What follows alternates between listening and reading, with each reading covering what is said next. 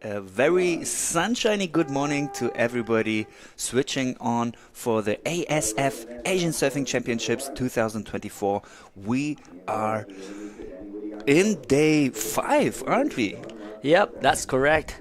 We are in day 5. This action is just getting more exciting. It's getting us the heat getting shorter and smaller, and the best of the best surf against of the best. So, man, We had some crazy good surf yesterday.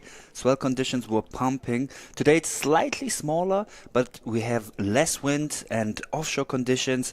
And obviously, the more we proceed to the next rounds, the tougher it gets, the better surfing we will see. Soon, we will start with the Open Men Round 4 in the heat. wow. Look at that name on the screen. Whoever is watching live, there you go. Dani Widianto in red, representing Indonesia, and John Mark Tokong yesterday was posting some excellent scores, and now that was in blue. Of course, our surfer in green from Sri Lanka, we call him Lucky, and now also from the Lebanon, representing Lebanon in white, Christopher Dirani. What a crazy heat. We have last year's winner of the event with Dani from Indonesia. We have John from Philippines, who yesterday did 2 excellent waves on his heat, more than 18 points. Got out of the barrel, did an air reverse, did a alley-oop, so stacked.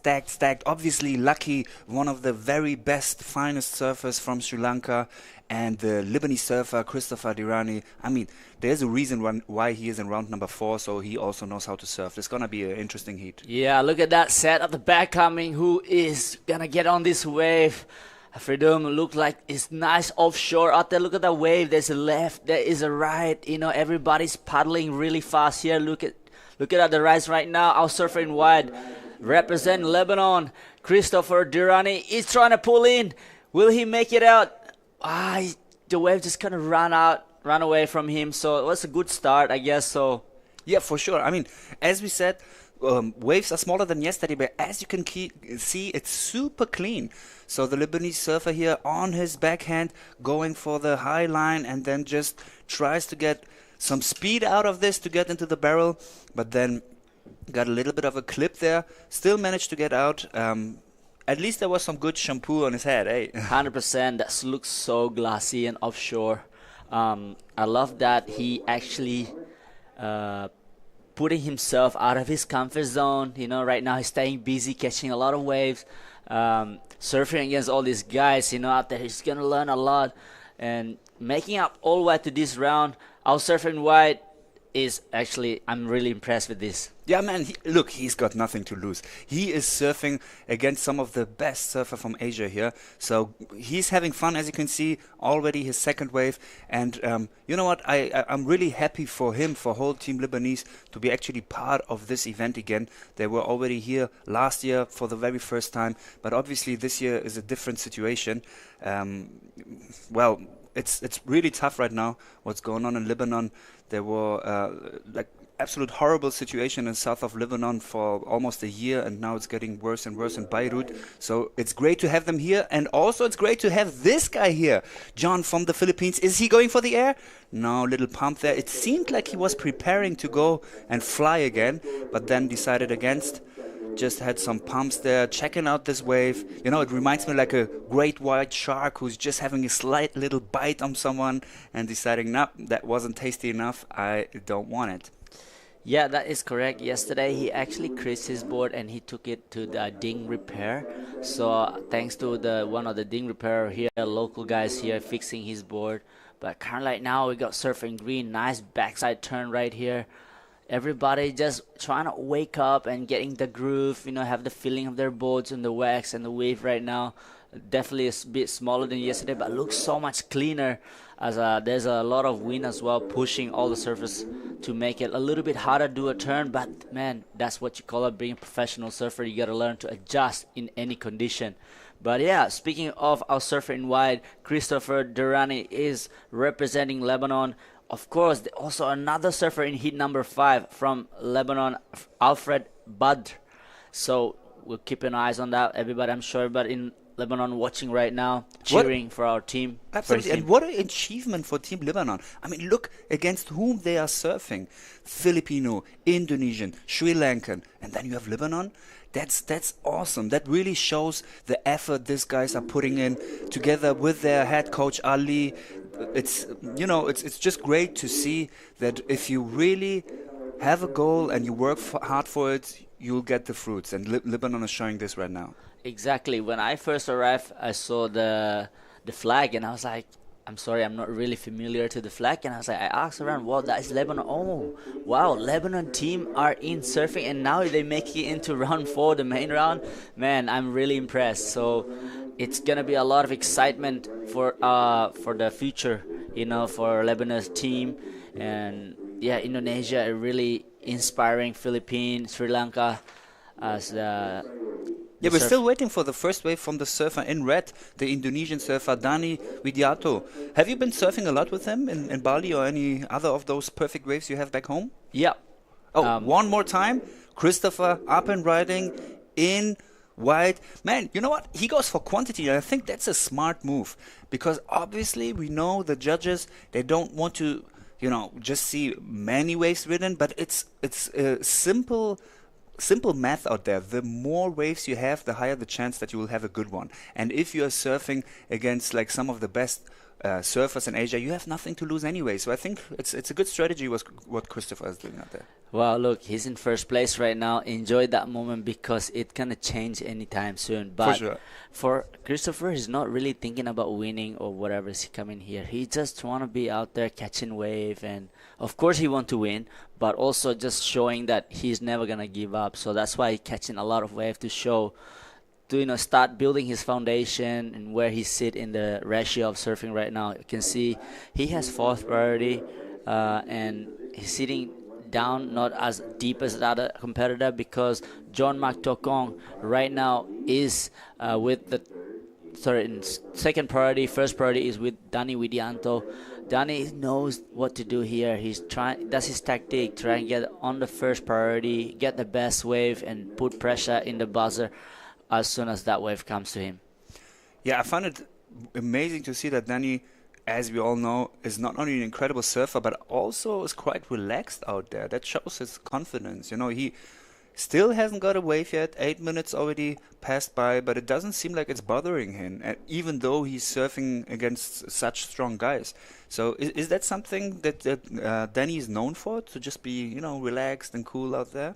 Yeah, like right now, we can see our surfer in blue up and riding. Nice first turn, looking really fast. The board still looking good, even though it's been broken yesterday. So the ding repair actually made it really nice. Talking about don't send it off the edge too much.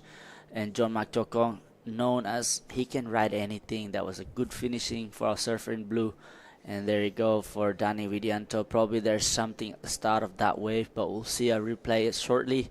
To answer your question, being patient out there is probably the best idea because there is a lot of good waves coming. So if you are waiting for the wave that has no much wall, he can do a proper nice clean turn. So that's what he's doing right now. And look at John. I love the combination, the balance of surfing super powerful, but at the same time making it look as it would be super easy and casual. I mean, look at this. He's pumping his way through to have one final nice finish, and it looks like he's just having a good time on a free surf. Hey. Well, there you go. A replay for our surfer in red. Look at this turn. Boom. He's just taking it easy. Really smooth surfing. Really mature surfing. He's not rushing everything. He's just like placing his board on top of that lip, carving it round, and finish it off. That is the way the smart competitive of Dani Widianto are doing right now. And we had yesterday the impression that Danny might still is holding back, right? I even asked him in an interview. He didn't want to let us have a look on his cards, like didn't tell too much about his strategy for this contest. But we remember how he was surfing yesterday, and I mean, look, we just saw the replay. The technique can't get any better, so I'm not saying like it's not amazing what we are seeing here, but having those airs and barrels and radical maneuvers in mind of yesterday, it seems like Danny is like still holding back to show us even more so in the incoming rounds. Yeah, I mean, there's a lot more than just a talent. So there is a strategy, there is a secret, there is a game plan. So what every athletes are coming here, especially the Team Japan, Team Philippines, Team Indonesia, they have their own signature move. So not just buying a move doesn't mean it's the skill of their surfing, but this move by their coach, and that is something they will put behind their in their pocket when to use it. And I'm sure now Danny Widianto surfing against John McTokong, he probably need to put out his weapon right now. So he gotta let it out. You can't just play it safe because John McTokong is a dangerous opponent and Lucky also. So here you go, up and riding our surfing red as we speak. He is not holding back now. Look at that turn, really smooth, timing it, carving it into another one. That's already two variation of a turn into another one. Probably this wave doesn't offer much, but that's enough to have a backup. And at the back you can see Lucky Ai not able to finish his first proper maneuver, but let's have a closer look on the replay what he was able to do before, because every time I saw Lucky surfing this wave, I was actually quite amazed how good his wave reading abilities are. Surfing this wave backhand, we'll come to it in a bit, but before, once again, Danny on his last wave generates some rain. This is not spray, this is rain, man. Look at this.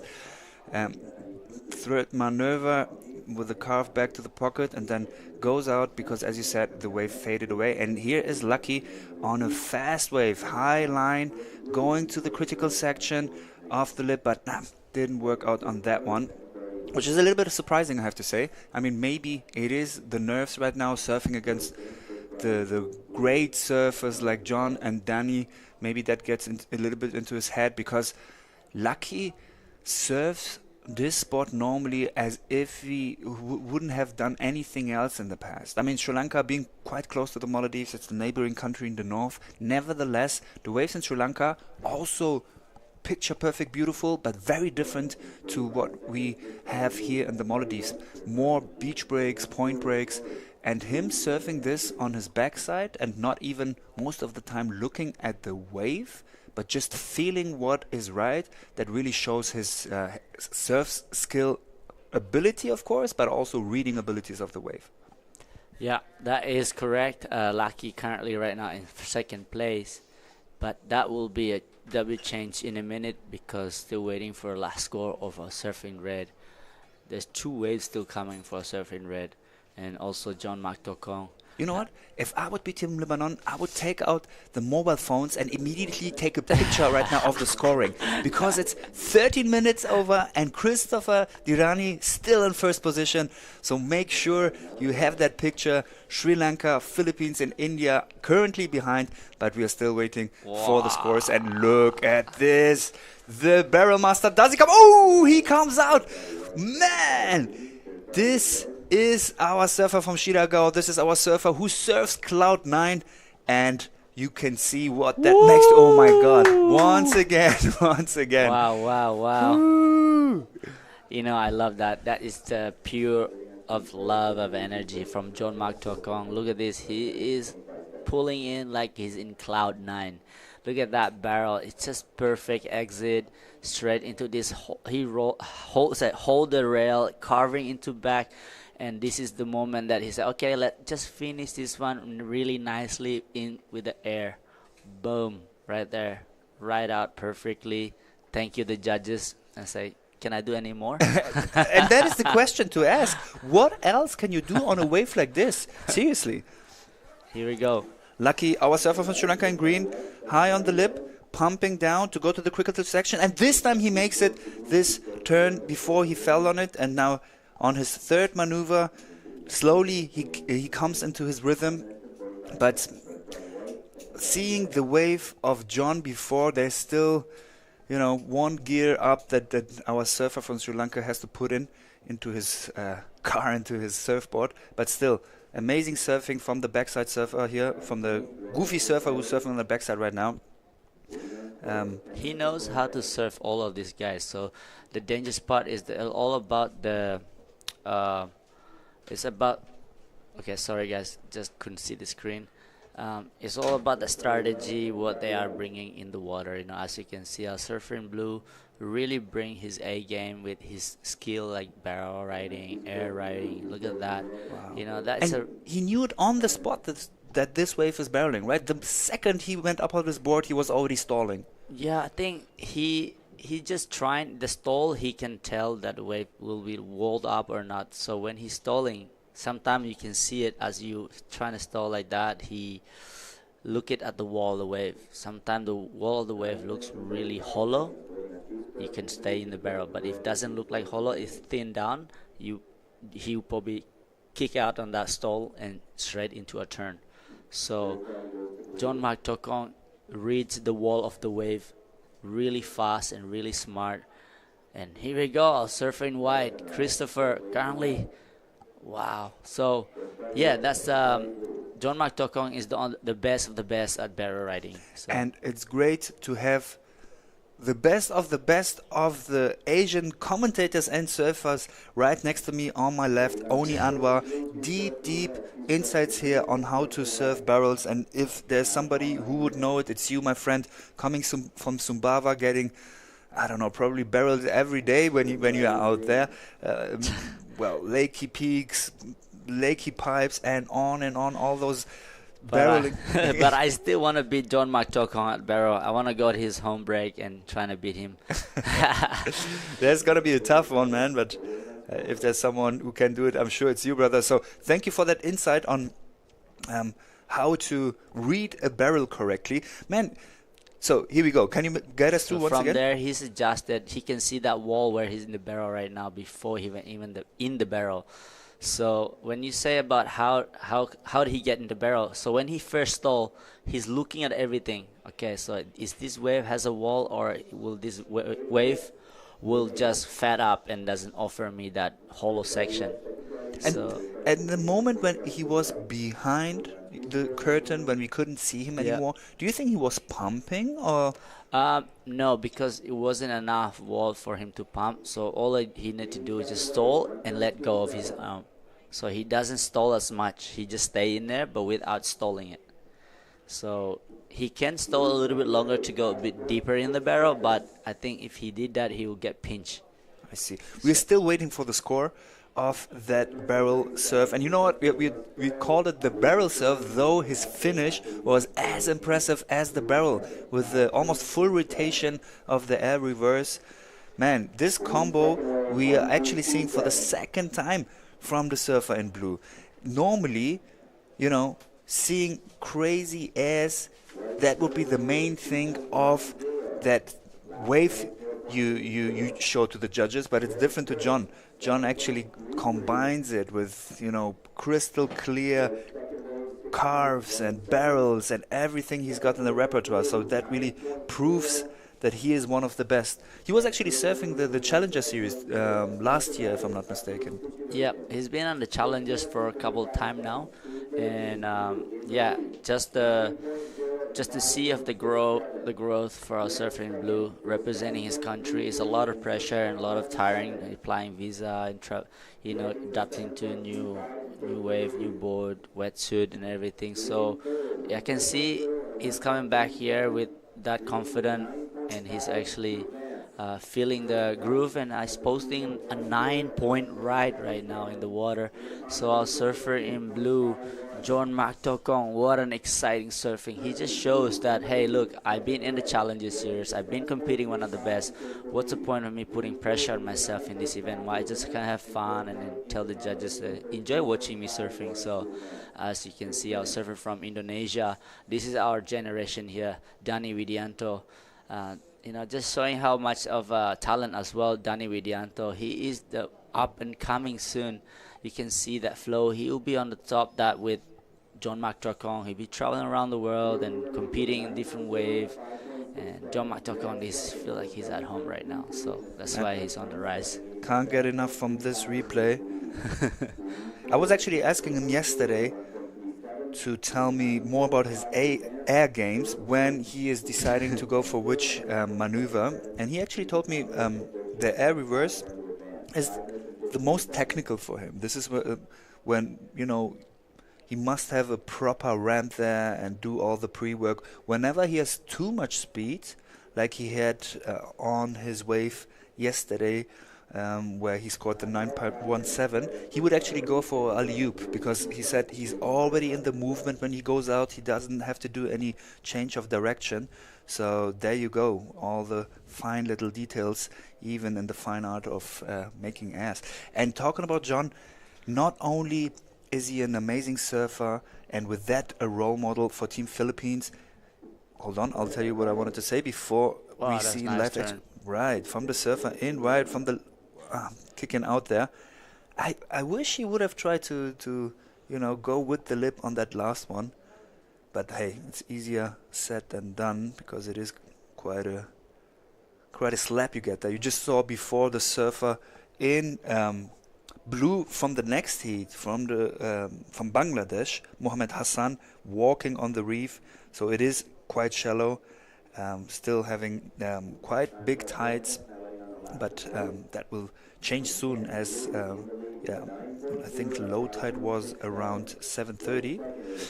So what I was trying to say about John, man, not only is he a role model to all the Filipino surfers because of his surfing, but he's actually the nicest dude ever. Not only for his team, but for everyone. But for his team, he's acting almost like like a second manager or more like a father. I was interviewing one of the Filipino girls who was a bit nervous when I was doing the interview, and John was right next to her and telling her how great she's doing, what she should say, and everything. So, he's amazing in the water and outside of the water. Yeah, I think John Mark Chokong has the special gift that with the energy that he spreads around people around him and carrying his whole Philippine team. So having that gift to be smiling all the time and inspiring the younger up and coming surfer from the Philippines or around Asia. It's really cool to watch that, and now he's competing for the Philippines in the world tour on the world qualifying series. So yeah, man, he's a cool guy. I like him. And now 2 minutes 50 seconds left in This heat number wave. 1, round number 4. Look at the waves.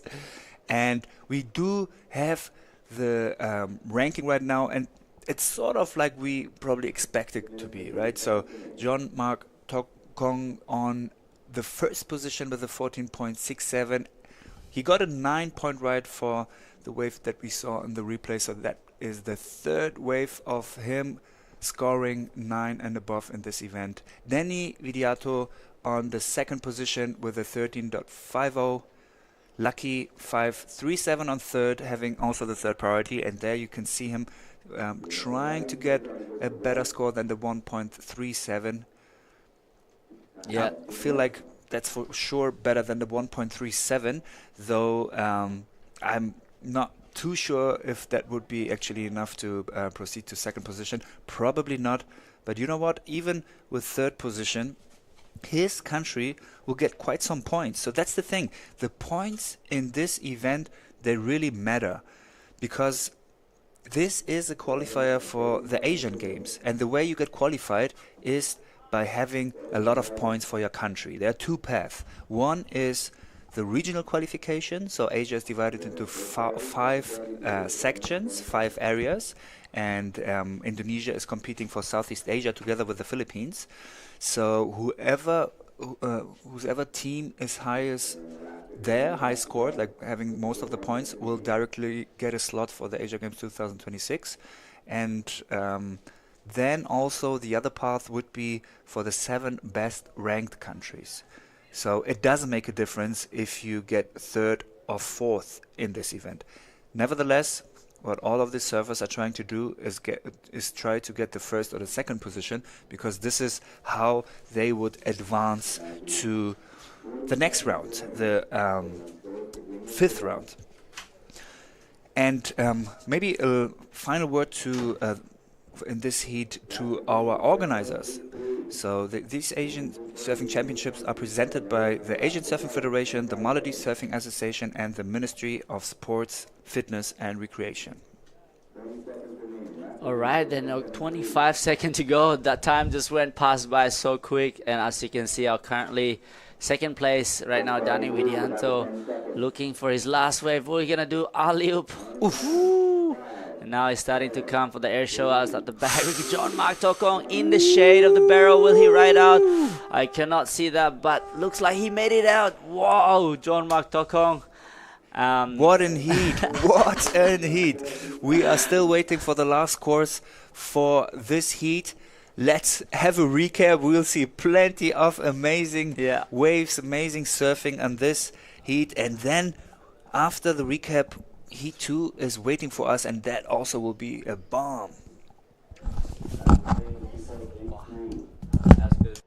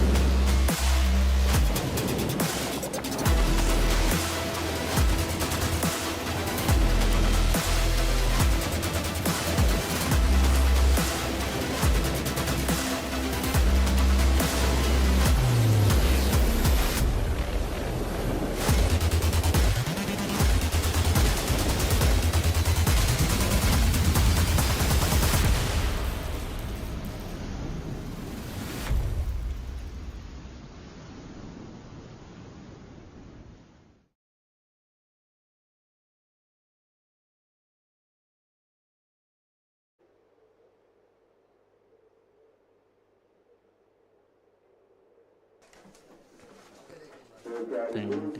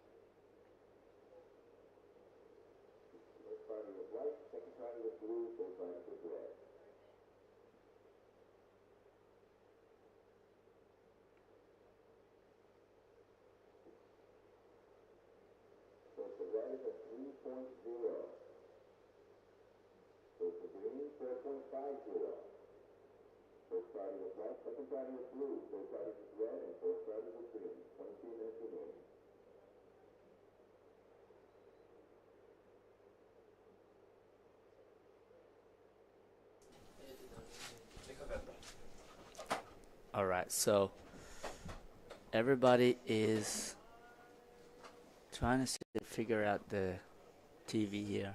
We're currently having a couple technical issues. Unfortunately, we cannot see what's going on out there in the surf, so we're just going to get all these technical issues figured out and we'll be back with some commentary very shortly. How's your morning so far? Yeah, it's been pretty good. It's been nice and cruisy.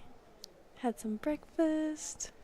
Oh, yeah? Nice walk to work. Oh, there we go. Look at that. We've got a TV.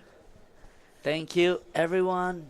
Team, getting it back live now as we have our surfer in green already posting a 4.5 and Rema Magaluna in red with a 3-point ride. So there should be some wave coming too now. Jesse, good morning, Jesse. Welcome back. Good morning. It's nice to be back. It's good to be back. Day 5 of competition. This is the Open Men round number 4. This is crunch time. Like yesterday, the round number 3, there is no safety net. There's no rapid charge. It is straight knockout. If you're not in first and second, you are out. So we have Harish Muthu in the green. He's in the lead with a 4.5. Rima Magaluna, one of the best surfers coming out of that Philippines region. He's currently in second with a 3, and he's up and riding now, Oni. Wow, he loves backside surfing. Look at that. First turn was really nice. Into another one. Boom. Big cut on top, but still looking sharp for our surfing red. Looking to finish this off. No. Unfortunately not, but he loves his surfing backside. He's been growing up in Cloud9. So is it not strange to this right-hander? No, absolutely not. And even, Marima, he was saying yesterday, this wave is so similar to Cloud9. The surf that he had out here, he was like, it just made me feel like I was at home. So Rima probably feeling pretty comfortable as well. And then we have MD Hassan from Bangladesh. This man, though, Harish, he's from India. And Ahmed Agil from the Maldives. But, Oni, have you had a look at what we're running today? Have you seen the schedule? Yeah, we're gonna run a couple of hits today, so there will be some women's and the junior girls as well, junior boys. So yeah, some open women's quarterfinals, under 16 boys round 3, and of course we're gonna run open men's quarterfinal heat 1 to 4. Yep, all 25-minute heats, so 20 heats to roll through today. Plenty of action. Rima, that's a replay of his wave. 2 really nice turns, but then unfortunately went down. And then this is a replay of MD Hassan, our Bangladesh surfer. Just getting a carve and then super foamy wave, so fair enough getting out of that one. This is so good wave, this one. I wish it just in the barrel for this one. That's a big set. And I'm sure our surfer in white, though, is our local hero again, Ahmed Agil, representing Maldives. But this is our surfer in blue, MD Hassan. that was a nice turn before. The second turn, he just coming unstuck. And right now, there's plenty of time, so 18 minutes to go of this heat. As we can see, this smaller one, I would like to ride off this wave. Look at this one. Oh, this is, see our local favorite surfer here. And this is nicer wave flowing through this one. What a good start for our surfer in white. Yeah, two really nice turns there. This is the replay from MD, so yeah, I kind of like that first turn. Nice slash in the pocket and then really hacked into that turn just there. Got another bolly section to work with. I love the fact that he went for the layback. I mean, that's kind of what he had to do in that section. Unfortunately, couldn't pull it off, and now Harish streaking through a couple of turns. He does have the best wave of the heat so far, so can he back it up with that score? I'm thinking it might be around the same. Yeah. Ani. Sorry. I'm just trying. He just turned a really flowy surfing, relaxed, really. He's just tall and lanky kind of guy. And look at this turn. Just really just couple of the same turn. I don't know how would the judges say about that. Sometimes judges like a really critical stuff about they want to go something different. They don't want to see the same turn all the way to the beach. So, but I still think that surfing was really smooth. None of this turn actually bogged the rail or anything. So it would be some average score for our surfer in green. Yeah, I'm actually thinking that two-turner, although Remar came unstuck on his third turn, those two turns on that wave, probably the best surfing I've seen so far in this heat. We're going to have to kind of see where that score filters in at for Remar, unless we were watching a replay of his three-point ride. So we will check back in with those scores shortly. Looking like a few filtering through. So currently Harish with a 4.5 and a 3.37. He's just moved to second. That last wave of Remar, a 5.67. So has him out in the lead. MD with a 2.33 and a 3.43, and Ahmed with a 4-point ride. So Ahmed still in it. Everyone's still in it. It's quite a close heat actually right now. So I don't know. I think I wouldn't be feeling comfortable in first place if I was in this heat. Yeah, I agree. Rema Magaluna is currently in first place. Our surfer in blue, though, is not giving up. He's staying busy. This wave looks so fun out there, Jesse. Would you imagine you're out there and get some barrels? Look at that. Wow. It just looks so dreamy out there. It looks so fun. We are on that lower tide. It is filtering in, though, this morning, so we like it. This wave is perfect on all tides. I don't really think there's a tide it doesn't favour. But this is our surfer from Bangladesh. He's getting a few turns here. Love that he went for the tube. That was really cool. Unfortunately, didn't really get very deep on that one, but that's all right. Still went for it. Yeah, it's so impressive how MD Hassan, he doesn't even surf much in a year, so only a couple of months in a year. So really impressed how much of a talent this guy can bring in here. You know, like it's different for us who's been training, surfing a lot, but meanwhile, we're gonna go down for our last hit winner with Afridun. Guys, what can I say? I'm here with Mama, the winner of the last heat, and bro, watching you out there is like a piece of art. You not only did it today, you also did it yesterday. You're doing nines after nines after nines. Probably it's just a matter of time until we see you surfing the 10th. Tell us, what is the secret? How comes you surf here like this?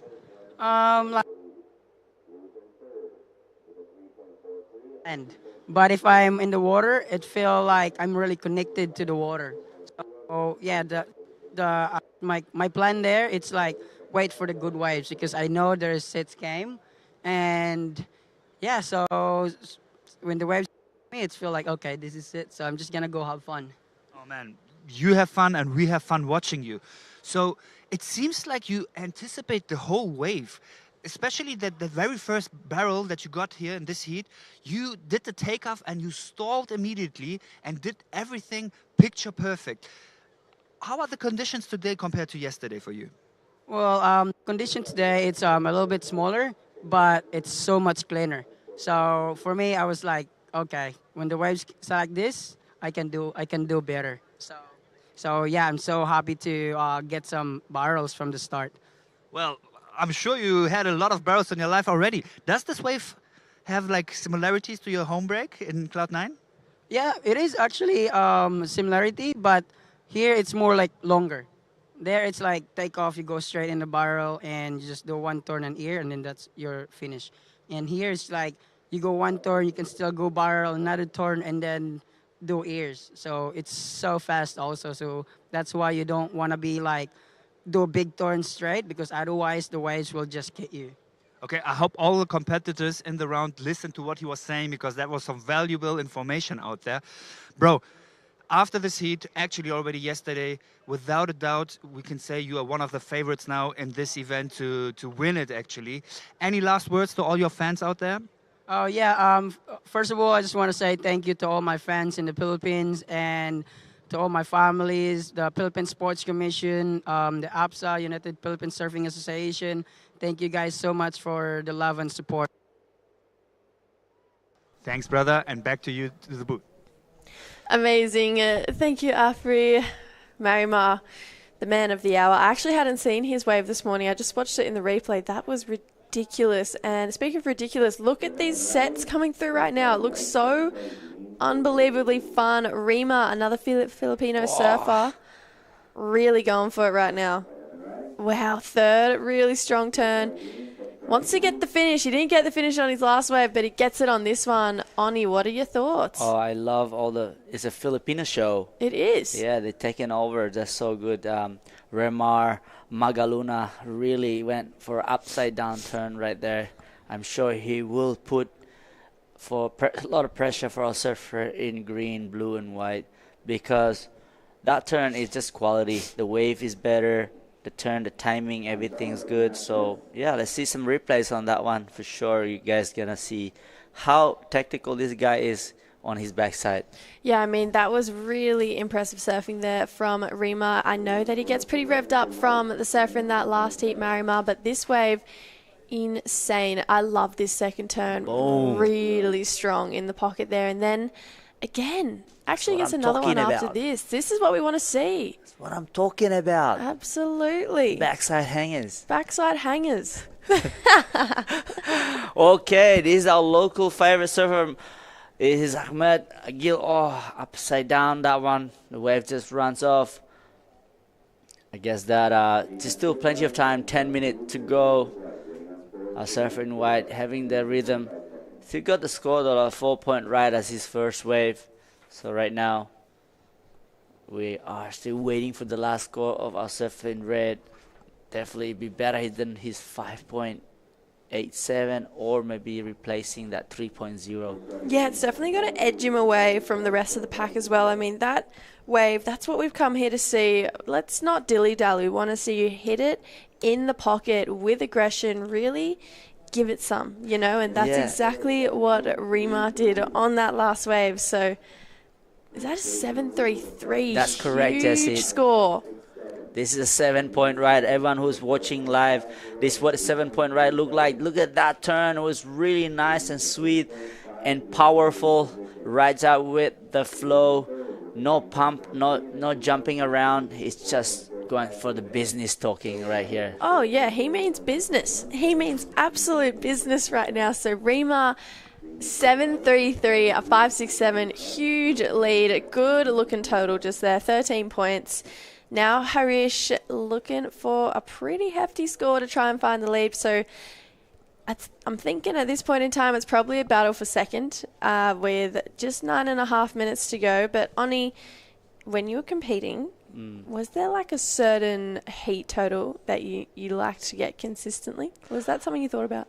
No, I don't really think about the score. I just get out there and surf and see what happens. You know, sometime like that. Some people are really different. They all have these goals. Okay, I need to have 2 6s. Max is like 6 and high 6 or 7. Just have that total score of the teens, you know, like 12, 13, 14. But for me now, I'm just getting a second surfer in blue, but I just pile out there and just catch wave. Whatever happens. You can't really predict what the Mother Nature offers you, you know, because we all have that. Right now, the talents are high. Yeah. So everybody can do it. Just so when the waves are come, you just got to surf. Absolutely. That's it. At the end of the day, you just got to surf. So 8 minutes 40. I'm just having a look at who's coming up in this next heat. It's going to be a really good one. We've got one of your hometown friends, Pajar Ariana. He'll be taking on Hood Ahmed, my mate from the Maldives Hoops. Then we're going to have Kanoa from Korea and Ismail Rashid from here in Thulusdhoo. So that's a heavy hitting heat, that next heat coming up. 4 really good surfers. This is main round 4. Everyone making their way into the next round, which is going to be a pretty big one. It's the quarterfinals. I agree. None of this round is easy, Jesse. So you don't want to come here right now today. Especially if you're in the heat, everybody is going for the beast mode, and they are taking out all of their weapons. And the best of the best are surfing against each other. As you can see, the wave is firing out the back. This our surfing red pulling in. He's scoping Marma Tokong. Will he make it out? Wow, it wasn't that deep, but I think he's just more like curious. I think he's gonna do air here. Aye. He's a bit maybe like, what? I just did that one. So he went really fast. I think that wave were really running away from him though. Yeah. So I think for me, if I was him, I would be doing the same thing too. I either kick out or something like that. So only John Mark Tokong can know how to get barreled really deep out there. I mean, you can definitely see Rima was trying. He has beautiful barrel technique, and then he looked like he was going to go for the air, kind of widened his stance a little bit, but that section was... It's hard to surf that wave. Yeah, that was a scary hard wave section to surf, hit yeah. too. So I think fair enough, because it's pretty shallow where he was as well. So Yeah, it happens so quick. You only have a half a second to decide. So it's really tricky, as you can see. Sometimes it barrels, sometimes it's just there's the backwash, and then sometimes it's just so you never know. Like when you asked me about the total score goals, sometimes it's good to set up your plan and goals before you paddle out and follow the plan. It's really good, but sometimes you have to adjust it as you're out there. It's like that wave, maybe there's not a barrel wave. Maybe he only need to do one turn. where Which is an air. Yeah. I mean, we want to see airs, and the judges are definitely rewarding them. Saw Marimar do some big airs yesterday, get some pretty big scores. Did an air today, got himself a huge score. But then Prajar, he got himself a 9 for just turns yesterday. True. So I mean, it's all in the. I mean, it's what you can do in the critical part of the wave. A set wave is obviously going to get you those higher scores. So Remar getting himself that 7.33 on a beautiful set. Tried to do it again, and you know what? Remar had pretty far back priority paddling into that wave, so he got that under everyone else, which is crazy. I mean, they basically gifted him that wave. It was so beautiful. Look at that left though. If Rima saw that left, he'd probably go left and do some airs. I know Rima can go left, even do huge alley-oop. Oh, I'd love to see that. I'd love to see that, actually. Get him on Giada's left. Ooh, here we go. Our surfer in wide. Ahmed Agil, our local hero. Nice first turn. Will he can make another turn again here? Float into this one, looking to finish this wave. Nice, another one again.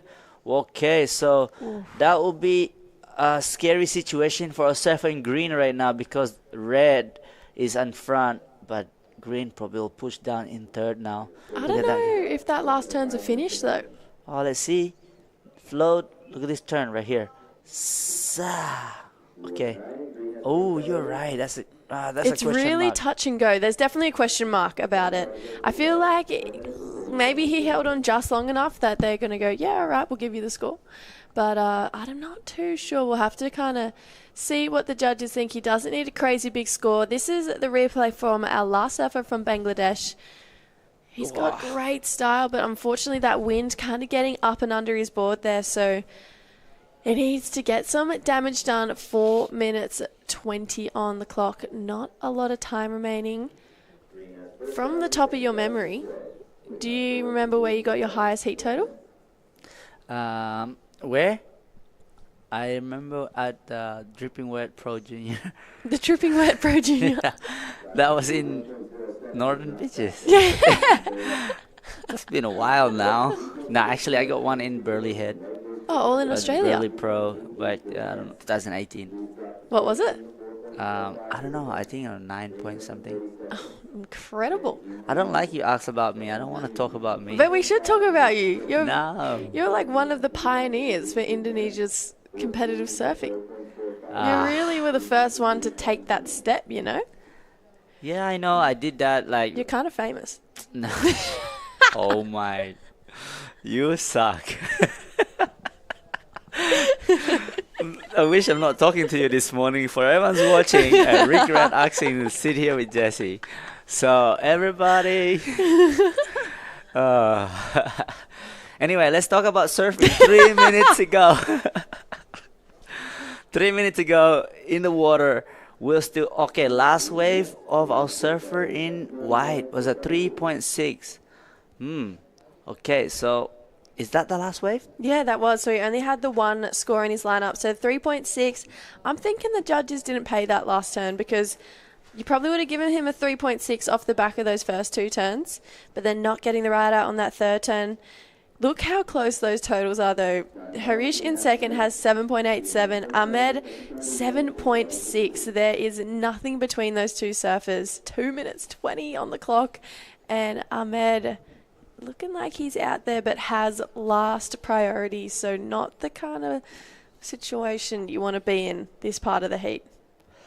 Yeah, MD Hassan, he's been surfing too good as well. So, he doesn't surf much and he's at home. So Bangladesh, there's not. He told me they only have a wind swell. The wave is really small. 4 months of the year. I'm not sure. I think it's 2 months maybe. Yeah, 4 months. Yeah, 4 months Okay. of the year. Wow. It's not long that these guys get to surf, and they have crazy ocean knowledge for the fact that they only Yeah. get to surf maximum Right. 4 months of the That's year. what I mean. Yeah, like he's not surfing much and showing how good of a carving he's surfing. There's a couple of turn out there. 3.43 out here is not an easy score to get. So and he managed to get that. But also, like, take that aside, the ability to be able to read a wave and know where you have to hit it, in what part of the wave, to come to a new country, figure out a new break, and you only surf 1/3 of the year. That is mind-blowing to me. Like, these guys have such a high surf IQ for the fact that they only surf such a minimum time of the year. I mean, you and I both come from countries where we surf 365 days a year. There is never a day where you can't find waves somewhere. So imagine living in Bali and they take away the surf for 8 months of the year. Oh, I'll cry. Yeah, I would cry too. Now I'll go to Lecky Peak. No, imagine they did it all through Indonesia. Okay. You said Bali though. No, Indonesia. I'm getting to you, No, Jesse. you're not. No, you're not. We're competing against each other now, actually. Yeah, there's a competition in the booth as well.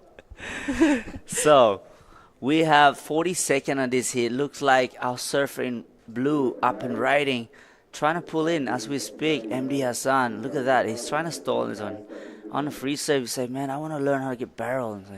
And this is him right now, doing some nice carve. But there is 20 seconds to go. Ahmad Agil, will there be some wave? No, looks like there is nothing in the high rise. Wow, third place. So Harish Mutu represent India. Advance with our surfer from the Philippines, Remar Magaluna. Well, congratulations to both this surfer. And meanwhile, we're gonna go for a quick heat recap.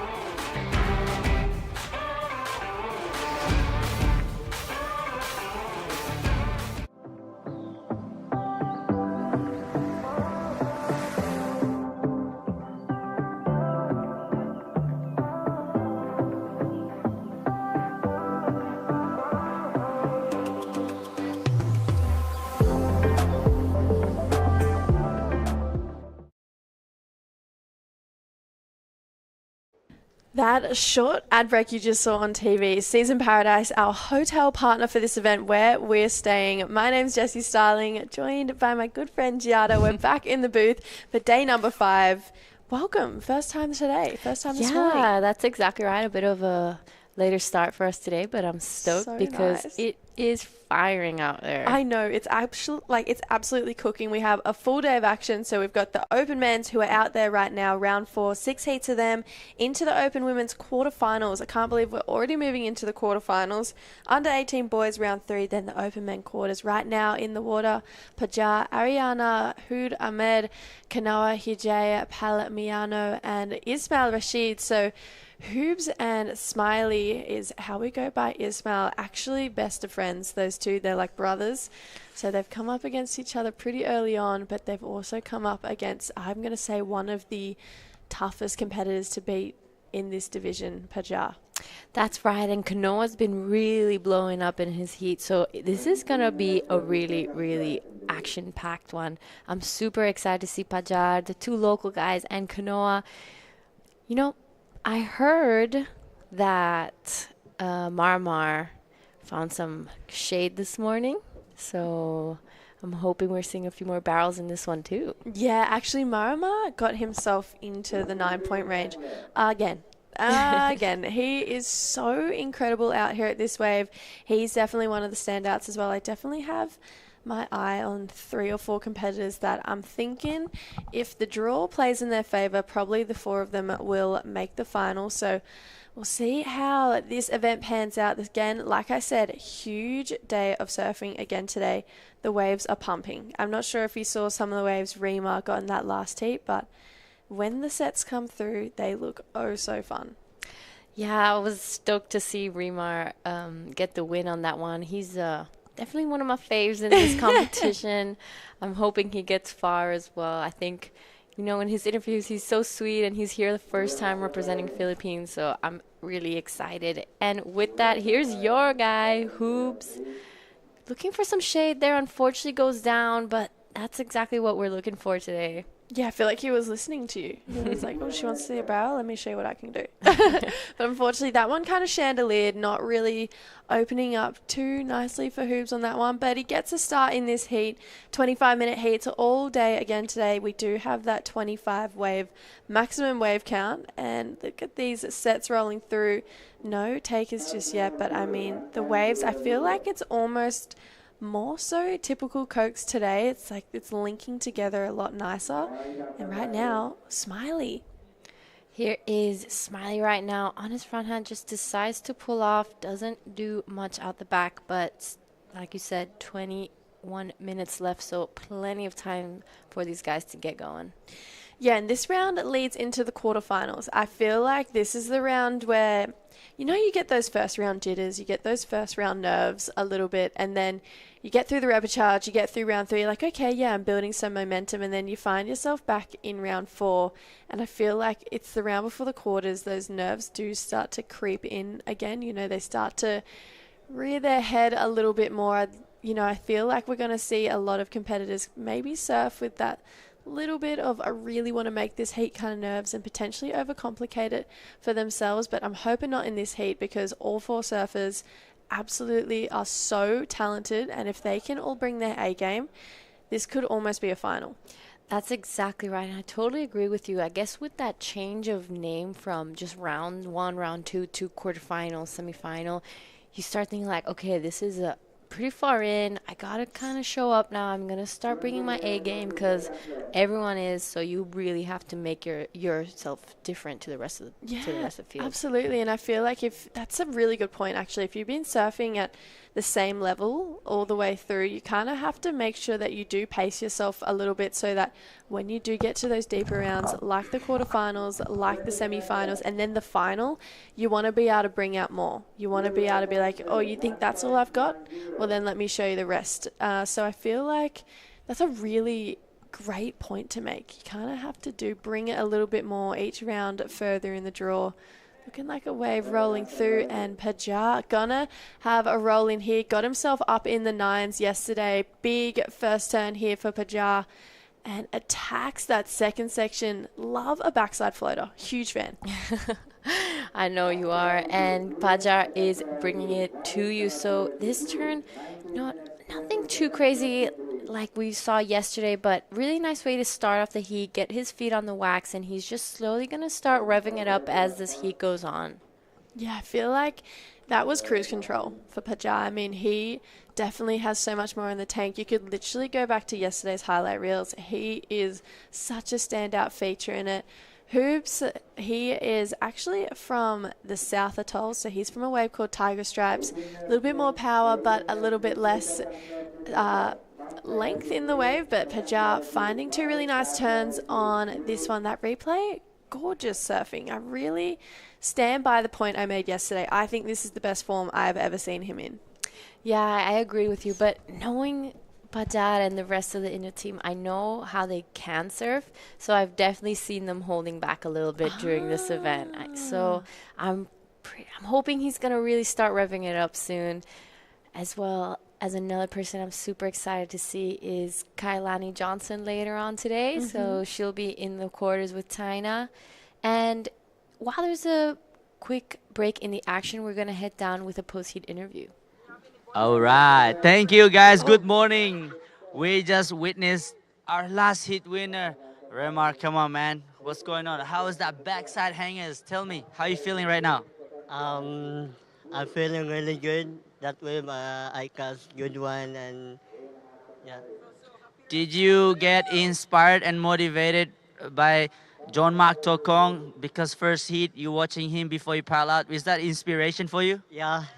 Because I saw him like he got viral, and I said, oh, I want also that. It's a Filipino show, Cloud9 show. Yeah. So you surfed that wave perfectly. There's some of the wave that you tried pulling the barrel. Was it hard to get barrel like Filma did? For me, because I'm a back. Sorry, John Mark Tokong. For me, I'm a backside, a little bit harder, but I got good one, and I want to go mile. Yeah, a big barrel or big alley-oop or a backlip? Simpler. All of it. Okay, there you go, everyone who is watching live. Both the Philippines are into the next round, and then good luck. And what are your plan for the next couple hours? Because you're gonna compete again soon, right? Yeah, I will keep pushing, and I will know my bell. And yeah, thank you. I want to thank to PLC, OFSA, and to my main sponsor, Happy Islander.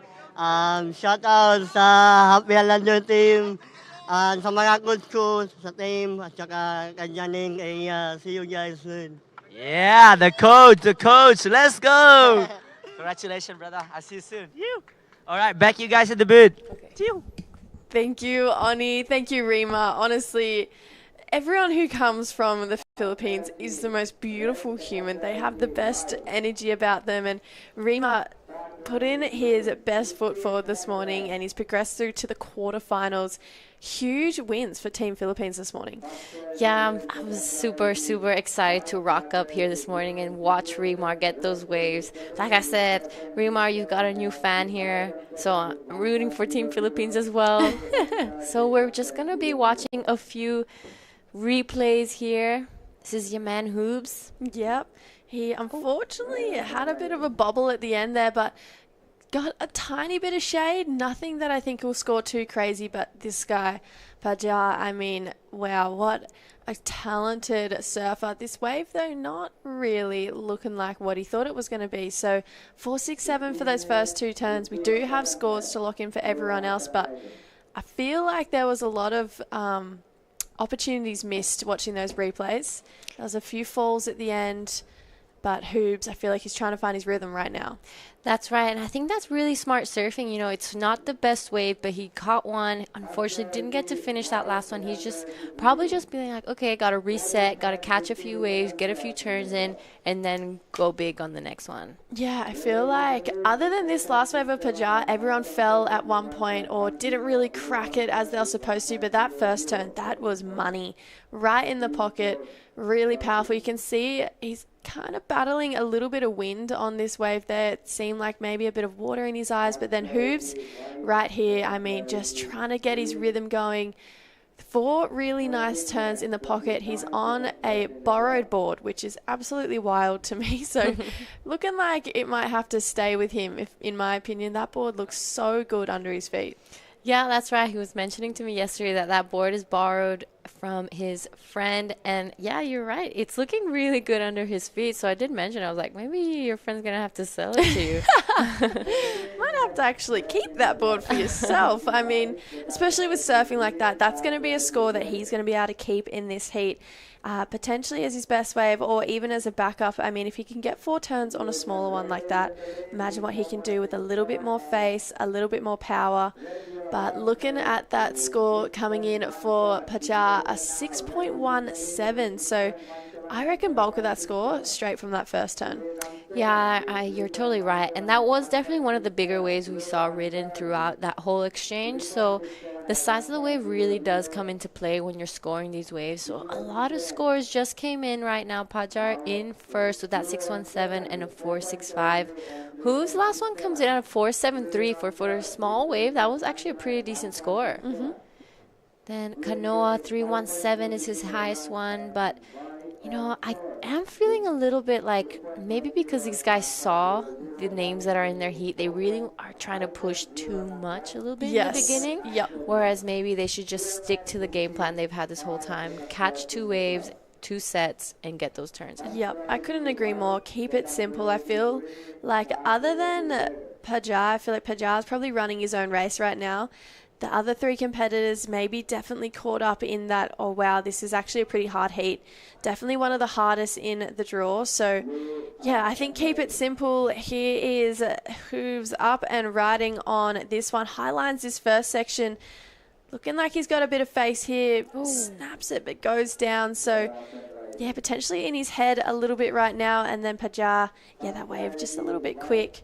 But I couldn't agree with you more, Giada. I mean, I feel like these guys just need to stay true to themselves, back their ability, and yeah, keep it simple. If you have first and second priority, let's not swing on an inside one. Let's find ourselves one of those sets and really give us one of those chances to make it through this heat. Yep, here are some of the replays from the last 2 waves that we saw from both Hooves and Pajar. Nothing too crazy, both of them just in and out. But something I find about Cokes is that when you're watching it from the lineup, they all look like perfect waves. Even from here in the booth, they look like they're just perfectly reeling down. But I think wave selection is super, super important out here because many of them are just going to run away from you. So you have to pick those ones that really open up, let you do those turns, and then get those scores up. Yeah, I agree. Even when I'd been surfing out there a few times, I'm like, is this a closeout? Is this going to hold up? You know, it's because when it comes through, it just looks like it's going to be an absolute bomb, and then it might hit the reef a little bit differently. Huge tabletop floater there for Smiley, so still on that same yellow ninja board. I mean, Smiley and Hooves, they are 2 really big inspirations to that next generation coming through. These guys have had a lot of experience competing, and there's a bit of a tabletop floater. It's not going to be a crazy big score just because it was the one maneuver, but I know that a lot of this younger Maldivian generation coming through are looking up to these guys, and a lot of the Thulusdhoo generation, they'd be looking at Smiley right now. Smiley is actually one of our local competitors. He works at Lohis, which is just a few atolls. I'm not sure if it's north or south. I'm lost in the world right now. My direction, my compass is out. But I mean, there's a lot of people tuning in just around this region right now, really rooting for Hooves and Smiley. So I'm hoping in the next 10.5 minutes we get to see them, even if they don't get through, put their best foot forward and walk away being like, I represented my country beautifully and I gave it my best, and that's all that matters. Yeah, that's totally right. Sometimes just showing everyone that you really gave your all is the most important part. It's not always about the results. It's just giving that inspiration and showing everyone that hard work and dedication can get you super far. Oh yeah, definitely. I mean, it's already got them here, right? And this is a huge platform, the Asian Surfing Championships. This is obviously the pathway to the Asian Games. This is one of 2 qualifiers. So we do have the 2025 Asian Surfing Championships still yet to qualify and kind of solidify what surfers we're going to see in the Asian Games. First time we are ever going to see surfing in the Asian Games, which is absolutely incredible. A massive step forward for our sport and a massive step forward for Asia. I mean, what a amazing, accomplishment for them to get this sport in the Asian Games. This is Kanoa. This is actually the first heat I've commentated of his, but I heard you and Oni really rave about him yesterday. Oh, close. Yeah, I like it. I've just seen a massive improvement from Kanoa surfing from maybe a couple of years ago when I met him to now. You could really tell that he's put the time in. He's really dedicated to the sport. I know he's come to Bali a few times to train. And here we have practically going to be his best score of the heat for now. I think he got a couple turns on the outside. Here he tried to go take the air, but unfortunately wasn't able to ride out of it. Oni mentioned that he does live in the States, if I'm not wrong, but does represent Korea. So here is Paja right now on a small looking wave, but some really nice turns on the inside. Unfortunately gets a little stuck there on the rail and falls over the handlebars, and right behind him Smiley. Yeah, Smiley getting a few carves in here. He's going to get back out of that one, but bit of an awkward fall there at the end for Paja. It looked like potentially his back foot came off the board, then he went to re-put it back on, and maybe a bit too much weight on his front foot, which forced him to go down. Let's take a closer look at this replay. Great surfing before that, though. I mean, huge first turn. I love when you fall down from a good backside Rio like that. It's so much fun. Then slashes that one here. It looks like his back foot came off. He's tried to regroup but went down. It's a bit of an uncharacteristic fall. I mean, I haven't seen Prajar fall in this event so far. For sure. And right behind him, Smiley, getting a few turns in. This will probably be his best wave of this heat right now. So we're seeing a bit of a break now here in the lineup.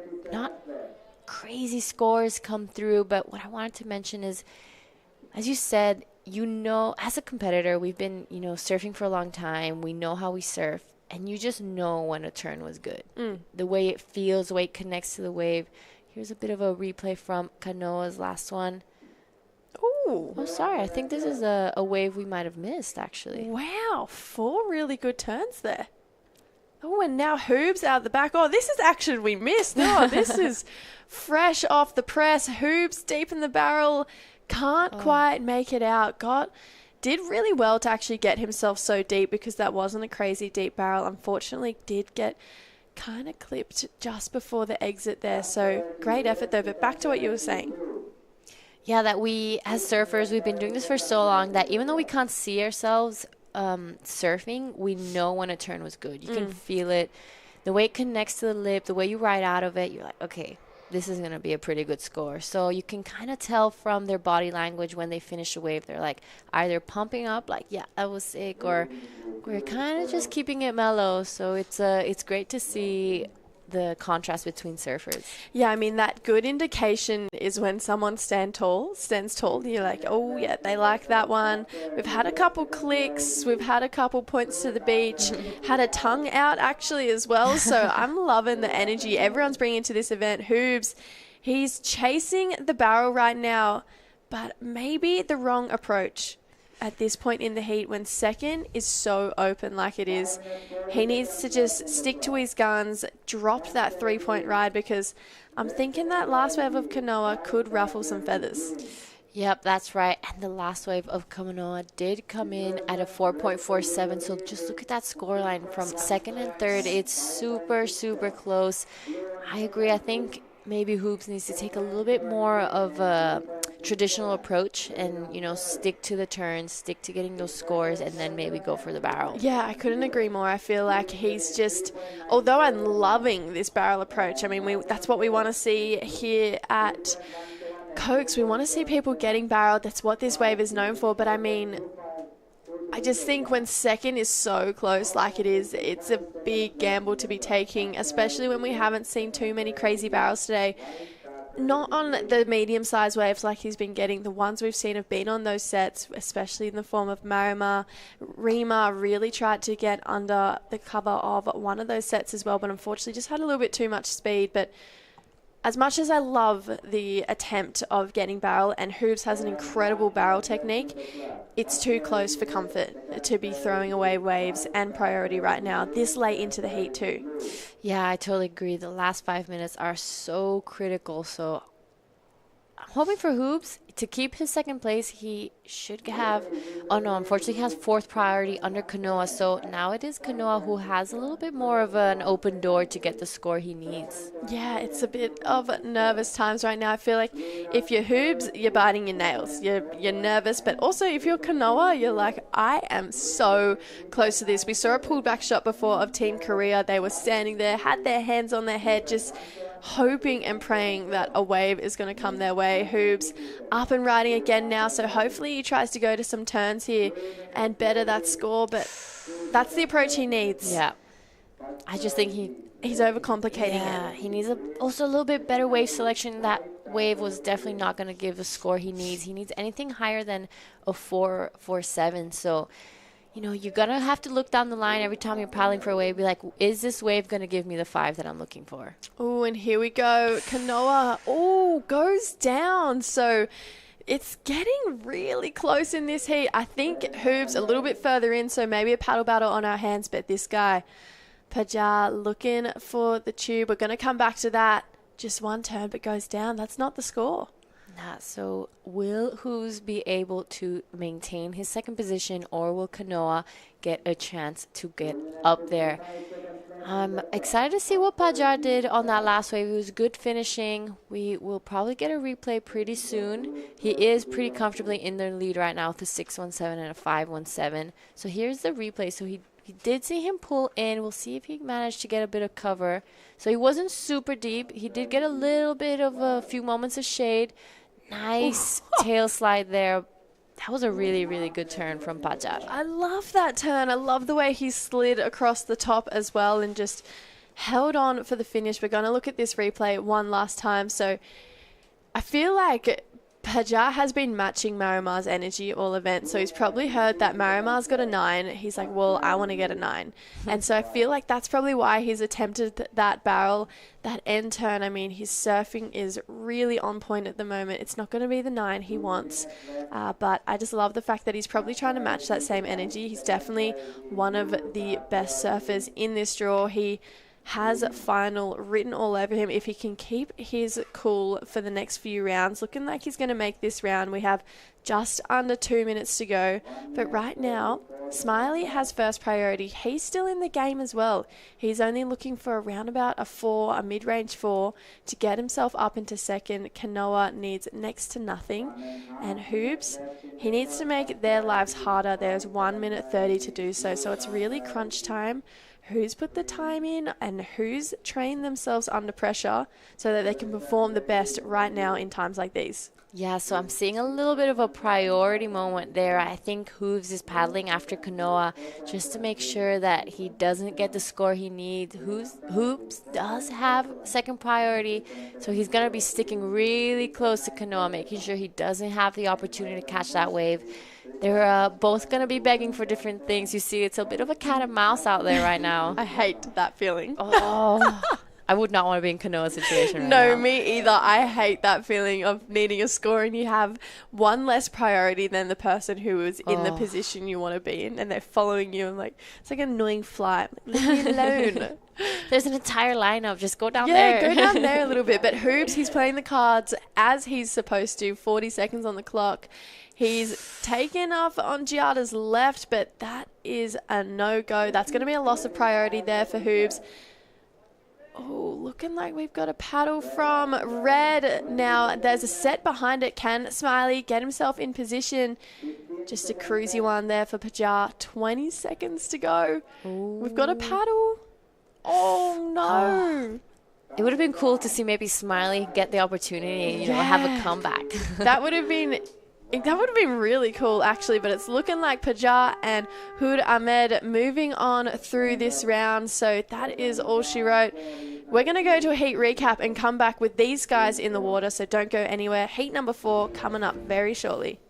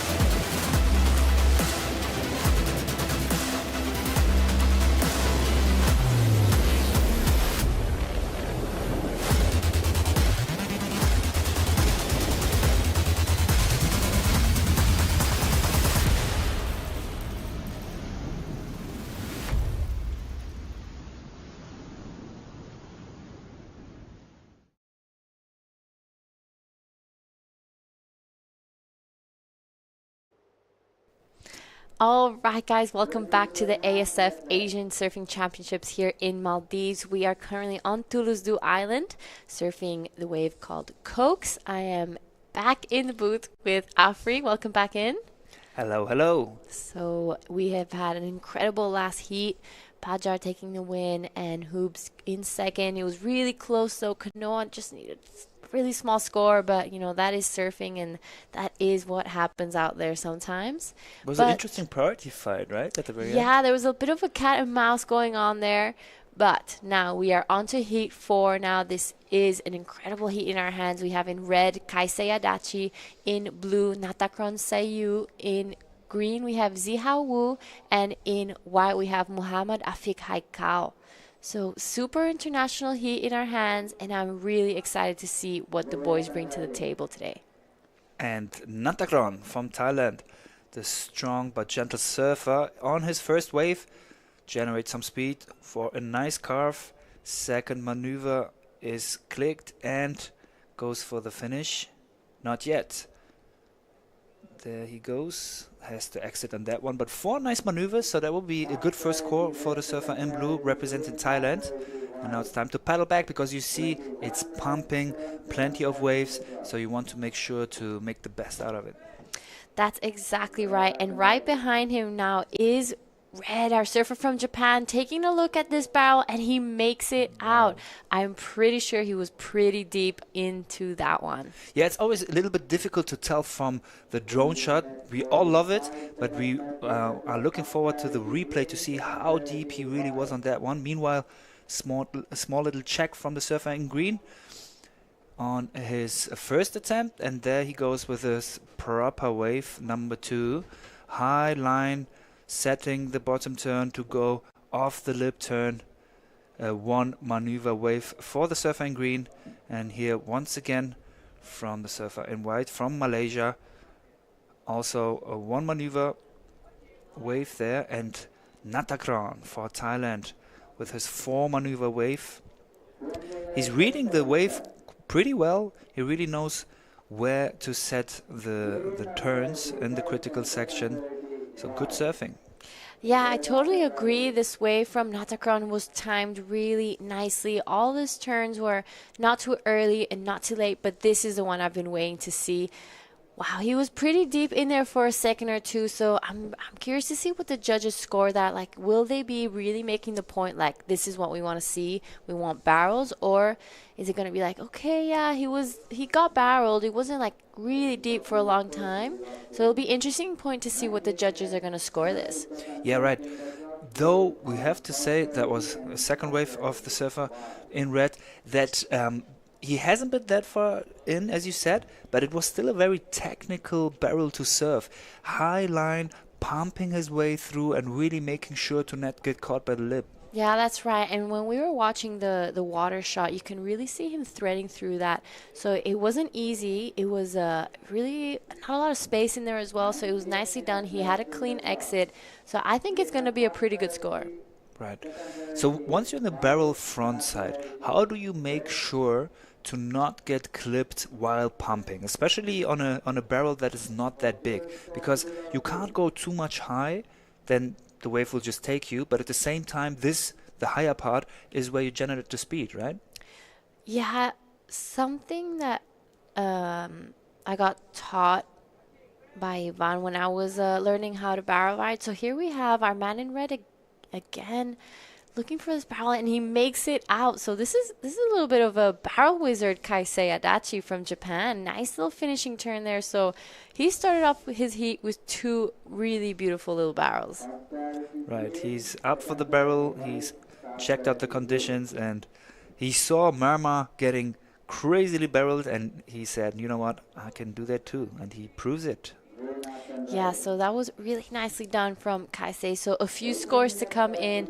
It's going to be good to see the contrast between Kaisei's 2 barrels and Natakron's wave with just turns. See which one gets the better score. I think the barrel is pretty incredible. This first one, you know, he's really threading through it. He's keeping his pace up with it. It's super fast. You see him completely disappear for a large part of that section and a nice clean exit from it. It would have been nice to see him get a turn or two, but unfortunately the wave not offering that. But still really, really well done from Kaisei. Yeah, I mean, look, you can get big scores, big points for doing crazy turns, like cars with big sprays and everything like that. But I think we agree on that airs and barrels, that's the royal discipline of surfing, isn't it? So if you manage to do proper barrel surfing or airs, this is when you really get the big scores. Yeah, I totally agree. And there we have it. The last score of red comes in at a 7.00. So it's really, really well done from our Japanese surfer. I think we're still waiting for one more score for red and the first score for blue.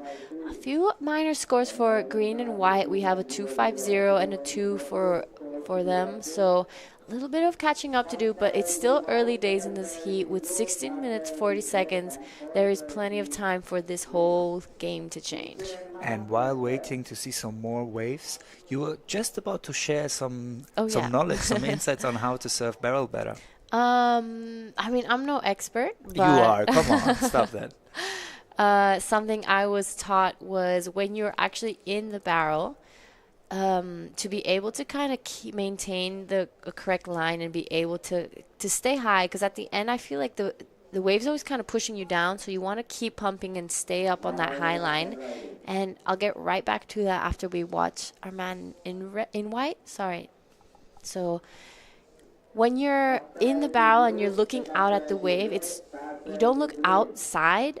I tend to look at the top arch of the wave. So if this is the curl, you're looking at this zone here. So you're looking more up. You're not looking out. So you have to look up, and that kind of keeps and maintains that high line so you don't get pushed down and at the bottom of the lip.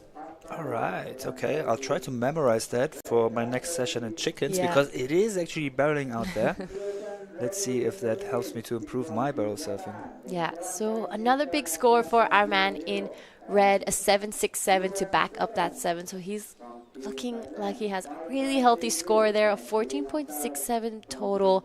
That is exactly how you want to start your heat. So as there's a little bit of a break in the action, we're going to head down with Jesse and the winner of the last heat. Yeah, guys, I'm with Pajar. Incredible heat out there just then. Talk me through it from start to finish. How are you feeling? Feeling happy, good to make it through on the next round. Yeah, feel happy. I've seen you compete in a bunch of events now through the QSs on the WSL and then now here. In my opinion, this is the best I've ever seen you compete. Definitely the best form I've ever seen you in. What has changed? What is different for you?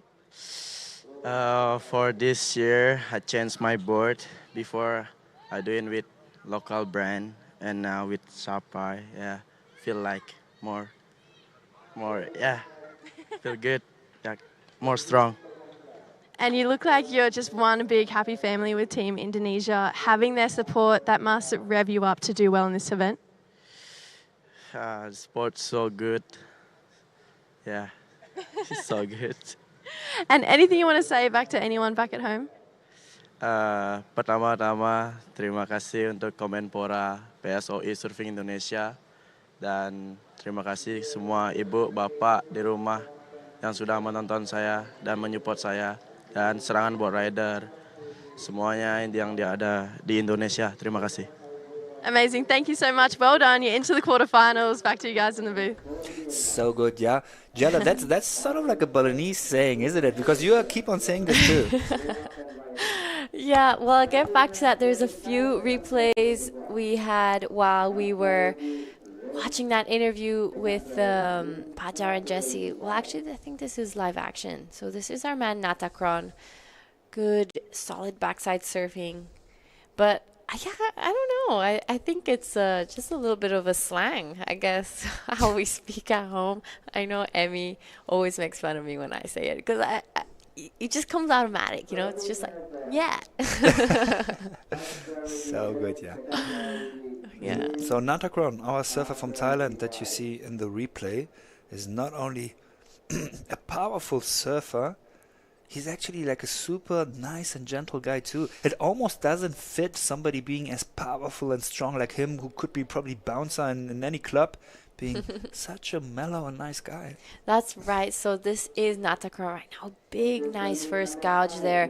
Gets around this section, this wave, not really offering too much, but I really liked how he worked through it. He took it all the way to the end.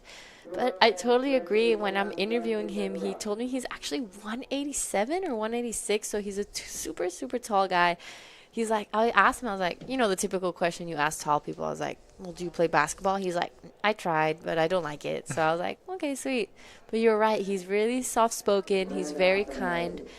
But right back to the action. This is the man of the hour right now, Kaisei Adachi, wanting to back up that 7. You know, it's a tough job, but he's well on the way with this wave. Well, even if he won't top his former scores, he shows us that he's not only properly surfing barrels, but he has the technique for all the carves, all the turns out there. And back to back, nope, almost.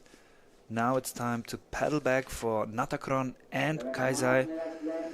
Already surfer in green and white are put into a combination because of this surfer from Japan on the first position right now, trying to, well, I think by now just having fun out there, because it is going to be difficult to, you know, at least kick him out of proceeding. For that, the other two surfers from Malaysia and China would need to get first or second position. Here you can see Stefan Green from China on his backhand. Nice technical turns there, a lot of spray. Wants to stay in the pocket. This is the kind of surfing the judges want to see, and is happy with his finish with the lip. Yeah, so really good wave selection from Zihao Wu. He took quite a while to get back into this heat. We're past the halfway mark. Really good first opening turn there. Nice second one, a little bit stuck over the top there, but really well done. Giving a little bit of variety as well, just a little bit of a float to finish there. We don't want to forget how shallow it is on that inside, so really well done from these surfers out in the water. A few scores to come through, but I wanted to mention that Kaisei Adachi is one of the athletes in this event that is, as we've been calling it, double dipping. So not only is he in the open men's, but he's also in the under 18 boys. Wow. And that goes true, if I'm not mistaken, for all the athletes from Team Japan, girls and boys. And that's pretty much what they also did last year, and they were very successful, getting both team gold in the male and female, and actually also in the under 18s for both genders. But I feel like this year the competition is much stronger than last year. We have a full Indonesian team, a full Filipino team. Obviously, Maldives, they know how to surf this wave as good as anyone else out there, so they have all the local knowledge. Sri Lankan are ripping here, so it won't be as easy for Team Japan as last year. That's right. Even though Dani did win the event last year, Indonesia didn't have a full team, so it's going to be great to see this competition just kind of rise up to the next level. It's great to see Asian surfing, really push through. And a big reason for that is that this year, this event will be the first qualifier for the Asia Games 2026 in Japan. So there will be 12 slots handed in to the participating countries, 7 of them out of the best ranked, and 5 for the 5 Asian regions of Central, West, East, Southeast, and South Asia. And that, of course, is a reason why it's so stacked with good surfers. Hello, hello out there. So tell us a little bit about that, because I'm more used to a different region of surfing, and I'll get back to my question right after we watch our Malaysian surfer in white, just the quick up and out. Tell us what are the Asian Games? Explain why the qualification is so important. Asia Games is pretty much the equivalent to the Olympic Games, but on the Asian boundary. So all Asian countries can qualify, can participate in that event, and you will see almost all the sports that were in Paris 24 for the last Olympic Summer Games in the Asia Games. And this year will be the first time, sorry, not this year, but 2026, the first time that surfing will be part of it. So it is a huge thing in Asia. They have it in the Americas with the Pan Am Games, and the Pan Am Games last time for the Olympic Games were even a qualifier. And that is the goal from the ASF, the Asian Surfing Federation, to make the Asia Games also a qualifier for the Olympic Games in Los Angeles 2028.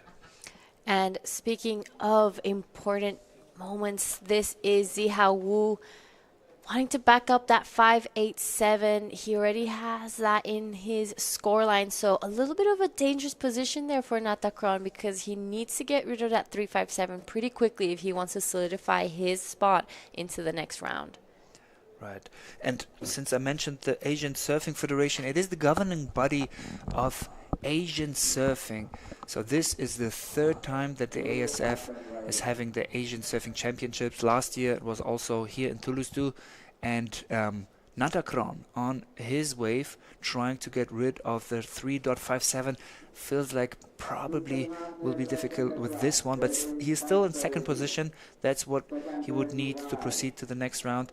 You can see him trying to be on the high line, setting the bottom turn for the maneuver there, but then wasn't able to really generate enough speed for the transition to get for a second maneuver.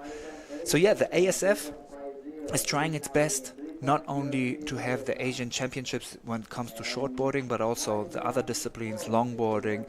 We'll probably soon have the second stand-up paddle championships in Asia.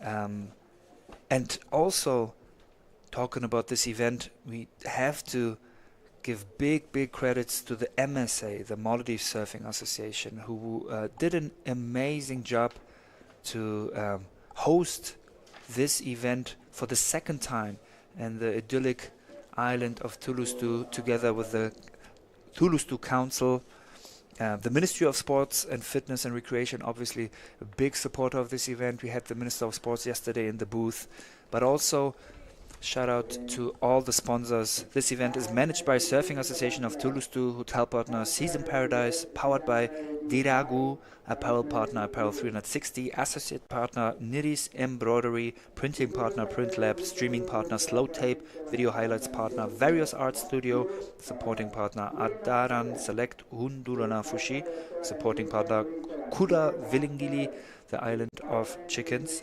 And, well, the island of chickens sounds weird. It's the wave that is called chickens.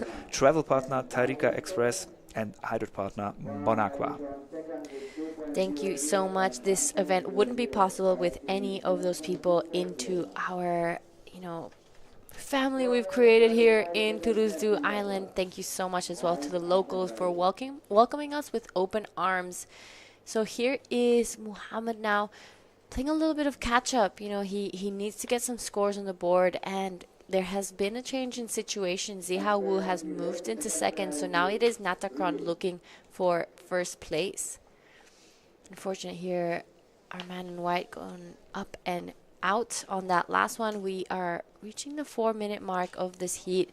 So Natakron now looking to get rid of that 357, wants to move back into that second position to keep his Asian Games qualification alive.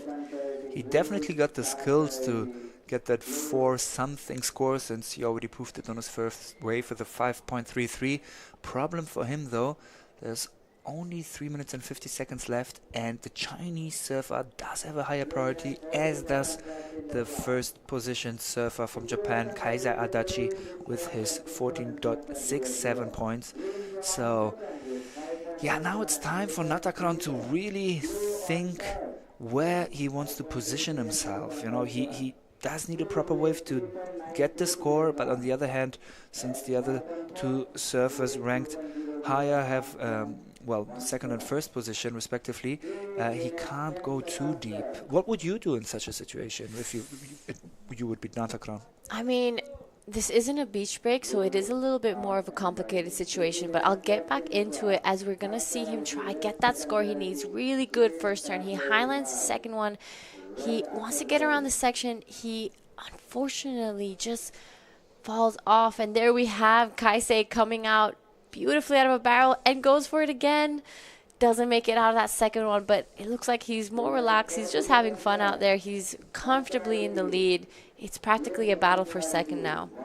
But that does probably give Natakron another chance if he's paddling fast back. Sort of depends on how the Chinese is playing his priority. Is he going to get one more good wave to just have a higher score, or is he going to do the tactical game and stick next to Natakron to make sure that he won't get another score? Quick replay of the man in red. Beautifully done. I mean, he's surfing a really, really good heat right now. It looks like he's just free surfing right at this point. Do you think anybody in the world could have made out the second barrel there? Nah, I don't think so. Actually, maybe one person I can think about. Who would that be? Is Dylan Wilcoxon. So he's the son of Ray. He grew up in the Mentwise, born and raised there. And I swear he is the best barrel rider I have ever seen in my life. No way. So if anyone, it's him. And he's goofy or regular? He's regular. Okay, so would have had a chance. You're saying he's the best barrel rider you know? I call it. He's only 15 years old. And I'll show you videos later. If anyone wants to see, go on Instagram and search up Dylan Wilcoxon. And you will be so impressed. He gets barreled sitting down, he gets barreled standing up, he gets barreled lying down. An incredible surfer, so definitely someone to keep an eye on. Ladies and gentlemen, if it would be anybody saying this, I would be okay, yeah, whatever. But this is coming from Giada, the surfer for the Italian national team. She surfs people like Leonardo Fioravanti, lives in Indonesia, so she would know about barrel surfing and people being able to do so. Here is the Chinese surfer in green making use of his priority for that 5 maneuver wave. Not the biggest one, but he did put a lot of effort into this one.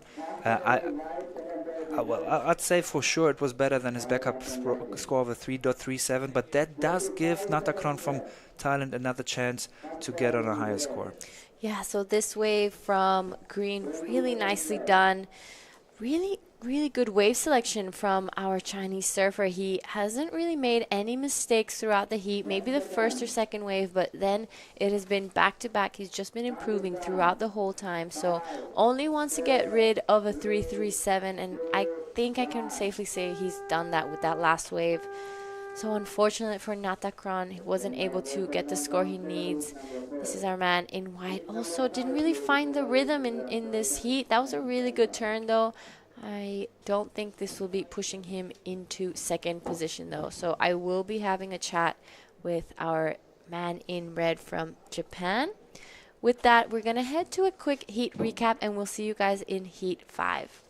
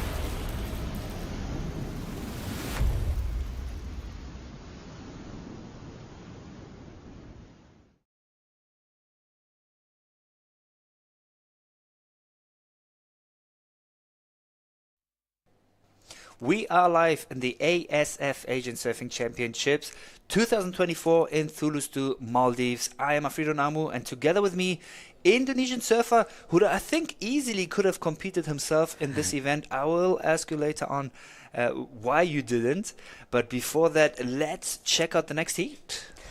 All right, so we have it on the screen right there. We have Made Joy Satriawan representing Indonesia, and of course in blue we have Japanese surfer Iko Watanabe, and in green we have Alfred Bud representing Lebanese, and of course another one is the dangerous opponent here, our surfer from India, Ajiz Ali.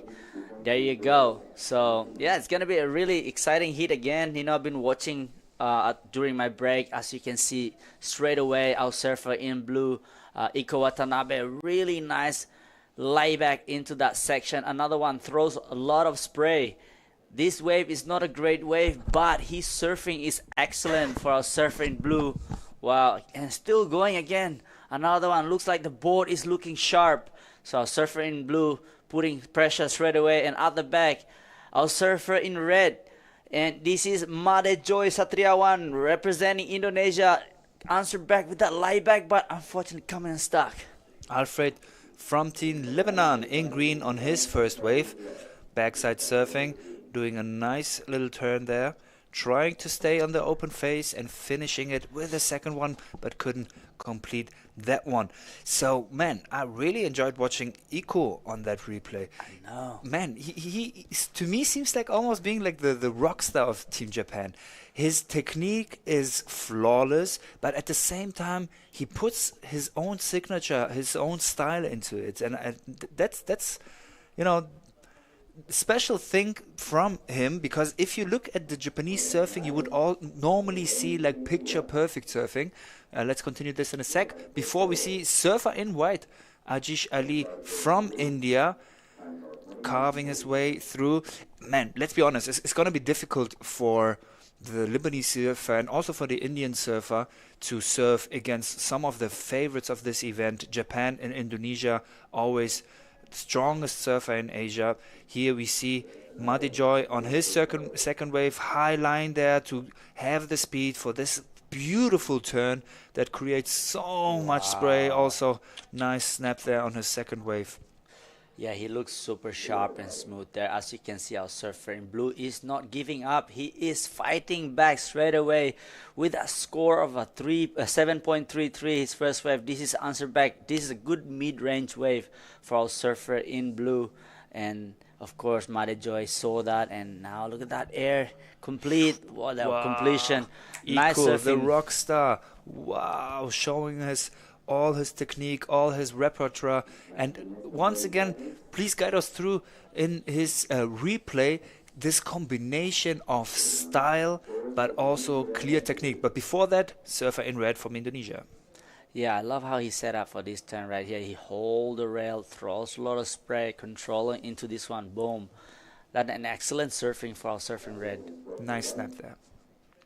And now in blue, with a nice first snap, going for the carve, lay back, being in the critical section of the wave, really tight pocket surfing.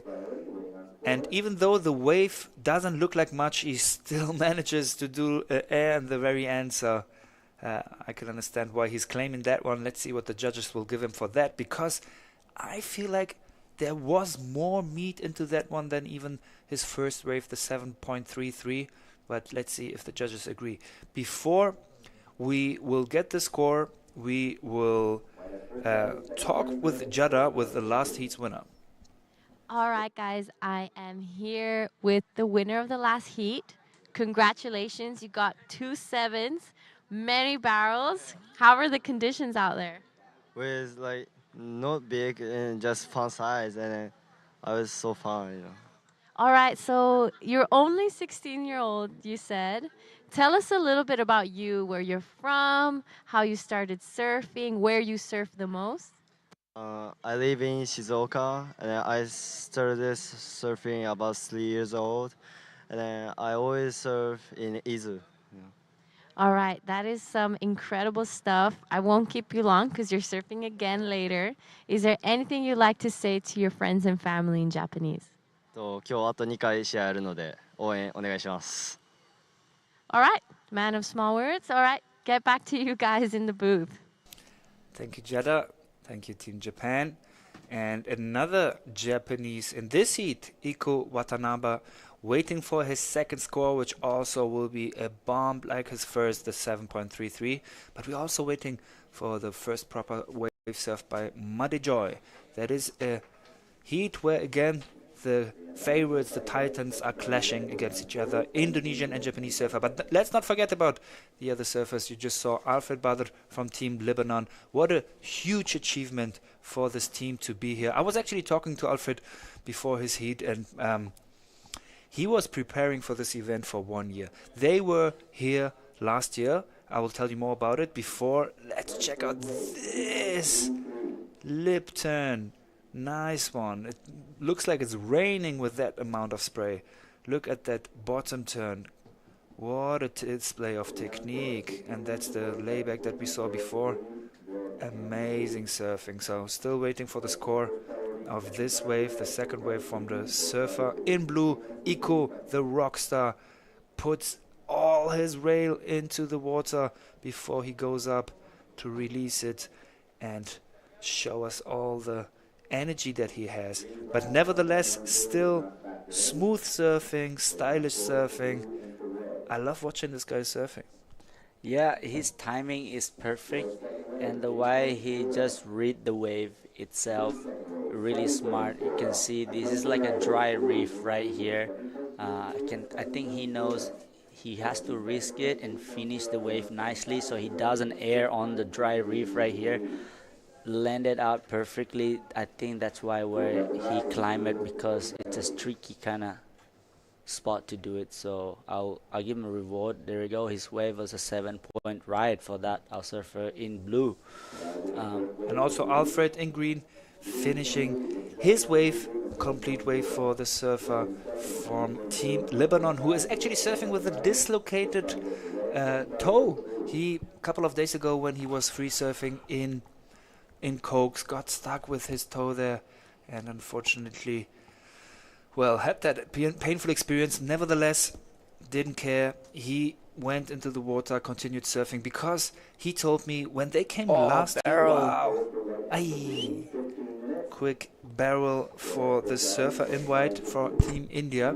But yeah, Alfred, he said, last year when they competed for the first time in the Asian Championships here in Thulusdhoo, he was amazed by these waves. They said that was the best waves, Team Lebanon said that they have ever surfed.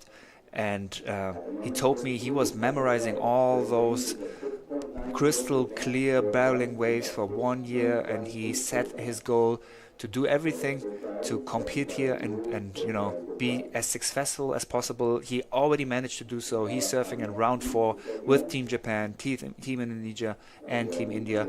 So already that is a huge achievement. But the achievement, I'd say, is even bigger considering in what kind of situation these guys from Lebanon are right now. They told me, not only Alfred, but also the coach of the team, Ali, that just a couple of days before the event, they weren't even sure if they can attempt here, come and surf here due to all the, horrible situation, conflict they're in right now. The south of Lebanon is pretty much in warlike situation since almost a year, and same goes true last couple of weeks with Beirut. So it's great having them here, and big applause for Alfred, even if he won't make the round. Let's see, he's still got 30 minutes and 40 seconds and has third priority to prove me wrong here. Yeah, our surfer in blue currently in first place right now. Wait, I'm not sure if he's in first place because our surfer in red got an 8-point ride. He haven't backed it up yet. It's only 1.5 as his backup. So surfer in red still in second. And yeah, I was thinking, there we go. Our team Japan is sitting in front of the lineup, showing the flag.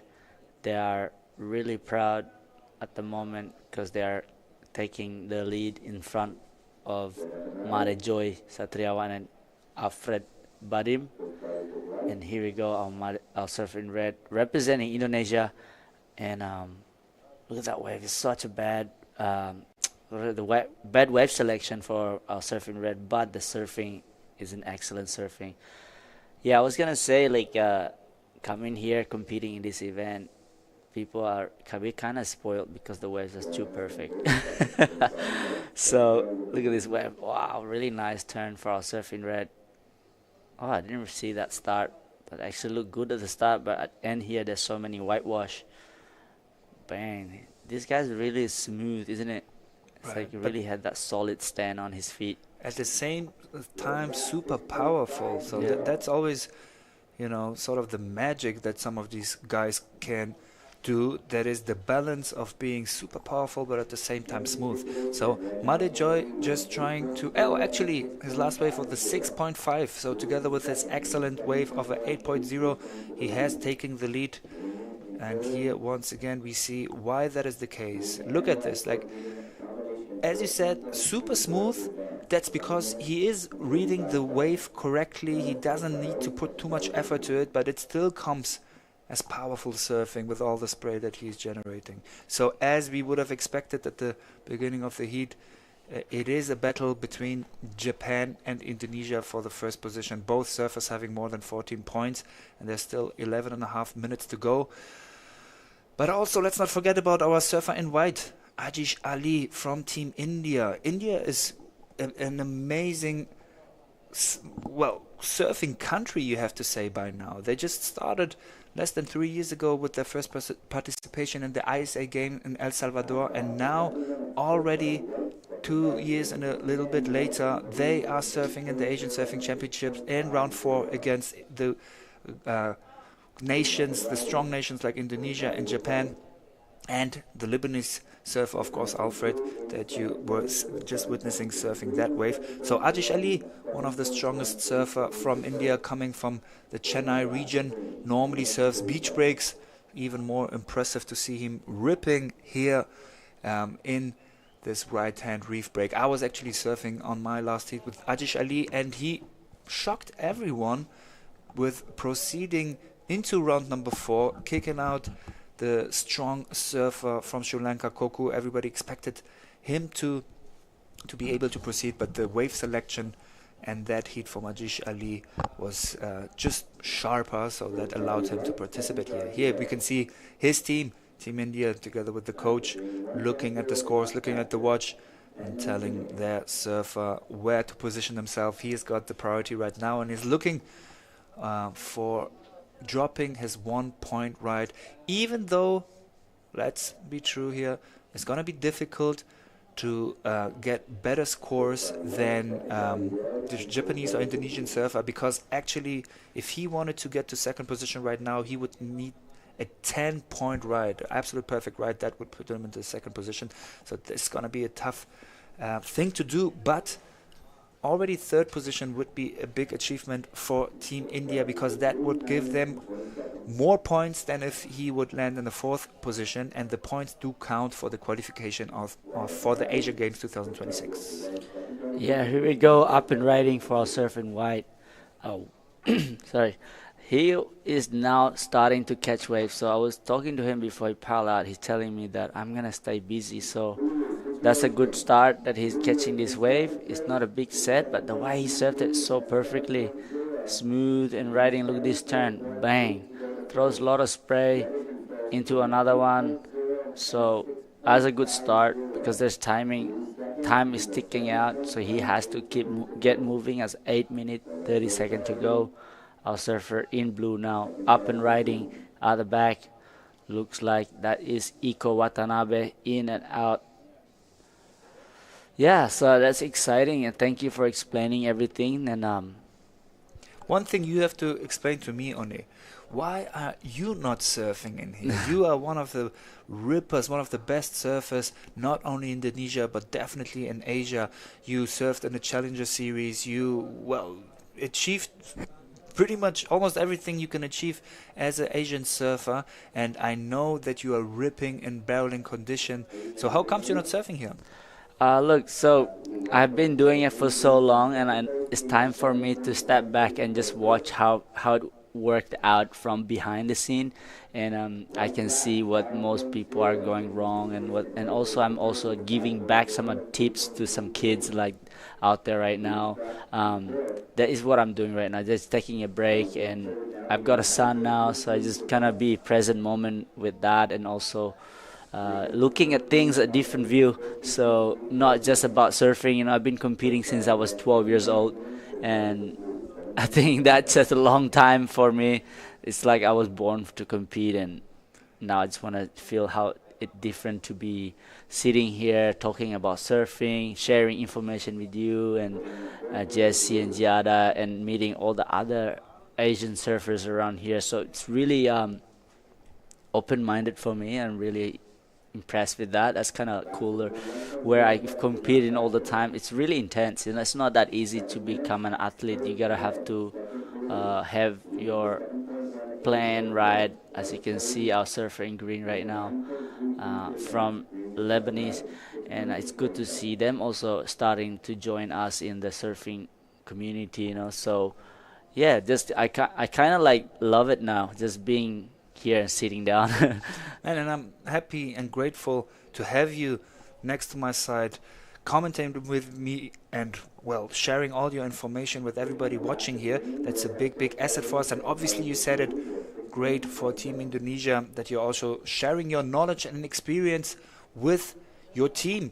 But don't you have that itch if you see Iko getting barreled here, Madi Joy with his powerful turns on this wave to, show Yep. some of your repertoire too? Yeah, 100%. I feel like I sometimes like, wow, man, that's look at you, look at this. That used to be you. That's you always. That's in my mind out there. Normally I'm out there who's just surfing and getting ready, putting that mindset.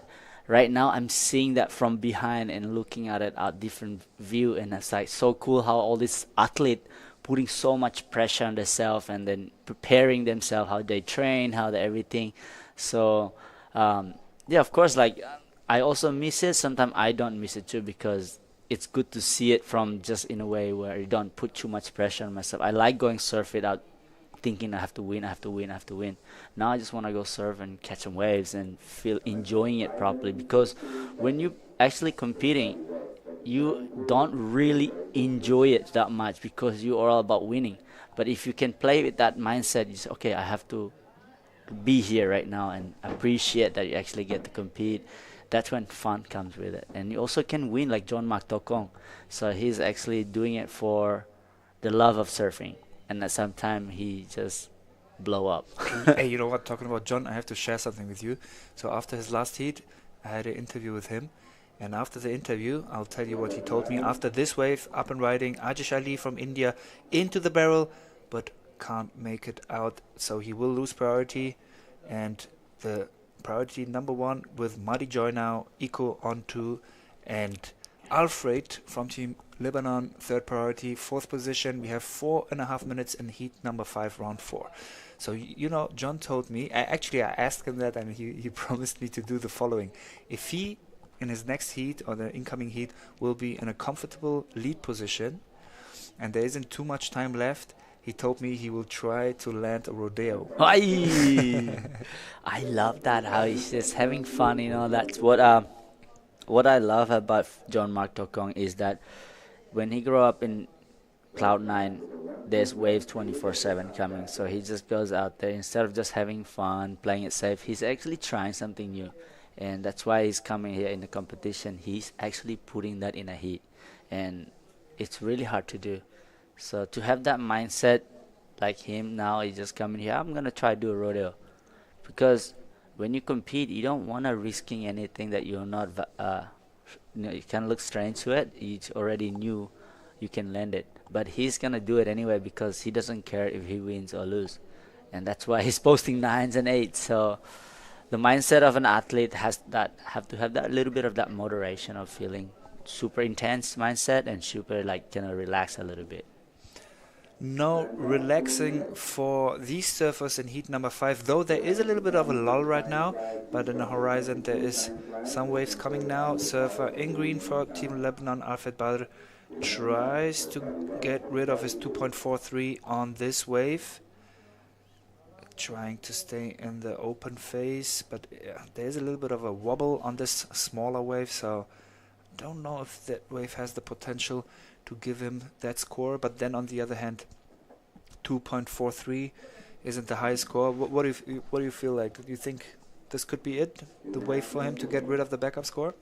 Yeah, I just love how he's just taking it easy, like he's mastering and starting the wave properly. He's just not rushing anything.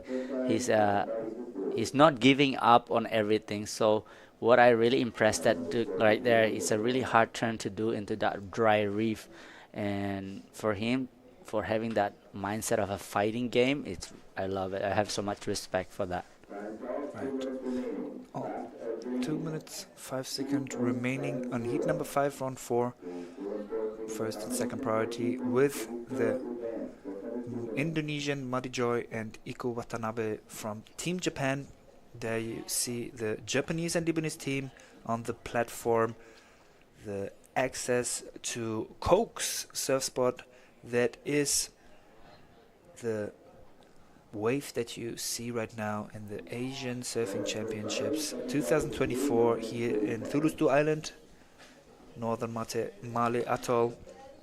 Oh, look at that weather. Today is actually there's not much storm, but I don't know, later it might change. What's one of your highlight today?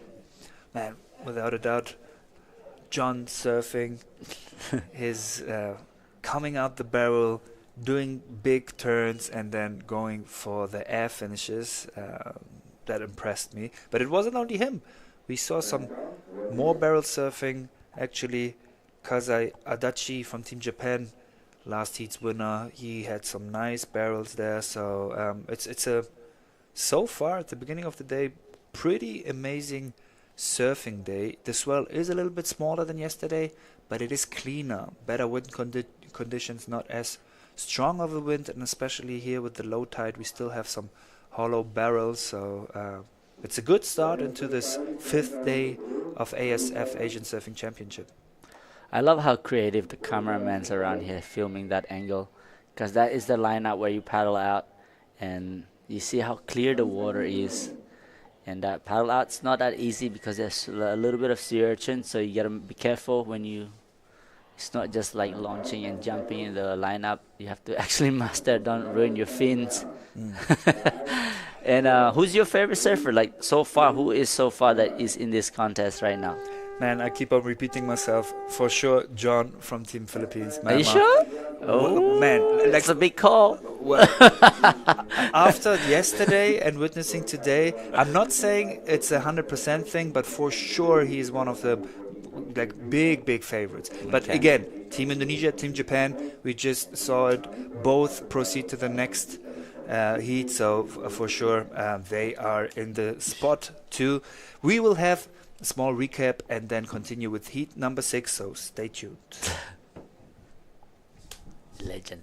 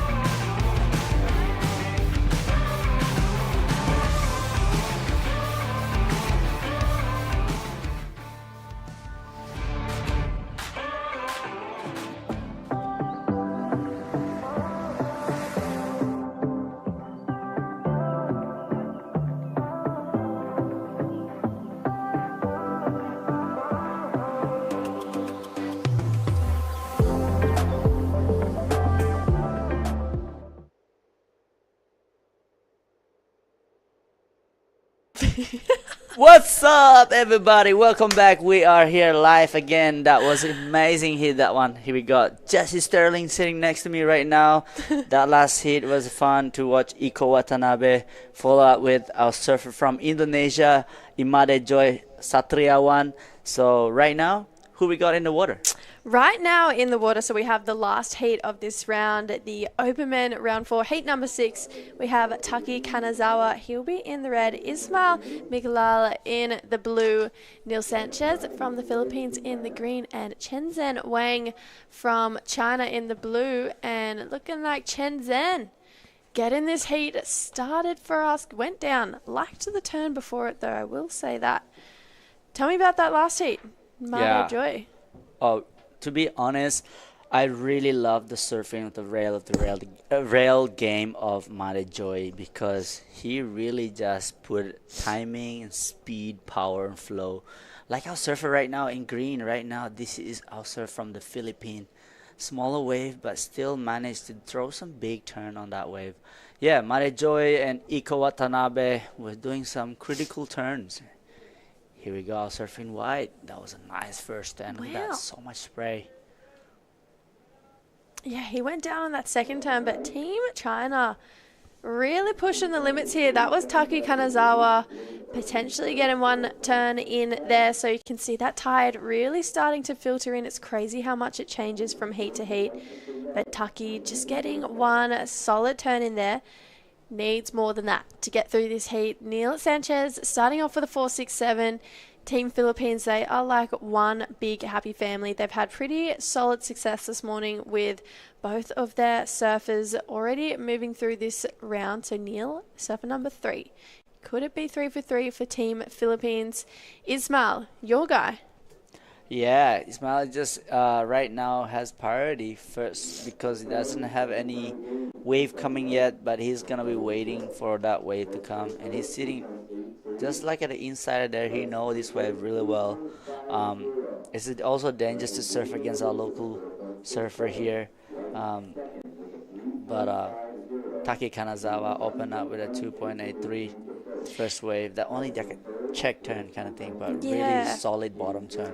Yeah, I mean, Taki, he is one of the informed surfers in this event. Ismail, though, I don't know if you remember, but he actually surfed a 5-minute heat the other day. I know. You know? You know. And then he thought that the heat hadn't started and he was looking in and people were giving him signals. And then there you go. Surfed a 5-minute heat and won yesterday as well. He's one of the sole Maldivians left in the draw. I believe it's just Hoops. He's gonna have to take over. He's not messing around, so that's why we're here to watch it. So everybody is watching. There is a little bump on the road on the high rise right now because the boat just went past. Imagine like there's 2 minutes left and you need a score and there's a boat just went past. I know. I'll be like, damn, I have to try and surf this bump. I know. And then when the boat watch comes through, it makes the waves really wobbly, and you're just like, oh, it makes it a little bit harder to surf.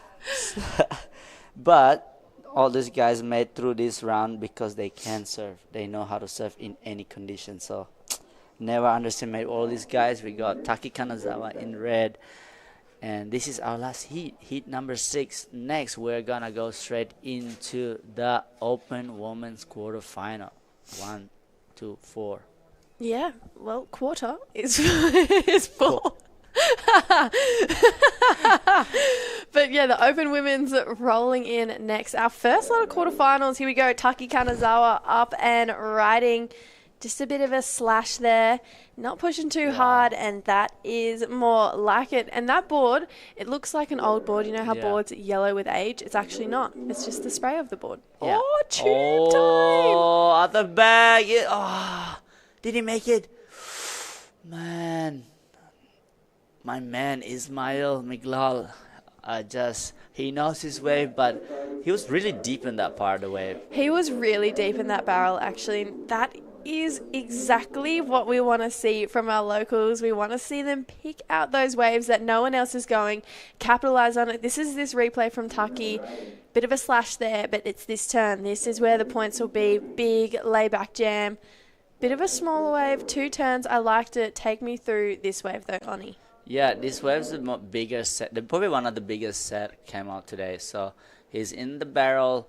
This guy still going this one, but then next section there, he just chopped down, as we can see our surfing wave. Maybe there's a couple of turns before that end section that came for our surfer in white. I hope so. That last turn was really nice. Yeah, it's a good way to finish a wave. Yeah, if he had got a few turns before that, that's going to be a really nice score. So currently it is Neil Sanchez out in the lead, Chen Zhen Wang in second, Taki in third.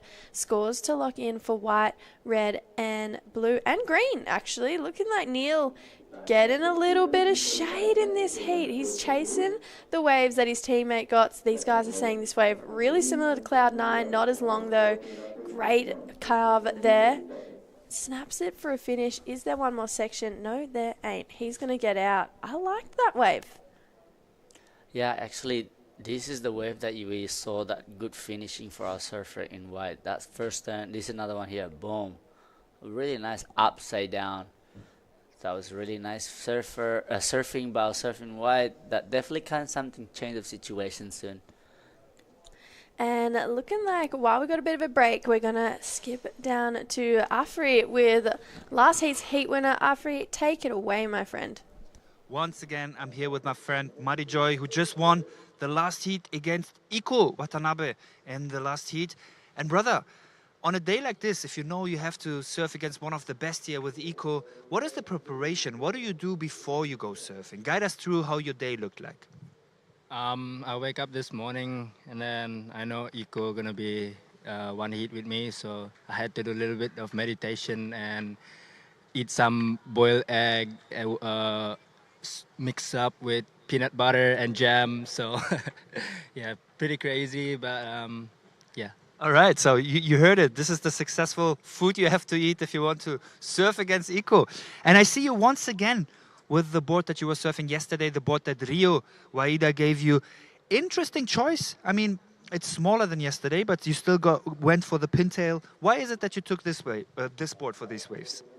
I think for me, because this board had so much energy. I don't know. Maybe it's because Rio board and the rail is actually really nice and hold into my line. So this is what my coach and my mind to tell, so I had to use it every heat. Watching you when you're in, well, even your bottom turn, so powerful, you engage your whole rail, so having a pintail that allows you to put so much rail into the water, probably smart decision. Any last words for your fans out there? Terima kasih kepada Coach Dylan, Coach Teddy, dan juga Kemenpora, Timnas Indonesia. And I want to say thank you to all the boys been watching at home back in Bali. Thank you to my family and everyone. Yeah. Indonesia, maju terus. Woohoo! Back to you to the booth. Woohoo! Thank you, brother. Mother Joy Satriawan knows us is the local of Padma boys and ripping up and coming right now. Is only 20 years old. Oh wow! He's already surfing so good. So yeah, really happy to see that. Yeah, I mean, the Padma boys, I'm sure that they're tuning in and, yeah, supporting their local, their friend over here in the Maldives. I know that you guys are just like one big happy family. It's really great to see. But now, back to the heat. 13 and a half to go. Let's look at some scores that have come through. 6-3-3 for that barrel and turn attempt from Neil Sanchez. Has him out in the lead. Chen Zhen Wang, a 5-3-3 for that last wave. So the judges giving that one a bit of a nod, giving it a 5-3-3, has him in second. Taki Kanazawa has a 2-8-3 and a 4-6-3. So kind of has, sorry, a 4-8-3. So has to get a little bit of move on right now. He's still in this heat, and especially someone like Taki's talent, you can't count them out. And now Ismail, only with a 1.57, does have first priority. So plenty of time to go, just under 13 minutes. But Jad and I were talking about this morning, Oni. Don't you feel like sometimes when you get to the round before the quarters, when it is round 4, you can almost overcomplicate it for yourself that little bit too much because the quarterfinals are looming? Yeah, that's a great. I really. Oh, that turn. That's his first wave? No, sorry, second wave. Yeah, I agree with that because oh my sorry. Let's talk about the replay again. Yeah, unfortunately, just the single turn and goes down, so he'll get back out there. Oh, look at the boat at the back. Uh-oh. Here's trouble. Yeah, there's actually a police boat, and that grey boat out there is a sea ambulance. Ah, that is right. Something happened into any of the surfers straight away. I love that. Really good of caring in case something happened because there's a lot of sea urchin in this reef is dangerous too. And here we go, our surfer in white. Only one turn. Kind of surf like Conor Leary kind of thing. Yeah, I see that. I see that a little bit. But tell me your thoughts about how sometimes round 4 can actually be harder than the quarterfinals. Yeah, because you put so much a little pressure on yourself, like you think you have to win, have to win. But actually, no, you just have to go back to your basic to get that 2 best wave. Sometimes we do end up doing overthink about it. So it's the same strategy as day 1, but maybe you gotta have to be selective more, and you gotta have to trust yourself out there, be selective on the wave, and not rushing any turn, because the judges were expecting bigger turn and not as flicky as the first round or round 2. So as you get harder, you will be competing against someone who's had those whole package of surfing. And Mate Joy, he just said that his preheat, it was meditation, boiled eggs, peanut butter and jam. What was your preheat routine? Tell me. My I'm preheat- intrigued. Well, I like to do some meditation if I feel like it. If I feel like panicking or something, if overthinking about anything, I do listen to calm music and meditate. But if not, I just go for a swim. I just go get that like salt water into me and then kind of like chill around and breathe properly. And I don't know, just different every time I go. Depend what kind of environment I'm at too. So if I'm like a place where it's so busy, I like to go away from that and sit alone. Yep. Yeah, and if it's really quiet, I like to go have a little chat, just put my mind out of it. So you kind of do the opposite depending Yeah. on your environment. Yeah. I like that. I Yeah. like it. It's cool. This is our little wooden platform where all the teams hang out. This, though, how's this slow-mo shot of this bird flying over this kind of little lagoon area, which is where we are set up in this judges and commentators tower. So we actually have a really cool work office this week out on the water, where we've been lucky enough that the locals and everyone who put this event on board kind of built us this tower out to sea, and it's the coolest place to come and hang. I usually sit literally just outside our wall in the sun there, watch the surfing from out here on the water. It's just a really unique part of the world. And I was actually on the phone to my dad in my heat soft just then, and I was explaining to my dad this. I don't know if there's any place in the world that is quite like the Maldives. I'll get back to that point in a second. Taki Kanazawa up and riding here, one of 2 very talented brother duos from Japan. His brother Roy, I'm sure, watching on back home. Take me through the replay, Oni. What are your thoughts? What are you thinking on this wave? Yeah, I like really how taking his time. Even the waves are really fast, so he's a really smooth surfer and throws a lot of spray. The power that he can create on this any kind of wave, that's just a skill that Taki Kanazawa can put on a wave like that. Because that wave is really fast, and look at this on a slow motion. And yeah, back to your story. So you called with your dad? Yeah, and I was explaining to my dad, I was like, honestly, I don't think there's anywhere in the world quite like this. I mean, this is an atoll, and there are so many of them that make up the Maldives. And people don't get around by car. You know, there's only 3 cars on this island. They get around by bike, but more than often than not, they actually get around by boat. And I just think that is so unique. There's not a lot of places in the world quite like this. You know, you might have your best friend who'll live on a separate atoll to you, but this guy, he's used to that lifestyle. That is Ismail Miglal, and then out the back, Neil. Ripping through a couple turns here, Oni. Yeah, I mean, Neil is really showing his talent here, and currently in first place. But I'm surprised though Taki Kanazawa is still in third place because maybe the wave selection that Taki takes not really giving the judges for the score. But our surfer in blue right now is really fast and flowy. But the wave was, I'm not sure about the wave, but he surfed it well. I think he needs to get a better wave like our surfer in green to do that nice carve right there. I'm sure our surfer in blue are looking at that, okay, that's what I need to do. But there's 7 minutes to go to pile back at the back.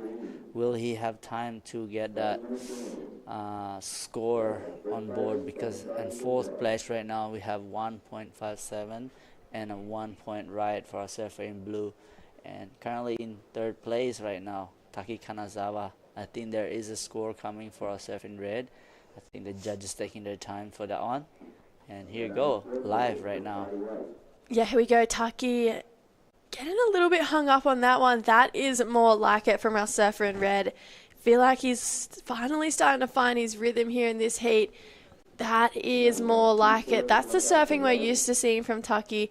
He has funny interviews as well, so I'd love to see him try and get himself up into that first place spot just because we're entertained by his interviews. But this wave, 4 really strong turns, started off well, finished well, had a lot of power, aggression, flow and style in that wave. So if they didn't give him the score on that last wave, this one is definitely the score.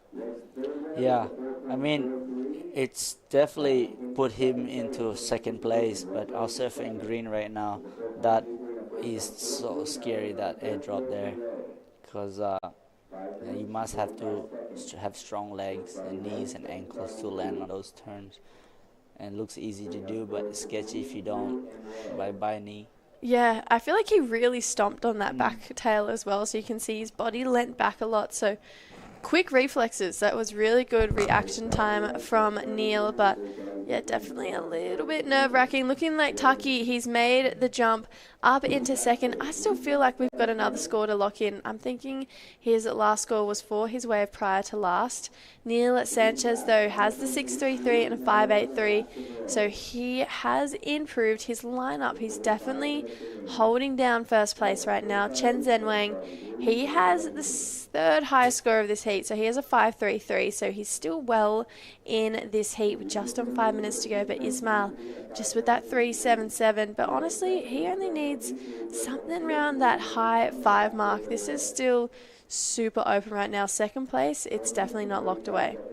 I agree, exactly right, Jesse, because there is plenty of time. Like 5 minutes is 4 minutes to go. There surfing red asking for a situation update. As you can see, still gate. The door is open for our surfer in white and blue. As you can see, yesterday our surfer in blue was ripping. Look like there is something is moving at the back. Surfer in blue going a little bit deeper here. Maybe there is some wide one, a mid-size wave that will come on his way. It's dangerous, Ismail Miglal only need few minutes to win this heat. Like yesterday, like 3 days ago, he only needed 5 minutes to.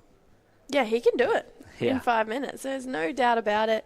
I'm just listening to the beach announcer, so they are just reading out that last wave of red, a 5.93, so slowly creeping away from the rest of the field. We know Ismail can surf a heat in a short amount of time. I don't know about you, Oni, but looking at the waves in this heat, it's seeming like it's dropped off a little bit from this morning, or at least those sets aren't as consistent as what they were when we first rocked up to the event today. But 3.5 minutes to go.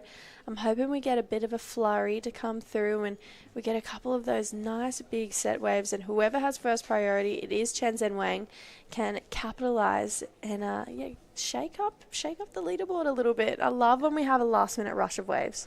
Yeah, I love that too, Jesse, because 3 minutes is going to be an exciting minute for us who's watching here right now, because both this surfer, white and blue, is capable of doing anything. So still, Taki haven't locked the door yet. Still, the gate is open.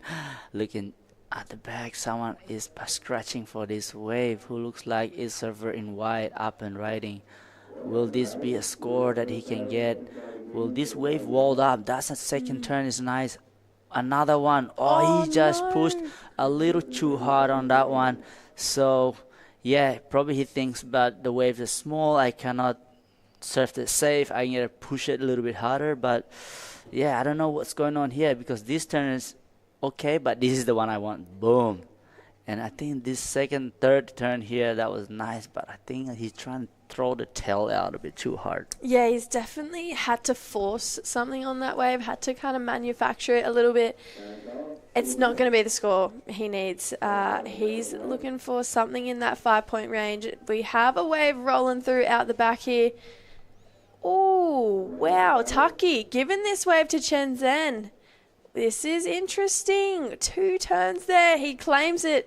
That could have been a mistake there from Taki Kanazawa. 1 minute 50 on the clock. Look, he gave him that wave. This is really good surfing for our surfing wide. It's smart tactic too. He's just boom to another boom. So it's really good surfing top to bottom, surfing backside. As you can see, there is 1 minute 30 seconds. There is something on the high rise. Our surfer in blue is with the priority. Look like he's taking it and using his priority. What he's gonna do? Nice first turn. This is our surfer in blue, Ismail Miglal. Already nice 2 turn. Will that be enough? Looking like there's more waves coming through out the back as well, but we'll stick with this replay. First snap in the pocket. Biggest set we've seen come through this heat so far. Just a bit of a floater. Kind of just went up and down with that second section. I don't know if it had enough kind of punch behind it to really get him that big score that he's looking for. But I'm thinking, what are you thinking of that last wave of Chen Zheng? Is that going to be the score he needs? I don't think so because I think there's already 3.7 there. I think the judges didn't. I don't know. Wait, is it? 1 turn. Another one. Wow. At least a 4, maybe. But I don't know. Maybe is that a 3.7? No. 30 seconds on the clock. I don't think White got the score. You can see Red trying to make his way in. There are lines coming through now, though, so potentially a last little flurry of waves here in the last heat of the Open Men's round 4. But listening to that beach announcer, he is counting this heat out, so it is going to be Neil Sanchez and Taki Kanazawa moving on through. We're going to go to a quick heat recap and an ad break. We'll be back for our first lot of quarterfinals. It's the Open Women coming up very shortly.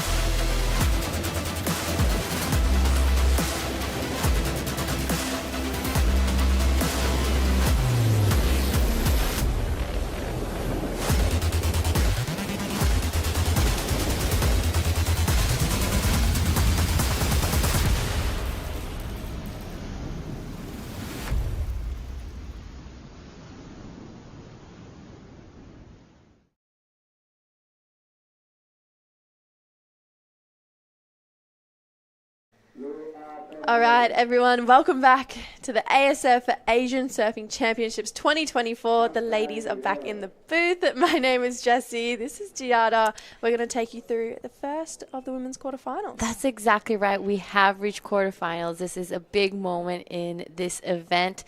And in the water right now, we will be seeing in red Anri Matsuno, in blue Yingzuan Yizhang, and in green Anissa Flynn. Yeah, so this is a pretty stacked heat, actually.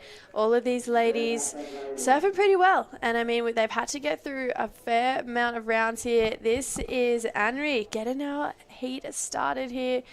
She has such great technique. I mean, her bottom to top surfing, absolutely impeccable. She's been pretty in form. But look at that. We're just talking about it. The weather has shown up today. It is sunny. It is beautiful. This is Annie, as we know her by.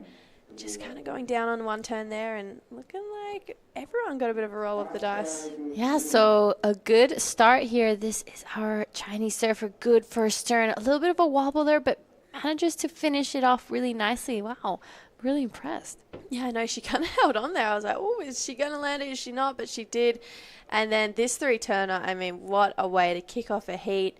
Huge surfing there from Anri. So pretty solid stuff to start this heat off. I'm not sure if any of our Japanese competitors have really put a foot wrong just yet. That's exactly right. And I love how she wasted no times in between those turns. You know, she went straight, like, back to back to back. And that's exactly the type of surfing that the judges really want to see. But right now on your screen, this is Anissa Flynn from Thailand. Nice second turn. That was beautifully done.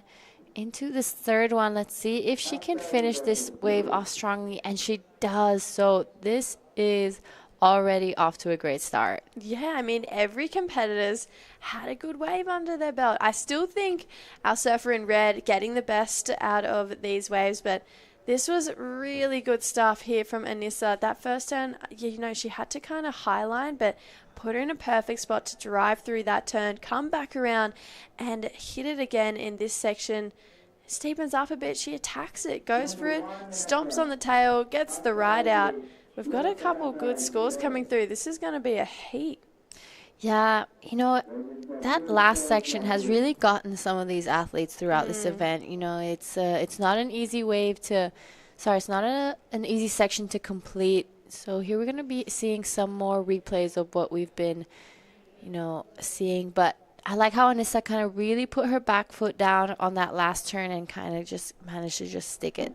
Yeah, and I mean, that two-turn combination from Yin Swan, that was, you know, really tidy surfing. So the first wave previous to last of Anissa was just a 1.5, so that's not going to factor in. We've got 3 good scores to lock in. Yeah, still thinking Anri getting the best out of those 3 next scores that's going to come through. But yeah, so into our quarterfinals. That is absolutely absurd. We are really plowing through this event. This is the second division of the day. So after this, we're going to roll into the round 3 of the under 18 boys. So we've got 6 heats of them, and then we'll finish off the day with the open men quarterfinals. So one of 2 quarters we're going to see today. We just finished round 4 of the open men, which was pretty action-packed. Saw a few 9s, plenty of excellent scores. So this is just that 1.5 that we've seen on that scoreboard. Get another look at these replays. So a Chinese surfer getting this 2-turn combo here. I love that first turn. Managed really well to regain after that bobble and then get the finish there. But potentially a bit of a wide set rolling through. No takers, but look at these unridden waves. They are gorgeous. Yeah, it's looking so beautiful out there. Something I've realized literally since we got here, it didn't matter if it was super windy or raining. It is constantly offshore here. Here we have Anri now. Gonna back up that first one. We still have a score for her to come through. Really nicely done. Bit of an airdrop there. She gets around the section and just floats this one to finish. So Anri's on fire. Yeah, she's looking pretty on point. I definitely agree with you there. This wave had a bit of whitewash on it from that wave. We watched real under her before, but that second turn, really nice. Drifted the tail, air dropped out of it, and then she floated that last section. did play it a little bit safe, but I would have as well. It's very shallow where she was just there, and we've seen a lot of competitors not even hit that end section. So she said, you know what, I'm going to go for it, but I'm just going to make sure I get the finish because we're still early on in this heat, but scores, they're filtering through. Yeah, by the end of today, we will have almost all the semifinalists of the event. The only one who will be in the quarters are still the under 18 men. So it's going to be a really, really big day. Yeah, definitely. This is the replay of this last wave of Anri. So she did well to navigate this foamy section on the inside here too. Look, she gets it so tidy in the pocket, drifts the fins, air drops out of that turn, manages to pull it off. I think Sheila maybe even seemed a little bit surprised herself. Regains, comes around this section. This is shallow in here, let us add. It's pretty shallow, so she just comes up, floats that section, and comes down for the finish. So she's going to back up what she already has is a 617, and she does so pretty nicely with a 567. So couple good looking scores there for Anri so far. Yeah, Anissa, a 4.67 as well. So, there's some scores already coming through, but there's plenty of time left for both Anissa and Yingzhuan to do a little bit of catching up with Anri, but it is looking like Anri is on fire right now. And looking like a couple waves potentially rolling through, but just while no athletes are on a wave, we have plenty of organisers and sponsors. We need to say thank you for this event. So Asian Surfing Federation, Maldives Surfing Association, and the Ministry of Sports, Fitness and Recreation. We would not be here celebrating Asian surfing without you guys here today. So big thank you to those three organisers for really putting on the show here today. But all of these next sponsors, Thulusdhoo Council, it's managed by a Surfing Association of Thulusdhoo. Thank you to those two. Season Paradise, our hotel partner. You'll see their ads in the commercials. We are absolutely loving staying there. All of this is powered by Diragu, our apparel partner, Apparel 360. You can see our co-commentator Afri walking around in some pretty cool apparel. And then our associate partner, Nearest Embroidery, printing partner, Print Lab, streaming partner to see our voices and this on TV. It is Slow Tape, Video Highlights, various art studio, supporting partners, Adaran Select, Hudaran Fushi, and our supporting partner, Kuta Valingi, which is actually the island where Chickens is, travel partner, Tharika Express, and hydrate partner Bon Aqua, a very important one here on these hot days. We're going to throw down to our friend Oni, who has the heat winner of the last heat of the Open Men's. Okay, thank you, Jesse. We have the last heat winner. Neil, you impressed us with the rail-to-rail surfing out there. So what was your game plan before you paddle out? My game plan before I paddle out is focus on my strategy and hear to my coach what I do in a competition. So that's why I'm here now. Who is the coach? John Mark Tokong? Also, John Mark Tokong and Bjorn Pabon, Coach Wilmar, and Coach Joel. All right. Yeah. Wow, look at the girls. Everybody on the back. That is our Philippine team. So now you're into quarterfinal. What you gonna do the rest of the day? Today I watching more hits to learn how's the wave going, or if the condition is not like windy. So that's my plan today. Oh, yeah. Really nice, and the weather is really nice. Are you enjoying the Maldives? Yeah, I'm enjoying Maldives. This is my second time to coming here in Maldives, but not here in Thulusdhoo. I'm so enjoying here in an island. This is so very beautiful island, so I'm happy to here. And any special word for your friends and family at home, because now it's a game on, right? You have the heats are getting hotter, and you're excited to compete against in the quarterfinal. Any word at home for home? Yeah, it's okay in Tagalog. Yeah, it's okay. Yeah, nagpapasalamat ako sa lahat ng sumusuporta, lalo na sa nasa likod ko ngayon, sa Philippine team. Yes, nagpapasalamat ako sa kanila. Special. Lalo na sa mga kaibigan, supporters, family, Yes, sa mga tropa ko sa Baler, sa Asray, PSC, sa UPSA. Yes, and sa lahat, sa sponsors ko, sa Vans. Lahat. Maraming salamat sa inyo lahat. Sana supportahan niyo pa kami. Tuloy lang ang laban. Laban Pilipinas. All right, thank you, Neil. Congratulations, and go get some rest. You're gonna be competing again soon, so yeah, see you soon. Congratulations. You. Back you guys in the booth.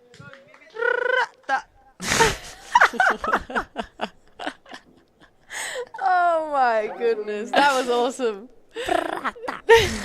I'm gonna sign out like that too. Oni just come with a bit of beatboxing at the end of his interviews. I absolutely love it. I mean, Team Philippines, what a good energy. They just have the best energy, best vibe around them. They are so supportive of each other. I just absolutely love it. Yeah, such an epic team, Team Pilipinas. I love that they're all there for each other. They're all super excited to be here, and you know, that can take you really far in events. That support and that continuous happiness and joy can take you really far. Oh, definitely. And to feel like you have a community who's going through the same experience you're going through, they're feeling the same nerves before their heat. You know, it's so incredibly special and powerful and empowering to have, you know, a family unit, because when you're on the road surfing, you're away from home, you're away from your loved ones. So then to create this family away from home, it's really cool. I mean, what a great platform this is for all the countries to kind of showcase not only their surfing and the talent, but also their camaraderie, their patriotism. It's just been, it's been really beautiful. I've loved my last few days here. Yeah, and especially today that the sun finally came out for the entire day. You know, we've had that sunrise and it's warm, the water's blue, so it's we're reaching a really nice last few days of event. Yeah, we definitely are, that's for sure. And today we have another long day. So we have a full day of action. Looking like the next 2 days are going to be a little bit shorter. So you want to make sure you're tuning in at the right hours, because we've got probably a bunch of quarterfinals being run tomorrow, potentially maybe a few semifinals. We'll have to wait and see what our officials decide will be on tomorrow. And then the day after, Saturday, is finals day. That's when we will crown some champions. But we still have to get through these couple rounds. That looks like a couple of Team Indonesia and a couple of Team Malaysia. Hey, Suri. They are awesome stuff. There's a great energy around the contest, especially now that it's a beautiful day. Everyone's around, everyone's having a chat. So like we've mentioned a few times the past few days, that even if you do get knocked out, it's such an incredible place. You know, you can do so many activities, even besides surfing. You can go swim with sharks. You can go snorkeling. Jada and these sharks. I'm obsessed. Every day I hear about Giada wanting to swim with the sharks. I think we should do it. I definitely think we should do it. Are you kidding me? We are doing it. We are doing it. There's a lot we have to achieve in the next couple days while we're here. A lot of things have to line up for us to be able to get that done. That is our co-commentator, Afri, with, I think that's Team Iran right there. So great stuff there. Oh, a little bit of a dab. Some bottle flips. What was it? The water bottle challenge. Yeah, that feels like it was back in 2012. We're going back in time. We're back in time here at this event. But now back to this heat. We're at 9 minutes 45 to go. We've got a 617 and a 567 for Anri. Other than the first flurry of waves, haven't really seen too much since then. So we're kind of really patiently waiting for more, hence why we're being entertained by juggles, bottle flips, couple peace signs and dabs to the camera. You know, we're time traveling. Back to what I was saying about sharks. Actually. Oh yeah, here we go. Let's go this. There was one here yesterday. There's one that comes every morning. I saw the one here yesterday. It was actually the first shark I've seen since I've been here. Everyone's been like, have you seen the sharks? I've been, no, I haven't. I've seen them back home, but I haven't seen Maldivian sharks. Yeah. Saw them yesterday. Very exciting. I was like, yes, finally. There is so much going on, so much wildlife. Not going to lie to you, I think I would rather see a Maldivian shark than an Australian one. Yeah, no, fair enough. Totally I don't want to see sharks in Australia. Some of them are really cute, and the ones in Oz, like the little bronze whalers. I don't know what that is, but I think I'll avoid. The bronze whalers, I might make a fool of myself right now, but I'm pretty sure I'm correct in saying this. They actually don't have teeth. They just suck on their food. Like, they don't have teeth, so they're pretty harmless. Or at least their teeth are hidden. It's not a wobbegong, is it? No, a bronze whaler. Oh, okay. I have no idea. It could. I know what a wobbegong is, though, Okay. too. We have them in Oz as well. But then we also have a few bit bigger ones in Australia. But that's No okay. thanks. That's all good. They're just cruising. But this is Yin Swang, unfortunately getting caught behind there. Looked like potentially a bit of a lip to the head, so knocked her off a little bit. So she's going to get back out there. Priority 1 now does go to our surfer from Thailand, who are also a really cool team. They travel around like a bit of a family as well. And then Anri, she's sitting pretty out in the lead. Team Japan show up every day, every condition. Doesn't matter what it is. They're here and they dominate. Yep, that's exactly right. Team Japan, really, really solid looking. There we have some spectators. Hey!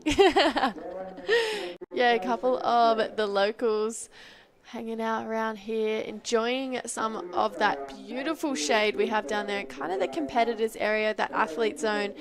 Right around there is where all the teams set up and hang out. So it's a really cool environment to be at. I mean, we have the tower out to sea, but then it's so fun. Energy's high on land, but we've finally got a bit of action in this heat. So Anissa, there's the first turn, nice and tight in the pocket, looking for more down the line here. Unfortunately, racing got caught a little bit behind, so took the wrong line up to that last turn. Yeah, she only wants to get rid of the 150, and I'm pretty sure she's done it with just that one turn. It would have been great to see her finish this one off, you know, just to solidify a little bit that second spot, but plenty of time to get back out there and give it another go. Yeah, this heat has been super quiet for waves, so that tide is coming up, but we've definitely seen a drop in swell. Those bigger sets are definitely few and far between. So unfortunately, that does mean it's a little bit longer waits, but when they do come through, I mean, these waves are still picture perfect. It's what you draw in your school books when you're in school. I know I did. So to be here and actually see them, it's really incredible, and it's just a perfect place to run an event. I mean, what a dream location. That's right, and you know, even on our break, I just went down. I had a coconut. Oh, beautiful. It has that really tropical feel to it. It's a tiny island, so look how beautiful it is. There we have a bit of surfing action. Ying Swan Zhang. Oh, just bearing a bit of rail there. The surfing prior to that last turn, I mean, it was really fast. It was really on point. She just unfortunately pushed a little bit too hard over her toe side rail, so it did force her to bury a bit of rail there. But these two kind of carving maneuvers, they were pretty nice. I like the fact that she's just got a wave and she's just trying to, you know, try and build a bit of rhythm right now. It's pretty close between third and second. She doesn't need much. Yeah, and maybe, you know, the athletes having to have a little bit of a change in their strategy because the waves have, you know, slowed down a lot. So they might have to get a bit more active, start catching more waves, and just creating more opportunity for themselves instead of just sitting there for the whole time and waiting for a set. Yeah, I feel like when the heats are that little bit slower, it's just time to adjust. It's time to, okay, let's go to plan B, where the sitting and waiting probably isn't going to work at this point in time unless you are Anri and you have such a strong lead. You probably can sit and wait for one of those sets because there's no point taking off on a small inside one and getting a 4 when you're looking a better 5, 6, 7. But when it comes to surfers in green and blue, Anissa and Yin Swan, I mean, you just got to try and create this, manufacture this number for yourself because we're waiting for another score to lock in for Yin Swan, but it's pretty close between these two. There's not a lot of points differencing them. This is a bit of a bigger wave here now for Anissa. Can she get around this section? She can. There's that nice big jam in the pocket. Only one though. So just over 4 minutes to go. How will Yin Swan answer back? Yeah, Nissa getting that first turn in, but unfortunately can't really find that second section. She really kind of needs to improve on her score. She needs to get rid of that 250 if she wants to be into the semifinals of this event. Yeah, I feel like just one turn it's not going to cut it. but looking like there might be a bit of a deeper set rolling through, so we'll see if we get any takers. It is our heat leader with priority. She's kicking to get into this one, and she does, so Yin Swang has to give way to her. First snap in the pocket here for Anri, rips it through for another carve, and tags that for a finish, holds on. Looking like she wasn't going to hold on there, but she held on. 3.5 minutes to go. Does it better her 5.67?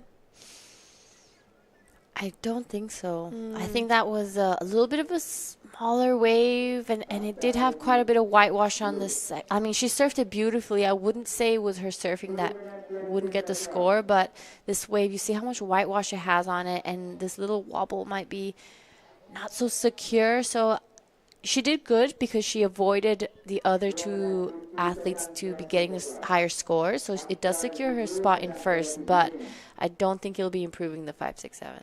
No, I'm pretty much on the same page with you. I think it would come in close. Like, my initial thoughts on that wave were potentially, 5.5. It has nothing to do with her surfing, I agree. I mean, she's such a talent. She's definitely pushing the limit for the women's division. This is a bit of a replay, a slow-mo of this last wave. So that first turn, just a bit of a snap, nothing too crazy in the pocket there. This next turn, she really starts to engage her rail that little bit more. Pushes hard through this one, but this next turn, this is the best turn. This next turn, there's a lot of white water on the face, so you're right there. It's super foamy, but here, really steep section. She bottom turns into it, gets a bit of a kick of the fins out the back and holds on for a finish. So yeah, nothing too crazy on that wave, but it was beautifully surfed. But I think potentially it was more the wave, not so much Anri surfing. That's right, but she has a solid and healthy lead, so it's kind of looking like a little bit of a battle for second right now. Will Anissa, with second priority, manage to keep her positioning and stay in second and find herself a spot in the semifinals and into the finals today? Or will Yingxuan Zhang get her score she needs and move into an advancing position? Yeah, only time will tell. Only 1 minute 20 on the clock. Priority is with Yin Swan, so it's definitely a good spot to be in. If you're Anissa, this next minute is going to feel like 10. If you're Yin Swan, it's going to feel like 10 seconds. It's definitely one of those bittersweet positions to be in, depending on kind of what place you are. It's sweet if you have first priority, if you're in third. If you're in Nissa, you're in second, but you don't have first priority. It's very nervous times. Looking like we have 50 seconds on the clock. Our clock a little bit behind the beach marshal, so about 10 seconds ahead of that. So we're about 30 seconds to go in this heat. Anri now having a look here. Look at that set wave out the back. Wow, no one on that wave either. Yeah, so this is going to be a really crucial last 30 seconds of this heat. There has been no rides except for Anri's last one. Bit of a replay here. Anri just kind of a little bit of a victory lap. Catches a wave in. Good first jam there. Sets it up for this second one. She is looking lethal right now. Yeah, she's definitely looking on form. That's the reason she's taken out this heat. Anissa Tita Flynn in second. We will say goodbye to our Chinese competitor. We're going to go to a heat replay. Don't go anywhere. Quarterfinal heat number 2 coming up very shortly.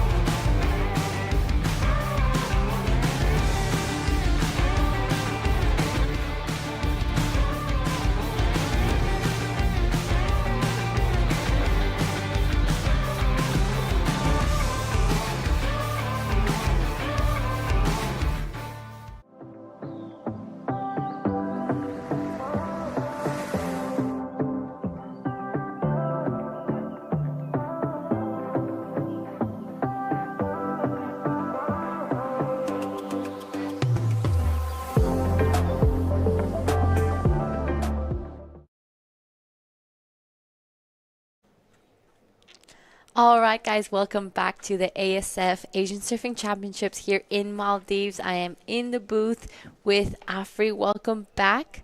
So we have officially moved into the quarterfinals of the women's here, and we will be finishing this off today. But right now in the water, we're going to be seeing in Heat 2, Siki Yang, Isabella Higgs, and Taina Izquierdo. So international heat here. I'm super excited. This is pretty stacked. 100%. We have an Olympian surfing here, form of Suji Yang from Team China. Only 15 years old. She was the youngest competitor in Tahiti. You saw her hopefully surfing a month ago, charging, no fear, going for, well, the scariest barrels. And then another 15-year-old in Isabel Easy Fire Hicks from Team Thailand. She already competed here last year, as did Suji Yang. And the improvement of her surfing is incredible. I mean, already last year, as a 14-year-old, she was competing in both categories, in the under 18 and the adults. But, well, she just surfs on a different level this time. And with that different level surfing, you see Suji Yang on her first wave, surfer in red for Team China, on a fast small wave, getting her first scores. And let's not forget about Taina Angel Izquierdo, the surfer in green for Team Indonesia. Once again, the replay for Suji Yang's first wave here. Create speed where there's not that much power, so that really proves her powerful radical surfing. Just 15 years of age, I already said it. And Taina from Team Indonesia, she's, though also quite young, nevertheless one of the veterans of female Indonesian surfing. You don't think so? She's 22.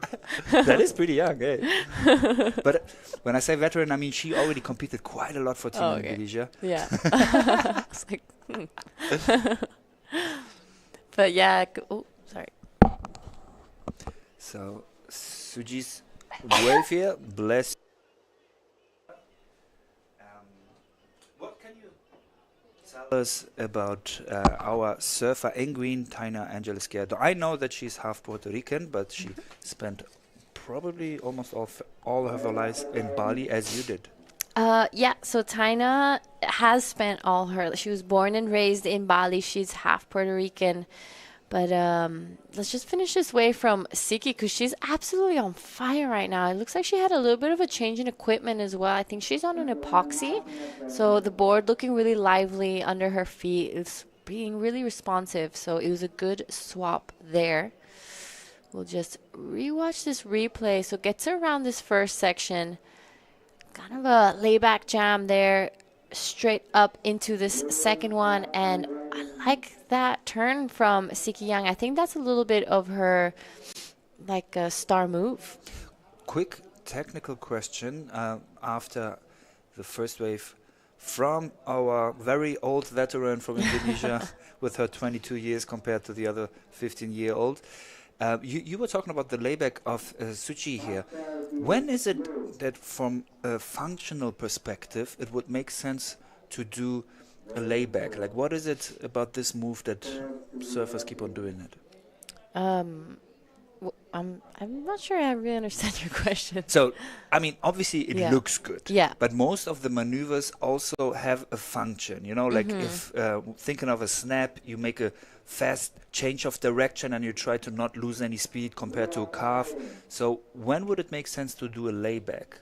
I think once you just see a nice section asking for it, that's where you can do a layback. And here we have the finishing of Isabel Figs. But yeah, I think laybacks are a really classic move. It's it looks good, it's pleasing to the eye, and it's just really powerful. So it's a really good turn to get some big points up. Even in the free surf, you know, it just feels good. How's your layback game? Not that great. No, You're full on for barrels, huh? I think, it's okay, but back at home, I do like, our wave is very punchy, so it's all, and very quick, so it's more of, you have to be, like, kind of like vertical and quick. So laybacks is more like, I would say maybe, I don't want to sound silly, but I would say it's more of a when you have an open face wave. Okay. But You can tell me anything because my layback game is pretty non-existing. So I'll believe you. yeah, so a few scores, or only one score in for Sikiyang. We're waiting for a few more to come in. There's their second wave of 467. But as I was saying before, so yeah, Taina was born and raised in Bali. Her dad was Puerto Rican. She has an incredible community of people all around her there in Bali. She lives in Uluwatu. I have practically grown up with Taina, and it's great to see her out here competing. I loved her and Kailani's 1 and 2 heat. That was great to see. But Taina is, I think, a vital person in Indonesian surfing for the women's side because she inspires a lot of people to follow their dreams. And I think it's important that she gets to do that for the future of Indonesian surfing. So her and Kailani are, yeah, probably a little bit more veterans than other people, but I'm sure they are a big inspiration to those younger generations of Indonesian women coming up. And it's great to have them on the team with maybe Jas Studer and Suri Jabrik so they can kind of pave the way and show them a little bit how it's done. And competing outside in international events can get really lonely, and you can feel a little bit lost and out of place without guidance. But because they're there, I think it's a great thing. Wow, thank you for the insight. Which language are you two guys actually communicating with each other? You are half Argentinian, fluent in Spanish, fluent in Bahasa, obviously in English. We actually speak in English. All right, cool. Let's hear another English interview with Jessie, who is on the spot with the last heat's winner. From Team Japan, so we're going to have a little bit of English, a little bit of a Japanese. Tell me about your heat. The waves look so fun out there, but a little bit slow. Yes. I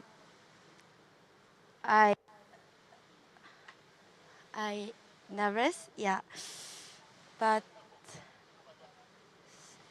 good wave. Yes. You got your 2 waves pretty early in the heat. Were you nervous waiting in the rest of your heat? We can answer in Japanese if you want. How were the waves in that heat? いい波に乗れて、最初に2本いい波乗っていい点数出せたので。And I see you have your friends here supporting you. How good is it to have your friends here surfing and traveling with you? So good. Yeah.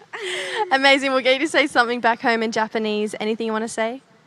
日本でライブで応援してくれている皆さんありがとうございます。クォーターファイナルも勝ち上がることができました。次はセミファイナルなので、それ勝ったらファイナルなので、ちょっと勝てるように頑張ります。応援よろしくお願いします。Amazing. Thank you so much. Congratulations. We'll see you in the next round. Thanks, guys. Awesome interview there. Thank you so much. So officially all the scores have come in for this quarterfinal heat 2. It is currently Sikiyang with a quick and steady lead, a 5.83 and a 4.67. Isabel Higgs a 4.93 and Taina with a 4.73. But still early days. We are about to reach the 15-minute mark.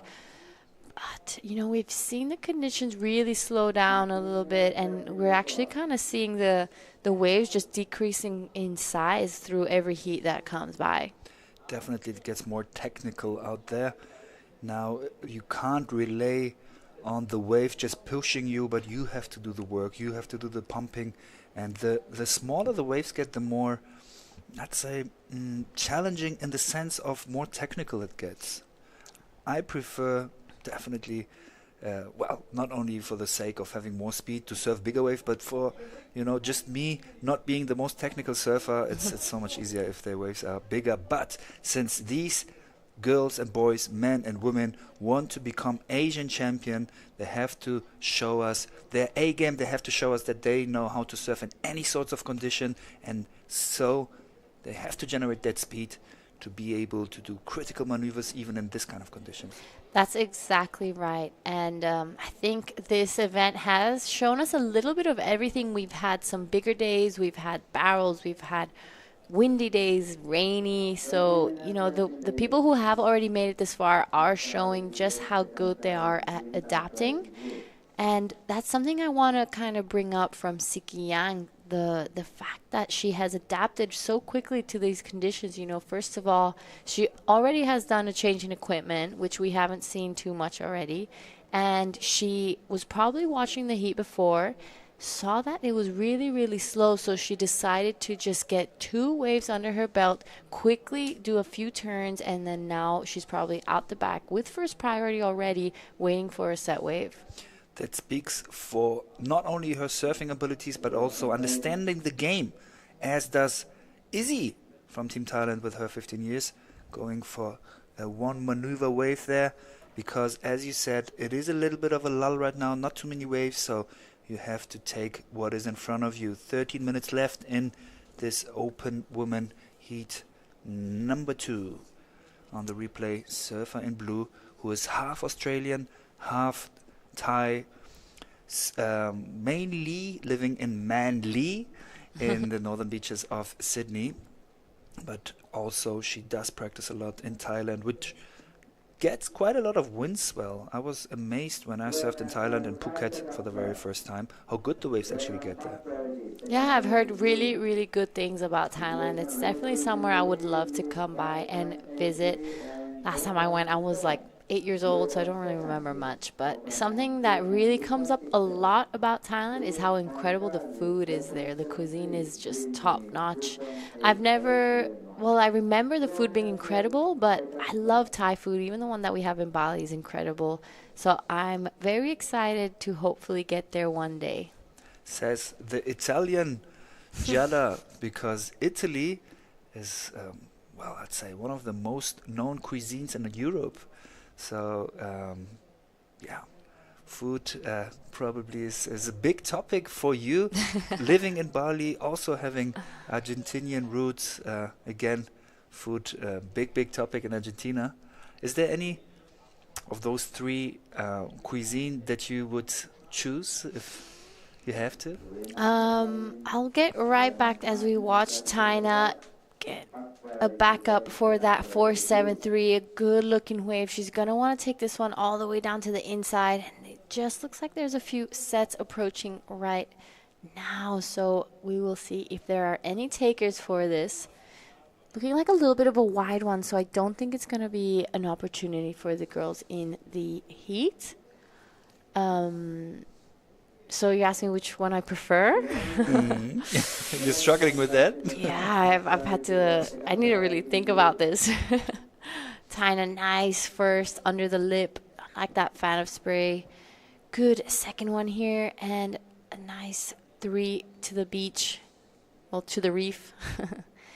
But, you know, to the contrary that many people might think, I think I would probably say Indonesian food is probably my favorite. Interesting. Any specific dish? I love a good nasi campur. All right. But a good piece of steak comes close behind, and the pasta and pizza are right there too. But I'm definitely more into the Asian cuisine of the world. I absolutely understand. I'd say Southeast Asia, all those countries, they have amazing food. It's not only Thailand, it's pretty much every country there. But let's get back to surfing. I hope they don't take my passport away from me after saying that. Wow, so Sik Yang looking unstoppable right now, giving the judges the variety. She did a top turn, nice cutback. Let's see what she does to finish this one off, and she slams this one shut. I'm pretty sure she's going to be getting rid of that 467 pretty quickly. Back on that one. Izzy from Team Thailand pumping her way through for a final maneuver that she is able to land. Wow, there's gonna be definitely a bigger score than her 2.87. Question is it enough to go to second position to keep her in this competition into the next round? Because not only are these women fighting for the medals, but also for the qualification for the Asia Games. Here, once again, the replay of Su Jiyang from China. It's interesting to see what kind of a wide stance she has. I mean, she's already 15 years old, not that tall, but also goes really, really wide, which puts her center of gravity even lower. How comes? When is it that that kind of stance will be beneficial? Like, what kind of surfing will that produce?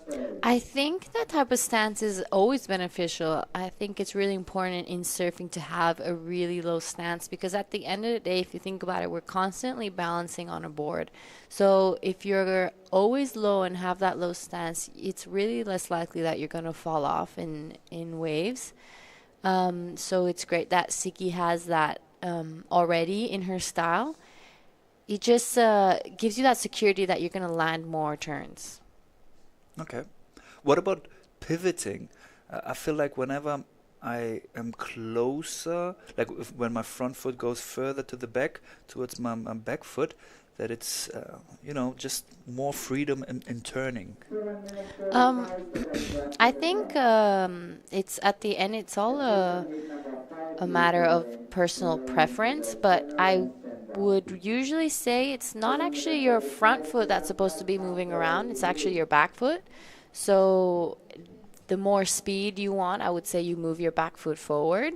And the more you want to really pivot and change the direction of your board, you put that back foot more back. So it's on top of that middle fin, and you have that real deep bottom turn, and you can really have control over the board. Whereas if you're just trying to gain speed, you kind of move your front foot forward and a little bit, and your back foot as well. So it's more on top of the two fins. That will be more like a barrel surfing stance? Yeah. So if you see people who are really just in surfing like waves like Desert Point or Kandui, they're really, their stance is really far in front. Whereas if around. And you can see the back foot of surfer in red, Su Jiyang from China, being at the back of her pad and pushing in the end of her maneuvers to really generate that spray and bringing her back to the pocket for a smooth transition, continuing to the next maneuver. So yeah, that's actually super technical surfing. If you see someone who's really able to move their back foot a lot, that's someone who really understands what their board wants and how to get their board exactly where they want it placed. Beautiful slow-mo here. She's going to generate speed there for that section, eyeing the end section, and here going to the bottom turn with the lip, landing the finish. And as you already said it, that wide stance of her really helps to not fall in this kind of situation. So Su Jiyang, first position with a 12.33, followed by Taina in second place with 8.83, and currently Isabel, third priority and third position with a 8.53. Yeah, so Taina, it was pretty smart to get that second score up on the leaderboard. She's in second. She does have first priority now, so with the last 5 minutes, she's probably going to be waiting for one of those sets that Siki just got. Hopefully, she gets one more opportunity to just extend her lead a little bit more. It's looking like it's a little bit of a battle for second place. You know, Siki with that 6.5 and that 5.83 is looking pretty comfortable in the lead as we're reaching the last 5 minutes of this heat. But Izzy only needs a 3.9 to advance to second position. 5 minutes left in heat number 2 of the women's quarterfinal. It is an interesting one to see who is able to proceed here. As I said, it's not only about the Asian Championship medals, but also a qualifier for the 2026 Asia Games. There are 12 slots in this event. 7 of them with the best ranking team for the best ranking team and another 5 for the best ranked team for each division of Asia. Yeah, so this is a crucial moment for all these girls. You know, they're going to be fighting for a spot in the semifinals. They're getting points for their team. They all want to get to finals day. And I'm sure that all 3 girls in this heat are feeling the nerves right now, especially as we're reaching the last 4 minutes. It's crucial now that no mistakes are made. Right, especially having opponents like this where all of them are capable for some high scores. You can't really afford to do any mistakes here. The Indonesian has first priority. Will she already start to do the tactical game of blocking Izzy to make her not get the 3.9? Probably tough one with 3:30 to go. But since there is a little bit of a lull right now, we already said it, the waves are smaller than yesterday, but pretty clean. It's a tough decision to call. Yeah, so definitely if I was in Tina's position right now, I would stay pretty close to Isabel Higgs, but I would not want to lose my position just in case a set does end up coming. So it's a little bit of a tough situation. I definitely think it's a good idea to just keep control of it and use that priority wisely. Meanwhile, we see the crystal clear water of Thulusdhoo, Maldives. Beautiful waves, vivid wildlife around us. We constantly see dolphins, sharks swimming around, as do these surfers right now paddling further to the left. This is where the reef gets shallower, but obviously more potential for some big scores, and Blue up and riding. So now it is all eyes on Blue. Will she get the score she needs? So one good first turn. She slashes it back around. She will have to finish this wave off to get what she's looking for. Slams this one shut. Will Tina get one more chance in the last 2 minutes of this heat? For now, all Isabel needs to hope for this wave that we are seeing right now is a 3.9. So I do feel like there is a good potential for her to get some good score on this one. It's not the biggest wave, but it was nicely ridden, super good technique, and a complete wave there. So Tina probably with first priority needs another wave. That's exactly right. If Tina wants to really solidify her spot there, she will be needing a set to be coming right about now. But it is up to the judges now to see if that is worth the change in position. I think if it is, all the points will probably be coming from that last turn that she had. Looking like there's a bit of movement from the girls in the water. Will Tina get one more chance to get back into this heat? 1 minute left. Not on this wave. 1 minute left. You don't see too many sets right now on the horizon. So not only needs Tina needs a wave, but she actually needs something that, for now, if the scores will stay like this, she would be alright, but if Isabel is going to have a higher score than a 3.9 on her last wave, then Tina would need a higher backup score to stay in this competition. 30 seconds left. So with 30 seconds, it's looking like there is one more opportunity here for Tina, but it's looking like our surfer from China is going to be maybe taking a look at this. We'll see if Tina catches it. She ends up going for this. She doesn't have much of an option. So I think the last of Isabel Higgs came in at a 3.73, so it was not enough to get her into an advancing position. It is looking like Siki and Tina will be moving on to the semifinals of this event. We are going to be heading to a quick recap of the heat, and we'll see you guys in Heat 3.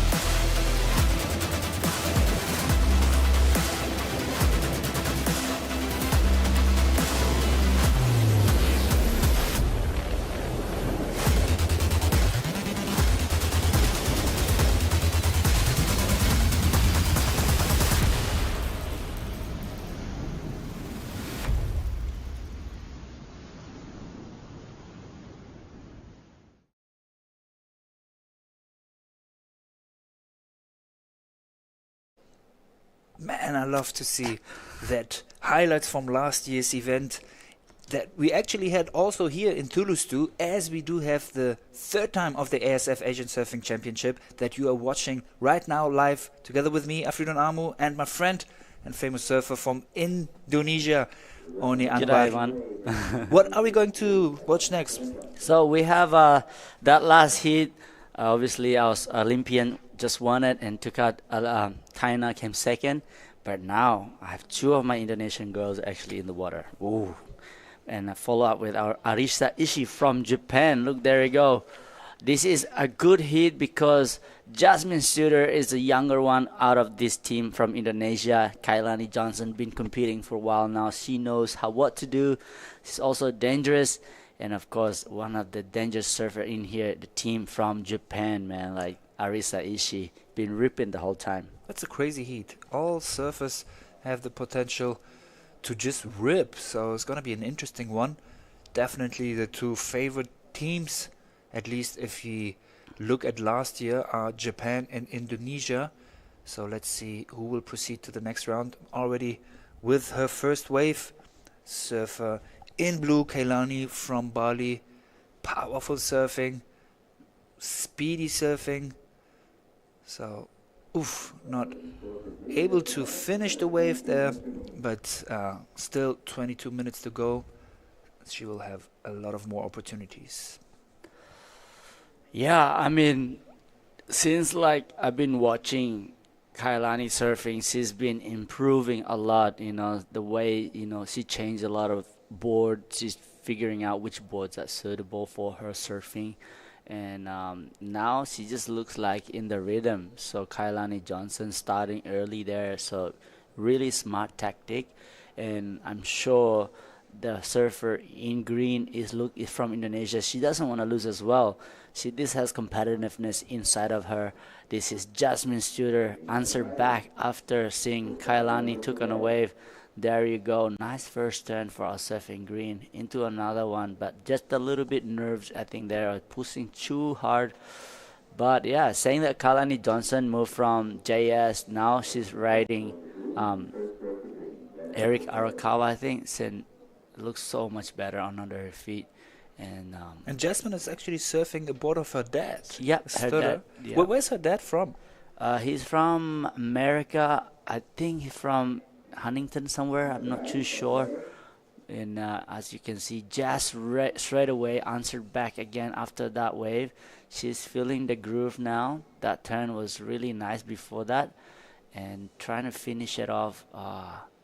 Well, I think she knows that finishing a wave is important, especially if she already did two nice turns at the start of this wave. I love how she opens up on her bottom turn. Yeah, this is a swallowtail, I think. I saw her piling out. This is really nice surfing for our surfing green. And I love it. I love the mindset that she has. No pressure, just surfing in fighting mode. And just surf it, instead of putting too much pressure on yourself. Being the younger one also, there's no much on pressure. Should be just out there and okay, I want to show the older guys in the water to what's done, So this exciting future, the future is bright for our surfing green and also in red. And Kailani Johnson been there for a long time, and she's gonna show the kids how it's done too. Yeah, it's nice to have somebody like Kailani, who herself isn't that old. But nevertheless is already a veteran in Indonesia's team. She was surfing already twice in the ISA Games, and now her first participation in the ASF Asian Surfing Championship, trying to get a slot for her home country of Indonesia for the Asia Games 2026. First of blue already in 6.67, so Kailani is taking the lead in this heat number 3 of the Open Women Quarterfinals. Yeah, still waiting for the scores to come from Jasmine Michel. But before we will see the scores, we will hear Jada having an interview with last heat's winner Suji Yang from China. All right. Oh, we're having a bit of a wardrobe change, but I'm here with the last heat winner. Siki, am I saying your name correct? Suchiyang. Suchiyang. I saw your foot. What happened? Just a rave, but it's okay. It's okay. All right, a bit of an accident on her foot with the reef, but I saw you change your board. Yeah. What are you riding? My boy is China N56 OG Flyer. Yeah. So you caught 2 waves really quickly in the heat. Did you do that because the waves are very slow? Yeah, I think the wave very soft, but it's okay. It's fun. I see you always doing the layback. Is that your favorite turn?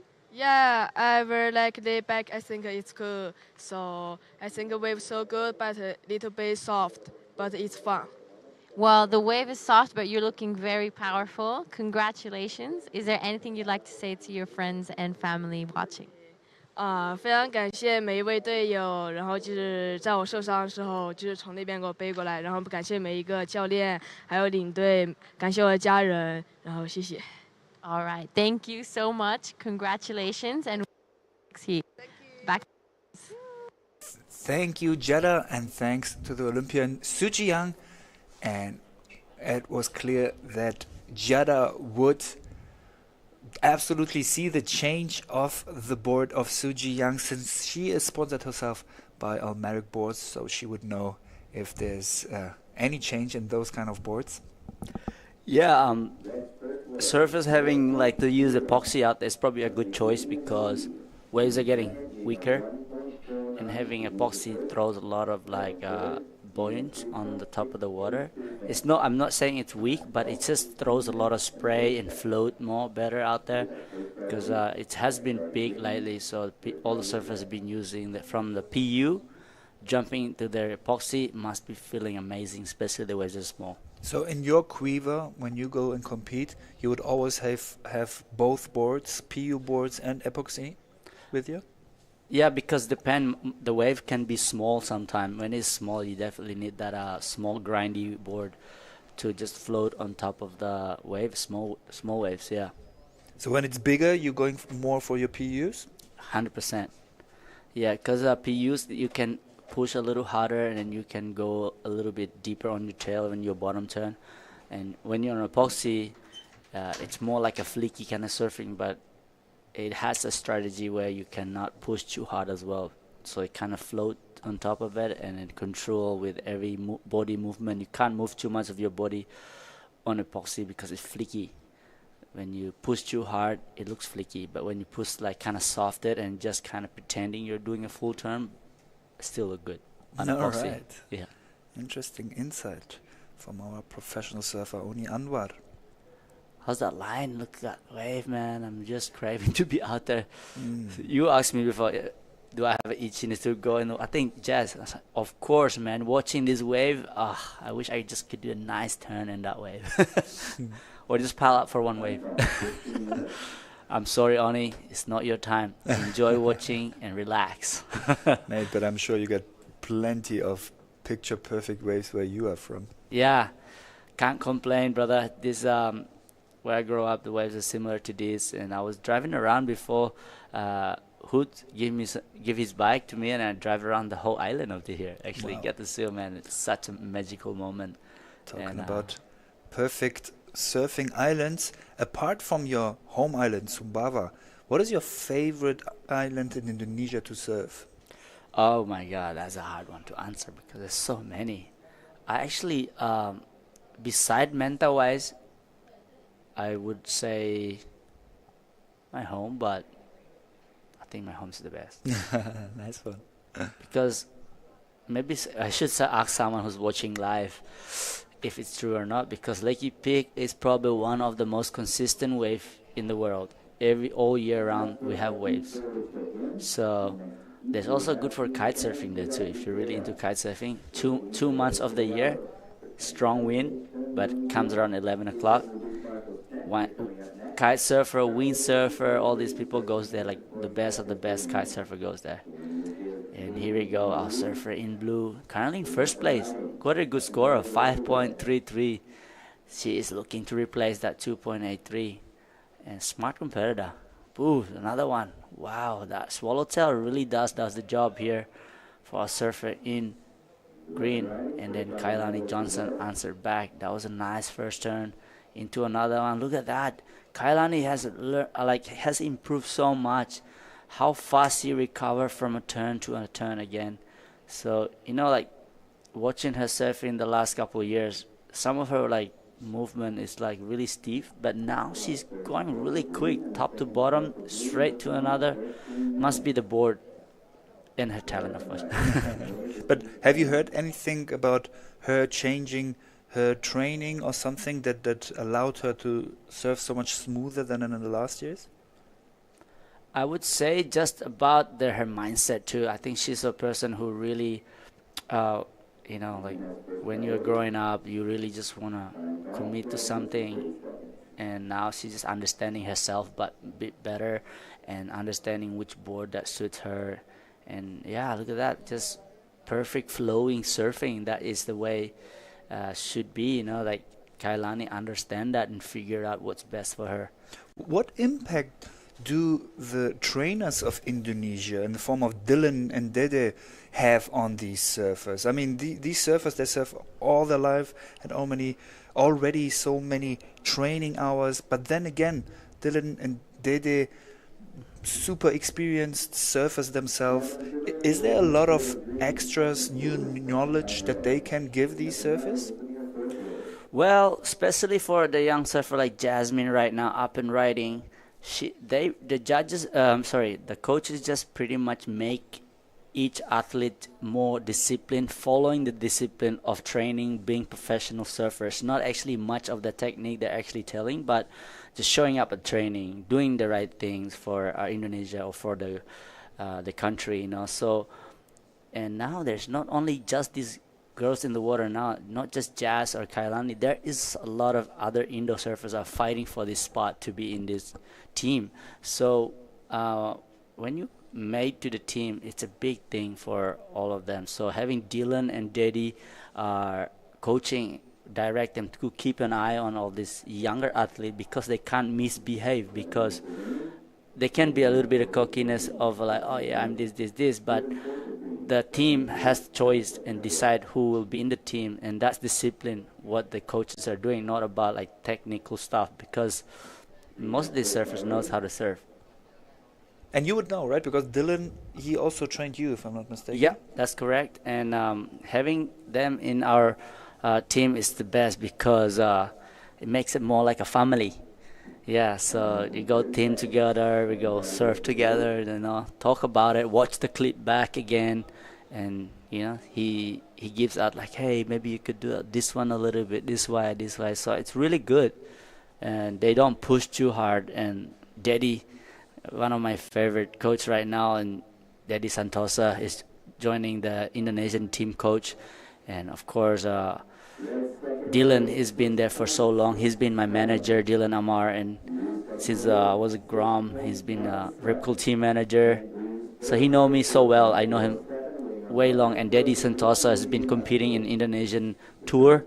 I think he was the Indonesian champion one time in Indonesia. So yeah, you have to watch out for these guys.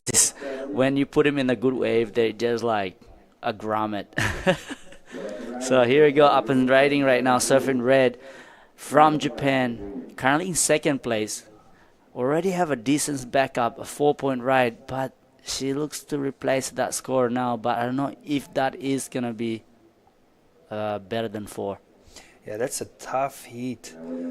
She has a 6.87 already.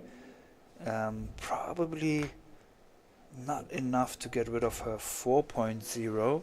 But since she has the second position right now, if it stays like this in the remaining 9 minutes and 10 seconds, it would be enough to go to the semifinals. We are already in the quarterfinals in day 5 of the ASF Asian Surfing Championships 2024, the first ever qualifier for the Asia Games 2026 in Japan. And it will be the first participation of our beloved sport in the Asia Games. Asia Games being the equivalent of the Olympic Games in Asia. So it is not only interesting to watch who will get the medals in this event, who will be the continental champion, but also who will get the qualifying the slots for the Asia Games.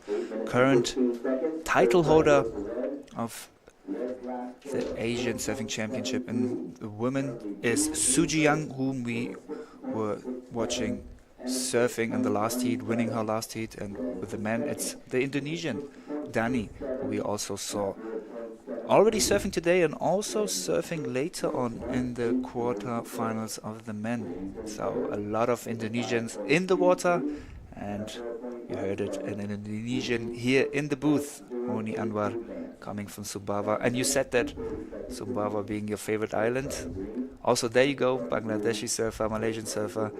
Arya, another Indonesian, long-time president of the governing body of Indonesian surfing and board member of the ASF, Asian Surfing Federation. He's Mr. Surfing. Nobody has as much experience as that guy.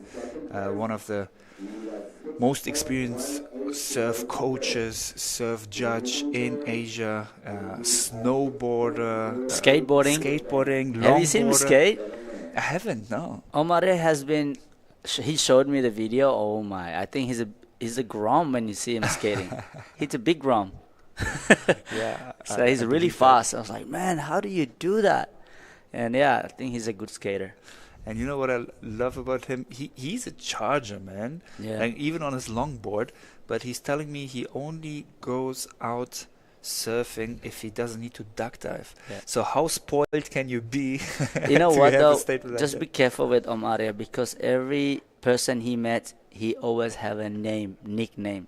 So I want to see what he says about you. I want to know what's your nickname. What's your nickname? Oh, I don't want to say it. You got to talk to him about that. All right, I will ask later. He's originally from Java, right? Yeah, what's it called? In Batu Karas. Mm. And yeah, he just live in Bali now. Canggu joining me, hanging out in Black Sand. See him Friday night. No, I'm joking. Nah, he's a legend. I love him. So without him, our surfing. You know, he put the surfing Indonesia into this map. You know, like we get to compete here. So he's been fighting so much. So thank you, Om Arya, for bringing the Indonesian flag into this Asian game, as we're gonna fight for it now. And yeah, we went to the Philippines one time, did a SEA game, and we went to Olympic qualification in El Salvador. Yeah, he's been traveling a lot, so now he's probably enjoying being at home, close to Asia. So yeah. Yeah, thank you, Arya, also for developing Asian surfing. He was crucial in the success of surfers like Rio Waida was also with him in the 2 participations of Rio in the Olympic Games, one being in the Tokyo Games 2020 and obviously the last one in Tahiti in Paris 2024. And not only that, as I said, a board member of the ASF, Asian Surfing Federation, one of the organizers of this event, crucial member, as is Che Mohammed Soba, the chairman of the Maldives Surfing Association, the MSA. He's also a board member of the ASF. Up and riding, Jasmine Michelle Stoller with the attempt to get rid of her 4.17 with this wave. She's trying to stay in the pocket. Not the biggest wave there, but maybe with the finish, she is not able to finish that one properly, so probably not going into her final score and won't help her to proceed to second or first position here. Thanks also to Ministry of Sports, Fitness and Recreation. We had the Minister of Sports yesterday in the booth watching the heat of the men together with us.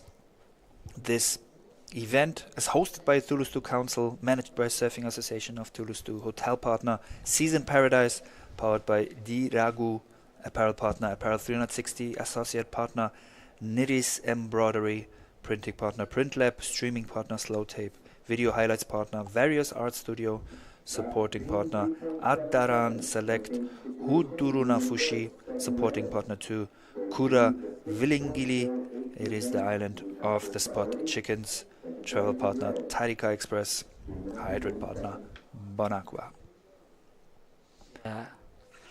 Yeah, thank you for all those sponsors and teams and everything, because without them, we probably can't really survive in here. Right. So there are many people Can't make it happen. for sure. Many people making this happening, Yeah. and also not only allowing us to surf these beautiful conditions, surf this beautiful wave, but also have this amazing experience outside of the water. The people of Thulusdhoo, of this island where Cokes is located, are so friendly, so hospitable, and cheering not only for their local heroes, the Maldivian team and the team Thulusdhoo, but actually supporting all the other teams 2 years in a row. Yeah, that is exactly right. We are so grateful to be here. And as you can see, one of our Indonesian team shredding this wave. And yeah, man, I'm just so blessed to be here, for people that the local people allowing us to be in their island and get to surf their wave. So what an opportunity to enjoy their home and welcoming us into pretty much their home here. So giving us the chance to surf this wave. And yeah, thank you to the Maldives and everyone around. As we can see, a surfer in red right now, up and riding from Japan and representing Japanese. Wow, that's a nice finishing. That is like 1 minute 40 seconds to go. Arisa Ishii currently in second place, holding that position, and just Uder trying to paddle, trying to sell that. That was really smart of selling the priority. Sometimes you don't just let it paddle peacefully, but you gotta try and apply that tactic. And just did good, but also surfing red really surfed it, used most of that wave properly. So 1 minute 15 seconds to go. Kailani with the attempt to cement her position. First position for her currently. And probably won't be anything better than the 2+ waves that she already have. But at least none of the other surfer can surf that wave. So she wants to make sure to keep that position and not only advance to the semifinals of the women, but also have a good position with her first ranked position in here. So let's see if Jasmine still is able to get a wave. She would need almost a 6 to be able to get the second position here. Otherwise it will be the surfer in red, Japanese surfer Arisa Ishii with her 11.4 proceeding to the next round. 20 seconds, nothing in the horizon. So as it seems, Jasmine will not be able to go to the semifinals, and we have to say goodbye to the first Indonesian surfer, female Indonesian surfer out of this competition.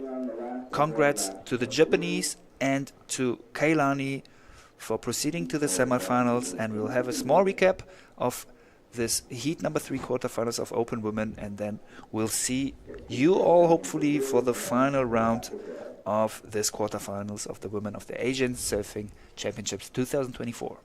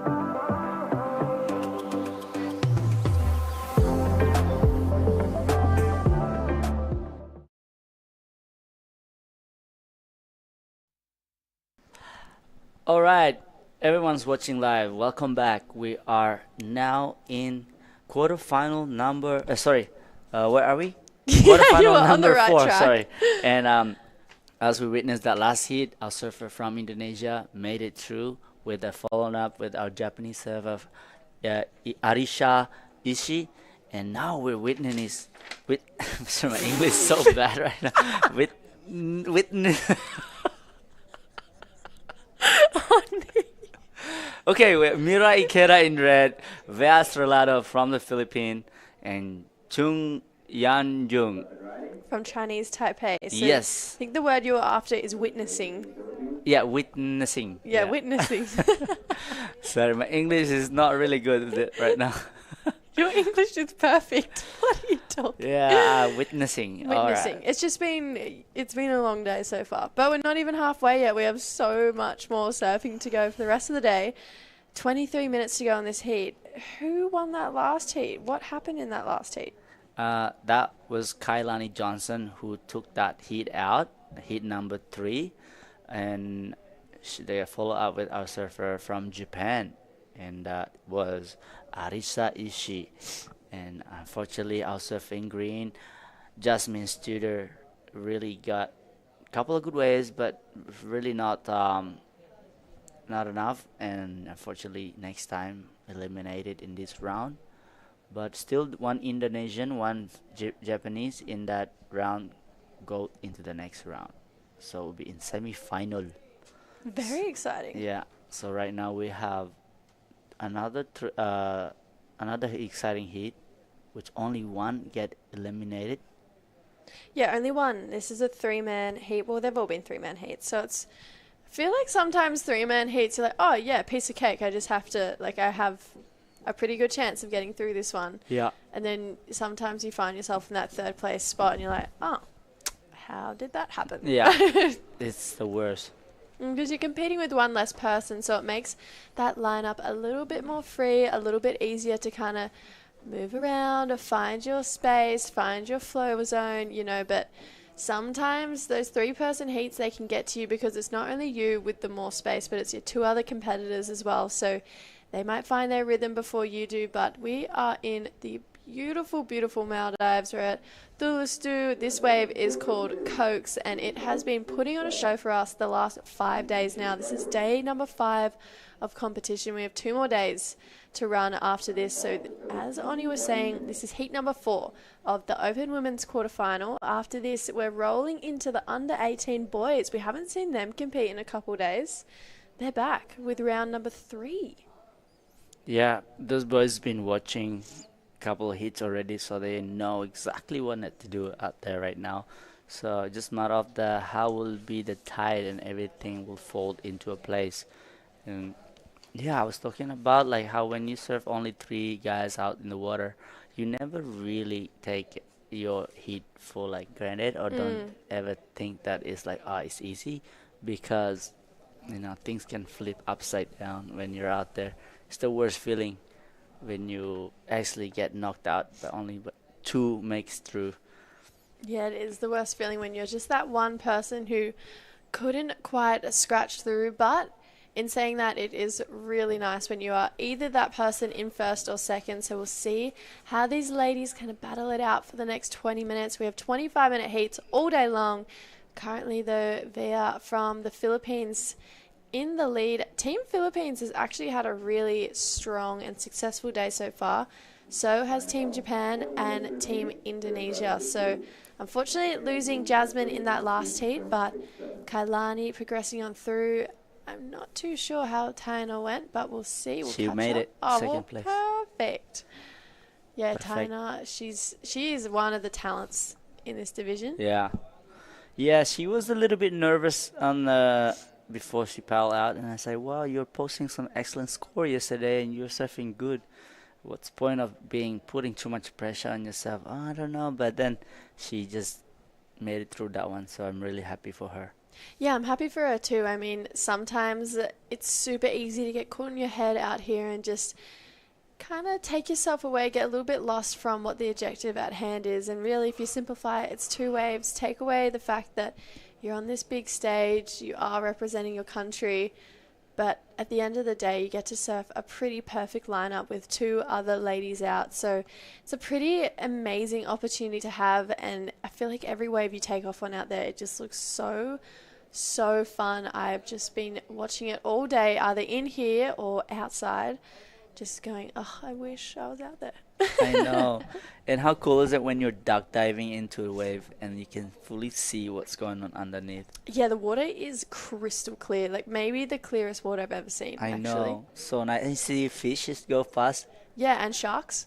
Huh? Have you seen the little sharks in the reef? Surf on it? When you're in the water surfing? Oh, I haven't seen them out the back, but I've seen them in the. Oh, in the yeah, cove. of course. But I thought you mean in the water when you're surfing. Maybe. I'm sure they're out there. In On the high lineup. tide, they can probably skip across. Actually, I've been talking to the locals this morning, Mm. and they say there is a tiger shark out there. Yeah, but friendly tiger shark. Yeah, my friend. Then, bro, don't come too close, eh? Just stay a little bit wide there, bro. All right, so back in the business now. There is some wave at the back. Jesse, what do you reckon? Who's going to be on this one? Definitely not. Oh, actually, you never know. I was going to say definitely not Vea, but really, you never really can tell with these ones. Looking like it's going to push a little bit wider, so potentially none of our Whoa. competitors are in the spot. Big set. Look at this wave. Wow. Wide. Oh my goodness, that was definitely one of the bombs that come through. But those wide ones, they're few and far between. They're not very consistent over there. The bank that they're sitting on, that's been the bank where everyone's been getting their scores. Although it does look like Mirai is sitting quite deep. Like she is well up the point. But in the free surfs, out of all the competitors from all across Asia, she is the most dominant. Yeah, I agree with that. Here we go. Our surf in red, Mirai Keda, one of our favorite surfer in Asia right now. It's on fire, and the wave is not really the best wave toward this end of the section right here, but will she manage to ride that one out? That smart technique just to finish it gentle and complete. Yeah, this was a great first ride for Mirai. I mean, she's just getting her heat started. Beautiful carve to start this one off. Her surfing has improved so much. It's actually wild how quickly she's improved, and then gets her 4th turn in here. Didn't go crazy on that end section, but she didn't have to. She just had to get the finish. She's going to get the best wave, the best score of the heat so far on the board. And with 16 minutes to go, it's either going to be her backup or her best wave. Potentially maybe neither, but I feel like that was a really good, all right, let me get my rhythm kind of wave. So Mirai really showcasing that she's a smart competitor. But looking like Chung Yeonjong just staying nice and patient right now. There is just over 10 minutes passed in this heat. And looking like we're going to pass over to Afri for last heat's winner for a quick little interview. Kailani, last heat's winner. Girl, you have to stop winning your heats. I'm running out of questions here. You are like on fire, winning heat after heat. So tell me, how was it this time being again with a compatriot in the water? Your last heat was with Taina. You both made it through. This time it didn't work out. Is that something in your mind when you are surfing there? Obviously trying your best to, you know, ideally get in first position. Do you also think about your teammate? So we had a strategy, and unfortunately on this round it didn't end up working. So that was the tricky part. I mean, when they came, it was really fun, but yeah, unfortunately doesn't make it through as much. I would love for her to make it, but yeah, I'll take the win where I can. Hey, look, stoked for you.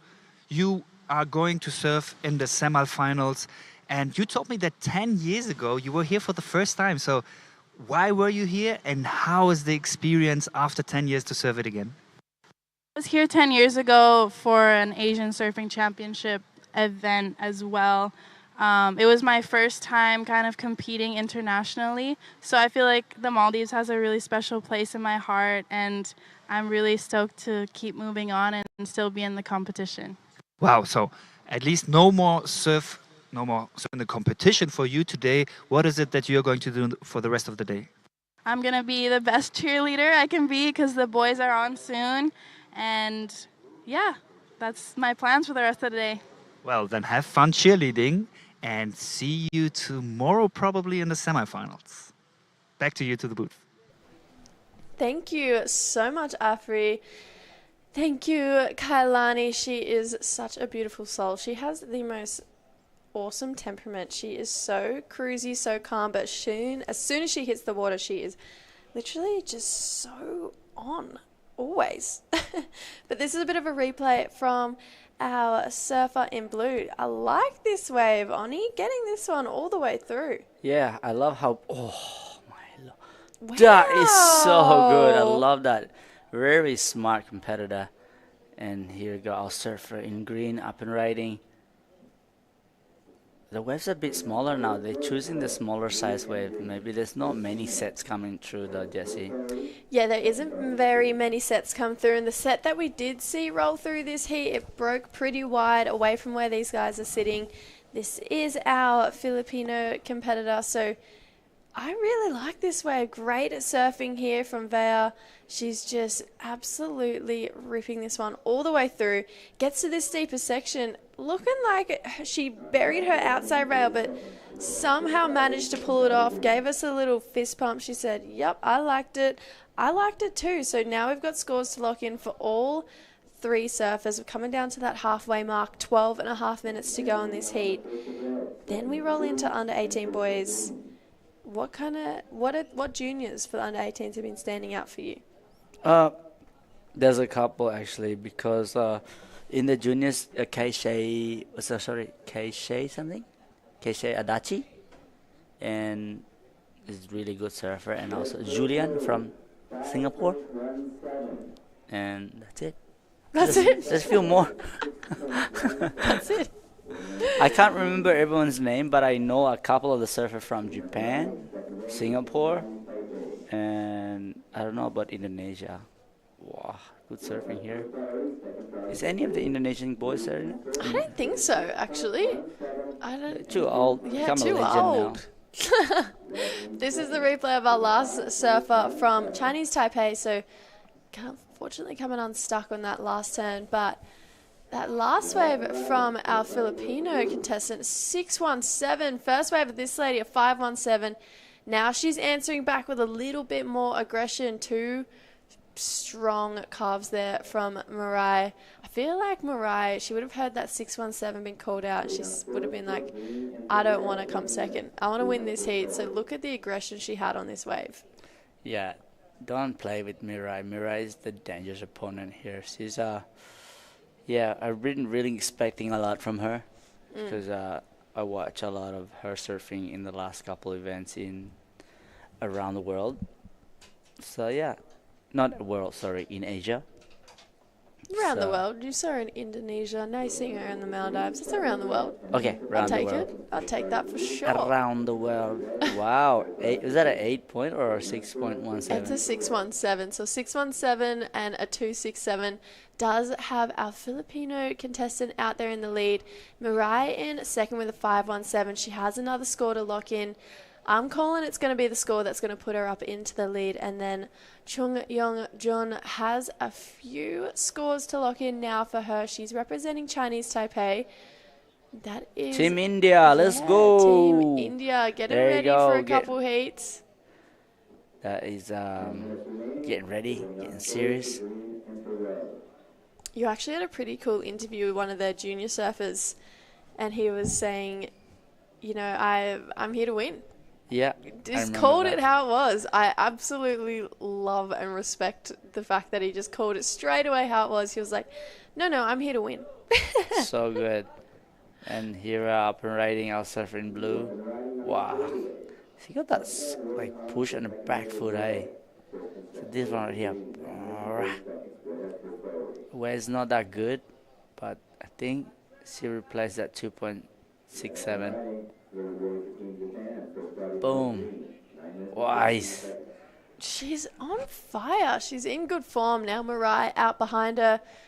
Two quick turns there. Potentially got more work done out the back.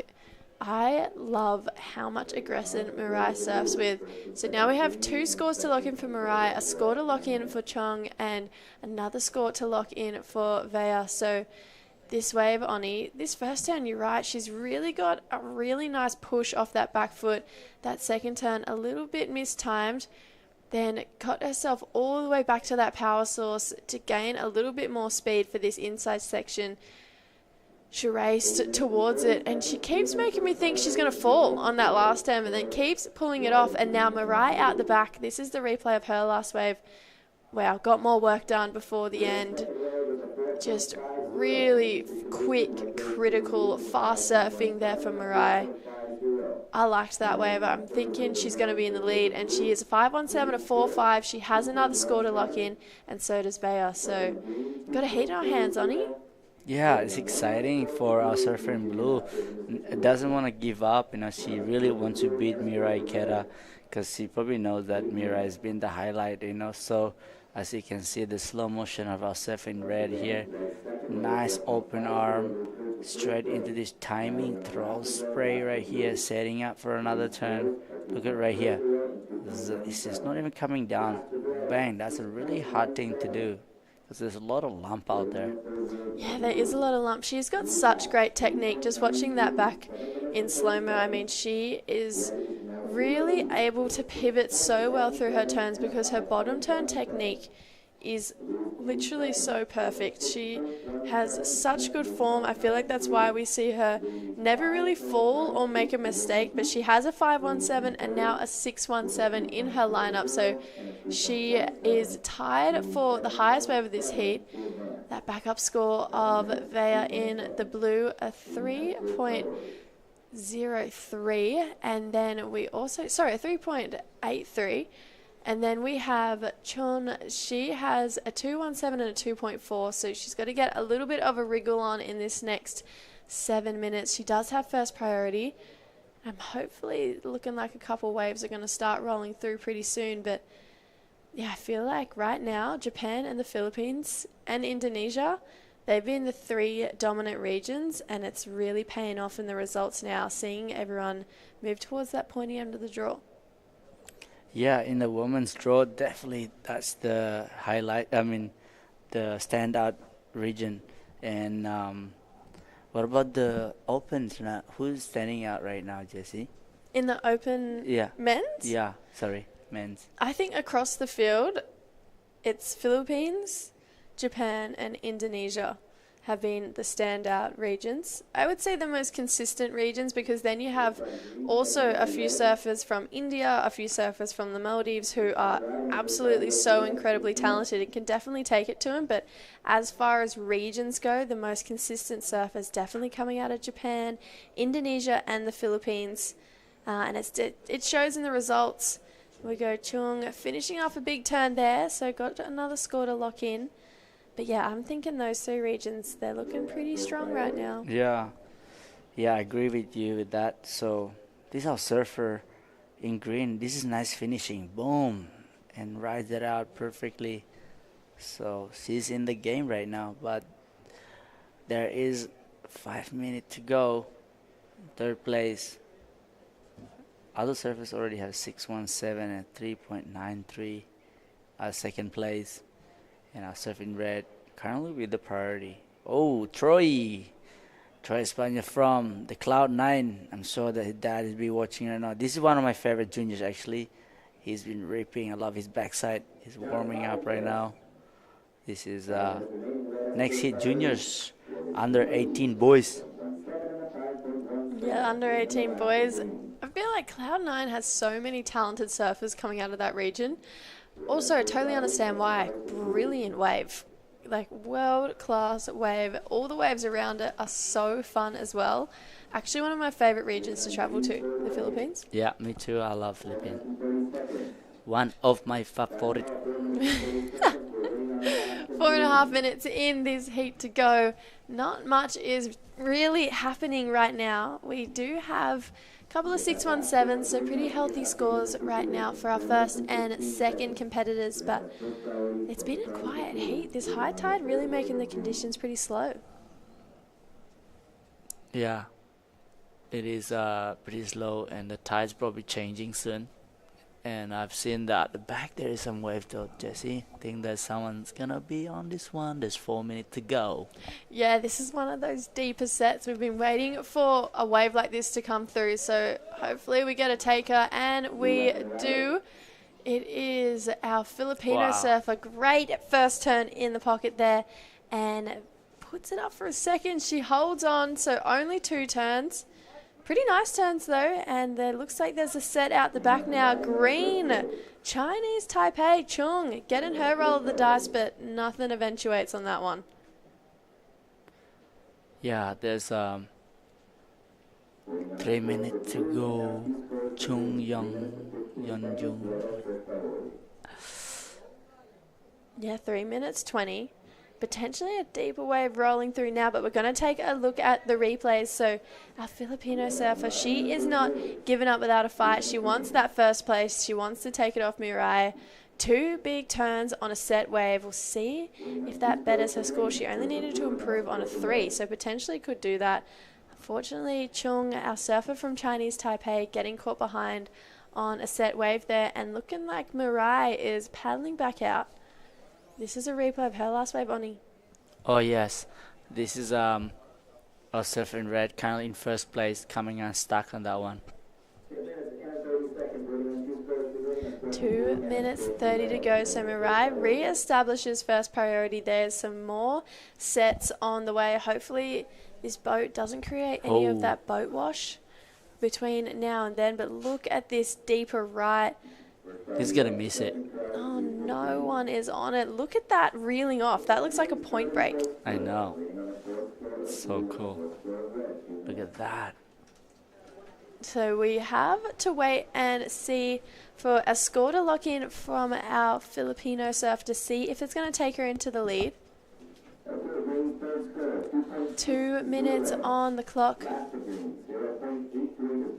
Getting down to a bit of crunch time. There's definitely some more waves rolling through, so we should be able to see a few of our competitors get another roll of the dice. There is... Look at this set, Jesse. Nobody go left. I'll go left. Oh, look at her. This is Chung up and riding. Racing around this one, but she's got caught behind again, so a little bit of frustration there from Chung. Unfortunately, she's tried really hard in this heat to try and create some rhythm for herself, but yeah, you can see pretty frustrated off the back of that one. 1 minute 20 on the clock. We are getting down to the last minute. Also, our timer is slightly behind the Beach Marshals timer, so it's only about 1 minute to go. So Mirai in the lead there. It wasn't enough to improve her situation, so she's going to stay in second. And now Mirai has first priority, holding on to the lead. 50 seconds on the clock. We're looking at Chung. Can Chung get herself another wave? Well, at the moment, I don't think so. She's raising her arm up. Oh, wait. Yeah, Chung is trying, but I don't think you get the score if you're getting that smaller one. You need a bigger one. Maybe there's a last chance for our surfer in blue, though. She's on a position for getting this set. Look at these sets coming. Yeah, this is a wider one. It actually might roll through. I'm just hearing the beach announcer say 15 seconds to go. It's going to go deeper. Mirai is going to use her first priority, play a little bit of defense right now. She's caught behind. Did anyone else get on that wave? Doesn't look like it. So it will be Mirai Ikeda taking out that heat via Estrelado in second, and Chung Young Jung. We will be saying goodbye. Gonna have a quick heat recap, and we'll be back for more right after this.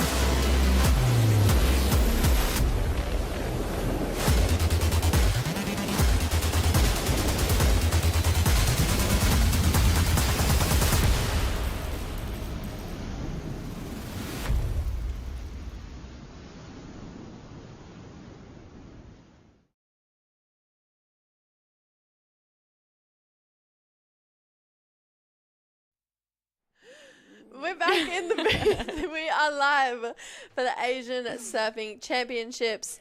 Jesse, joined in the booth by my good friend Giada. The ladies are back, and we're going to take you through, or onto a new division actually, the under 18 boys, main round 3. So this is the round before the quarterfinals for them. And we're into the first one. So we've got 6 of these heats, and they're going to be pretty good. So who do we have?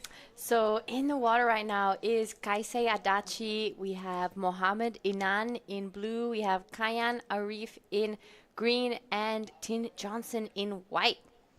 Yeah, so this is a good-looking heat. Unfortunately, 2 of our Maldivians getting matched up pretty early on. So we're going to have to see, and 2 locals actually, both from Thulusdhoo. So we'll see how they kind of pan out for the next 22 and a half minutes. But for me, Kaisei Adachi, he has been such a standout here in this division. What he can bring to the table in this heat, I hope it's fireworks, because the last few heats have been super impressive. That's exactly right. And, you know, I think most of the Japanese are double dipping. So they're both doing the under 18 and the open. And speaking of Kaisei, this is his first turn right now. Onto that second one. This is a good looking wave. You know, there's a bit of backwash on it, but he managed to keep his board under control. And let's see what he did on the finishing. Oh, nicely done. I liked that. Wow, that was really impressive surfing there from Kaisei. And then now this is Tin Johnson, so he's getting his campaign underway. We know he's got a pretty lethal backhand when he can really connect with those sections. So Tin putting up his first wave as well. So now Tin back out the back, but it is Muhammad Inan with first priority. Our surfer, one of our local boys, Kayan, getting his campaign underway here as well. So he's just ripping through a couple of turns right now. It is a bit of a smaller wave, so probably hard to get some real speed going on that one, hence why he went down. But that's okay. Plenty of time left. Yeah, we just got started out here, so 25 minutes, even for the under 18 boys. Beautiful, pristine conditions. It has dropped quite a bit, even from this morning to now, but it's still gorgeous out there. I mean, I think that is some incredible competition conditions right now. Absolutely, and look at that first score of Kaisei, a 6.67, so has him out to an early lead. Tin locking in a 3.83, and Kayan a 2.67. So all eyes turn to our surfer in blue, Muhammad. How will he answer back? Sometimes I feel like when you're the last surfer, you know, to get a wave in that first kind of priority rotation, you know what's established, you know what scores are on the board, so you can kind of gauge how. I'm guessing he's been free surfing it as well, so he must be feeling right at home. I feel like that Japanese team, like, if there is a spare moment to be out in the ocean, they are there. Like, there is no mucking around there. Every single surf I've had out here, they've been out there. Like, they are putting the time in on this wave. Here we go. We've got Tin, our surfer representing Thailand. He's got really great technique, but unfortunately not enough drive into that turn. I love the fact that he puts his hand in the water for his bottom turn. But yeah, just didn't really drive into that turn long enough. There wasn't enough acceleration up. Hence why he kind of got stuck at the top of that wave. But with 19 minutes on the clock, yeah, that wave of Kaisei really setting the benchmark right now. Yeah, and I feel like that's a great way to start a heat as well, because can you imagine being the other competitors? He just caught one wave and it's already a 6.67, so you must be sitting out there being like, wow, what did he do, you know? We just started, man. Calm down. Wait, but the heat's just begun. You've got a 6.67. I know, it's sometimes when you do hear that as a competitor, you're like, oh, wow, okay, better lift my game. It's definitely one of those ones where, you know, if you're Tin Johnson, you have that 3.83, you start thinking that has to be my backup. At least, you know? At least, because 6.67 is pretty far off. I mean, that's almost double, so he knows that he has to really rev it up this time. Looking like one of those wider sets rolling through, so no competitors up and riding on this one. Is it going to be Giada's left? Ooh, potentially. A quick one. It's a quick one. I've had a few complaints. People wondering why it's called Giada's left and why I would go left out here. Well, she's a goofy footer for Yeah, starters. I'm a goofy footer till the end. So, I only have photos of me going left. I sent some photos to my friend. I was like, yeah, I'm in Cokes. And he's like, oh, send some photos. And I only have photos of me going left out here. So he's like, are you sure you know where you are? And I was like, no, definitely. I'm in Yeah, Cokes. absolutely. Cokes left. You never surfed it? What are you talking about? I know. But you know what? It's a fun left. It's pretty steep. But this is one of the beautiful Cokes rights. This is one of our local surfers really winding up through these backhand turns here. Gonna try and find himself the link through to this inside, getting back to that power source. Nice snap in the pocket and looks for the finish. Backside floater. No, can't hold on. Nonetheless, I like this wave. Yeah, I love it from start to finish. He never really had any downtime. He didn't have to speed through any sections. So it's really nicely done here by our man in green, Cayenne. He's wanting to get a spot in those quarterfinals. He's not wasting time. Unfortunately, here wasn't able to ride out of it, but it was really well done nonetheless. And with that, while we have a little bit of a break in the action, we're going to head down to a post-heat interview. All right, everyone who is watching live, I'm with Mirai Keda, who won just the last heat. Hi, Mirai, how are you? Hi, good, thank you. How are you feeling now? Like, you won the heat. I'm obviously not surprised because you're one of the best surfer I've been watching the last couple of years. So tell me, what's your plan? Yeah, it was a little bit windy condition, but still wave was good. So I was like really enjoy the heat. How's the condition out there? Is it a little bit hotter, like different? Yeah, this morning was no windy, clean waves, a lot of clean waves, but now is a little bit windy and bumpy condition. And I see you and our Filipino surfer was like first, second. Were there any pressure for you to win, or you were just happy to to win that heat? Yeah, no pressure. It was no pressure, but yeah, I keep my mind. Okay, well, I guess now that you are competed, will you surf again today? Yes, I will surf evening. Okay, so you're gonna save some energy and good luck. Thank you. All right, you wanna say something in Japanese maybe? You wanna say to your team and your sponsor? 応援ありがとうございます。次のラウンドも頑張ります。応援よろしくお願いします。All right, there you go, guys. Back you guys in the booth. Oh, she's so cute. She is. She's just so adorable. So there we have Cayenne's last wave comes in at a 4.50, backed up by that 2.67. But Kaisei patiently sitting out the back has 6.67 to his name. Oh, he did catch one while we were on that interview. Only a 1.23, so not up to his standards, but pushed him straight back to first again. I'm sure we're going to be seeing some more of him before this heat ends. It would be great to see our man Mohammed get this ball rolling in this heat.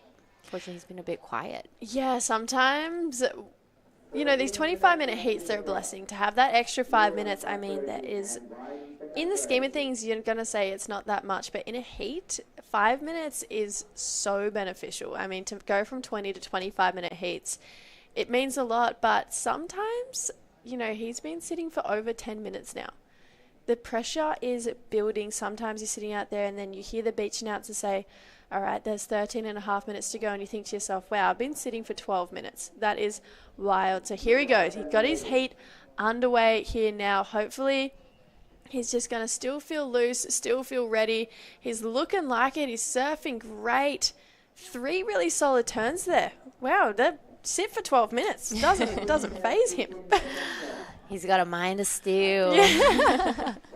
I would be trembling by then, Same. I think most of us, I would like to think that most of us like to start off early, get those first few waves in the first 5 minutes. But this was a really, really nice wave from Mohammed.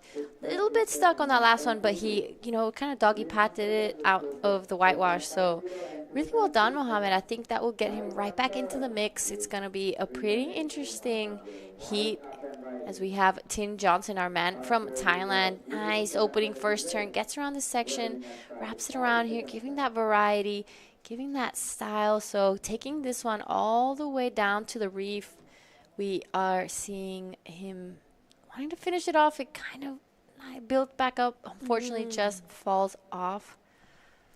I'd love to see him go into his turns with a little bit more aggression, a little bit more drive and power into his turns. He's got such great technique. I feel like the only thing that is, I mean, that bottom turn there, it had the amount of drive that he needed, but unfortunately, this last one, it did let him down. When they're coming at you sections like this, you and I both know you have to meet it with speed. You have to meet it with energy, and unfortunately, he didn't. Hence why he went down on that end turn. He's a brilliant surfer. I love his technique. It's really nice to watch. He's got a good style, but on some of those turns, I'd love to see him just really push and really rip into it, you know? Yeah, I feel like there are a few different types, maybe types of nerves that can get to you. It can either be that you constantly fall, or the other one is also that you are so relaxed that you don't push your surfing as far as it really could be. So you gotta be really kind of angry when you're out there. You gotta want it. It's gotta be a hunger from within. I agree. I honestly, I feel like sometimes, and you know what, I'm guilty of it too. I've had heats where I've surfed it and I've come in and be like, you know what, I didn't give that my all. And sometimes if I'm lucky enough to get through, still not giving it my all, then I'm thinking in the next heat, all right, I've really got to rev it up. I've got to push. I've got to level up again. That's not where I want my surfing to be. That's not where I want to sit in competitive surfing, where, you know, I think someone who's a real standout for me who has that mindset is Pajar. I mean, he goes out there. He doesn't look phased by anything. It doesn't look like he's surfing a heat with anyone else. He just seems so switched on for himself. So I feel like for any Groms who are, you know, coming up in this under 18s division, who are wanting to have a role model and look at someone with the right competitive strategy to meet in a heat, I feel like watch his heats back, because you can just tell he's there for one reason only, and it's to win. That's right, and you can really tell in his surfing, the way he really approaches the waves, the way his stance, his style, it's just like win-win-win. You don't see any nerves in there at all. And even in that post-it interview, he's always very confident. He's happy to be here. He's stoked. You see the team really backing him up. They're all backing each other, and you always see them down there, so it's great to see. Yeah, he's a man of few words too. He's very cool, calm and collected. If I had a heat like his this morning, I'd be like, yeah, it was so great. I just had the best time. I killed it. He was just like, yeah, it was good. I was like, oh, all right. That's right. He's a man of few words. That's true. But very friendly and kind, and his team is also. So, our man Kaisei. I'm pretty sure Kaisei was the one who got that 9 for the air. Isn't this him? He also got a crazy barrel in this event too. He got a pretty good barrel out there yesterday. And I just think, I think this whole double dipping, this whole competing in, well, we're calling double dipping anyway, this competing in the open men and the junior boys, I mean, it's smart. Think about how many heats they're getting under their belt, how they're probably feeling, you know, if I get knocked out in the junior boys, I've still got the open men's. Or if I get knocked out in the open men's, I've still got the junior boys. Or, hey, I'm still going in both. Let's keep this momentum rolling. Let's keep everything moving forward. I think it's really smart for the teams who have put their junior surfers also in the open division, because the amount of heat experience they're getting right now it's worth more than its money in gold. Yeah, that's right. And the best way to improve your heat strategies and heat surfing is by surfing heats. Especially the more you do it in real life, the better. I mean, you can try replicate it as much as you want, but it's just not the same feeling. It's not those same nerves, you know. You just really feel it to the core when you're out there. When you're training, it's easy to just kind of brush it off a little bit and be like, oh, I'm just training, so it's okay to make mistakes. But out here, it's right now, especially, it's do or die. No more repicharge, so it's now or never for these guys. Yeah, definitely. And currently our 2 local surfers are sitting in that 3rd and 4th position. We want to see them get, up into that progressive spot, keep the dream alive for not only Team Maldives but Team Thulusdhoo as well. But Kaisei, he's really separating himself from the pack right now. That's 6.67. It's a pretty big jump from the next highest score down, which is a 4.5. So I feel like right now, even though his backup is only a 1-2-3, he's really separated himself from the rest of the field. Unfortunately, a little bit of a priority mistake there from Mohammed, so loses his priority. He'll go to the back of the pack, and someone's having a kick. Looking like we're going to have some action here. Who is taking this one? It is Kayan racing around this section here. Needs to kind of get a little bit of work done. Nice at first snap in the pocket. Puts it up there again with the finish. Really nicely done from Kayan. I'm loving his finishes. He's really wanting to complete the turns. He really wants to complete his waves. He's been watching this event this whole time, so he knows he's got to rev it up. This is already the main round 3. He wants a spot in those quarters, so really well done. I like that first turn right in the pocket, straight up to the second one, and rides cleanly out of it. Yeah, he did really well to actually make that second turn. That was not an easy section to ride out of, but I feel like he got his board out in front of that lip, so it really aided him in, getting that full completion, which is going to give him a pretty good score and a good chance to get himself maybe even up in the lead, because Kaisei doesn't have a backup score. There it is. It was a 4.5, so a 4.3 actually, so Kayan goes to the lead. Now Mohammed, our other local surfer, up and riding, racing this section, floats it for a finish. So another score to lock in. Kaisei was 6 minutes to go. He's going to be thinking, okay, I need to get myself a backup. Yeah, I need to get rid of that 1-2-3. Here we have the replay of Mohammed's last wave. Good wrapping around here. Lots of whitewash on the face. So really well done here to be able to have completed that. You can kind of see the whitewash exploding towards him. So he rode out of that really nicely. Sometimes it's easy to just get that whitewash to just knock you out. But I'm sure they've surfed out here a lot. They know all the little details of this wave, the way it reacts when the tide's high, when the tide's low, when it's this big. So I think that's the one good, little foot forward they have above the rest of the field. Yeah, I agree. And I think as well, these guys, even though these guys are both locals, there's also some juniors and competitors from the Maldives who usually don't get to surf this wave too often, but to have that team camaraderie from Team Maldives where, they can talk to the locals, they can talk to guys like Smiley who grew up here and worked just around the corner, or talk to these two juniors and be like, hey, where should I be sitting on high tide and where should I be sitting on low tide? How do I avoid sea urchins? All these questions that are really important to know before you come into a heat. So I think it's a bit of a benefit that this local team has here. We're coming down to 4 minutes 40, looking like a little bit of action rolling on through. It's going to be Mohammed taking this first wave here. Nice green wall ahead of him. One big snap. I love his style. Yeah, really nice. I love how he really pushed through that turn. He saw that wave wasn't going to offer him much more, so he really took advantage of that situation. We'll see if it is enough to get him into second place. Here we have it. Boom. I liked it. Yeah. He's got really great style. I mean, he's got that back foot kick down pat. It's the second time I've seen him do that turn, and it's really cool to watch. It actually is a little bit Australian. It looks a little bit Australian, if I'm being honest. I love this style of surfing. He's got a great bottom turn, times that perfectly in the section there, and kicked the fin out the back a little bit, pushed it off his back foot really hard. So we got a score to lock in now for Mohammed, 3 minutes 40.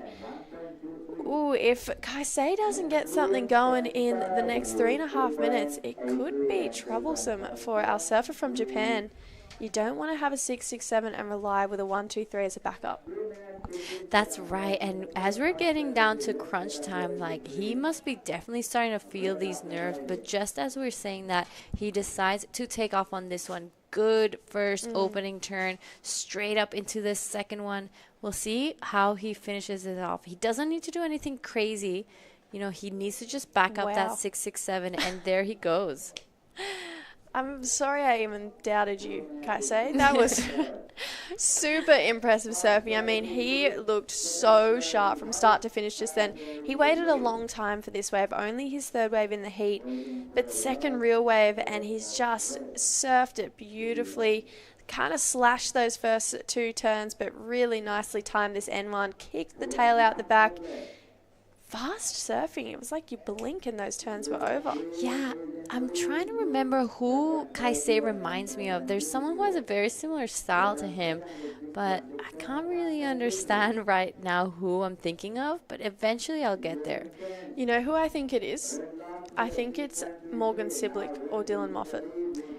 Could be. They came to my mind when he was surfing because they both kind of have that end turn, and they both have that forehand kind of slash where they kick the tail out when there is a bit of a fatter section. Yeah. When I was watching that wave, I was like, oh, it's like Morgs. Oh, it's like Dill. Like, that's what I was thinking. You see, all Australians, so he probably watches them a lot. Kaisei's only 16 years old, so I'm sure he probably watches a lot of these QSs, a lot of the Challenger Series, lots of CT.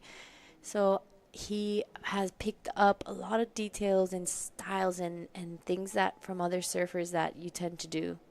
Looking like we've got an absolute bomb approaching right now. We've got Tin Johnson using up priority on this first kind of smaller one. Can one of our competitors get into position for this next wave? Yes, Kyan up and riding, racing down the line here. Is this just going to be one of those ones that might just run off on him? He's going to get some open face, but can't make anything of it. There is more out the back. Potentially our other local surfer, Mohammed, might get one last shot here with 1 minute to go. Yeah, you can really tell this wave has changed so much from this morning till this afternoon, but it's still looking really good. It is our man Mohammed now on a wave, but we'll just quickly watch some replays. This is Tin Johnson. One good turn, unfortunately, isn't able to get around the section.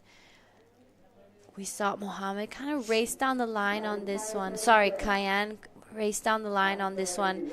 Unfortunately, when he finally did get some green open face to do something, he kind of just made a little bit of a mistake there on his bottom turn. I think he was just leaning a little too far forward on his front foot instead of having that back foot really to open up. But it would be good to see what Mohammed did on that last one. I think he did manage to catch a wave as well. We are about to count this one down. Yeah, and he's not in screen, so it was potentially a long one. So we'll see if we can get a replay of that last one of Blues, but we might just have to come back with the results because we have come down to the hooter. We're going to go through a quick heat recap and a bit of an ad break. We'll be back for under 18 boys round 3 heat number 2 very shortly.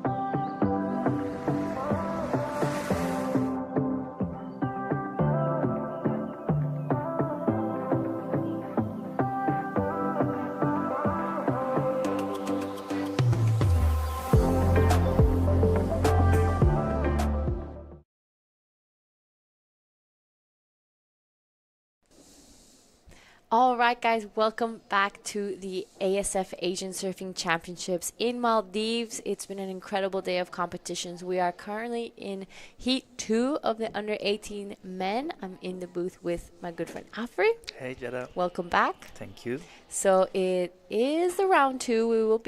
Round 3 of the under 18 boys. We have already had some waves ridden as we see on screen. So let us know who's in this heat. This is Troy, surfing for Philippines. Troy Espejon going for plenty of turns there and even finishing the first wave. So already less than 2 minutes into this heat number 2. We see a lot of live action. This is Sandalu Mihiran from Sri Lanka. It's nice to see how all the surfers adapt to the changed condition. Now they really go for plenty of maneuvers, whereas before there was still, the aim to set your board in a way so you can get into the barrel. Now it's about showing your carve game, your snaps, your laybacks, so that judges score that. Also in this heat, our friend from Thailand, Natakron Saif, who unfortunately is not surfing in the men's anymore, but still has got the chance in the under 18 boys round to proceed to the final. And in red, Kishore Kumar from India, trying his best to get to the finals. We have the main round here. The first 2 will proceed to round number 4, and it's goodbye to the 3rd and 4th in this heat.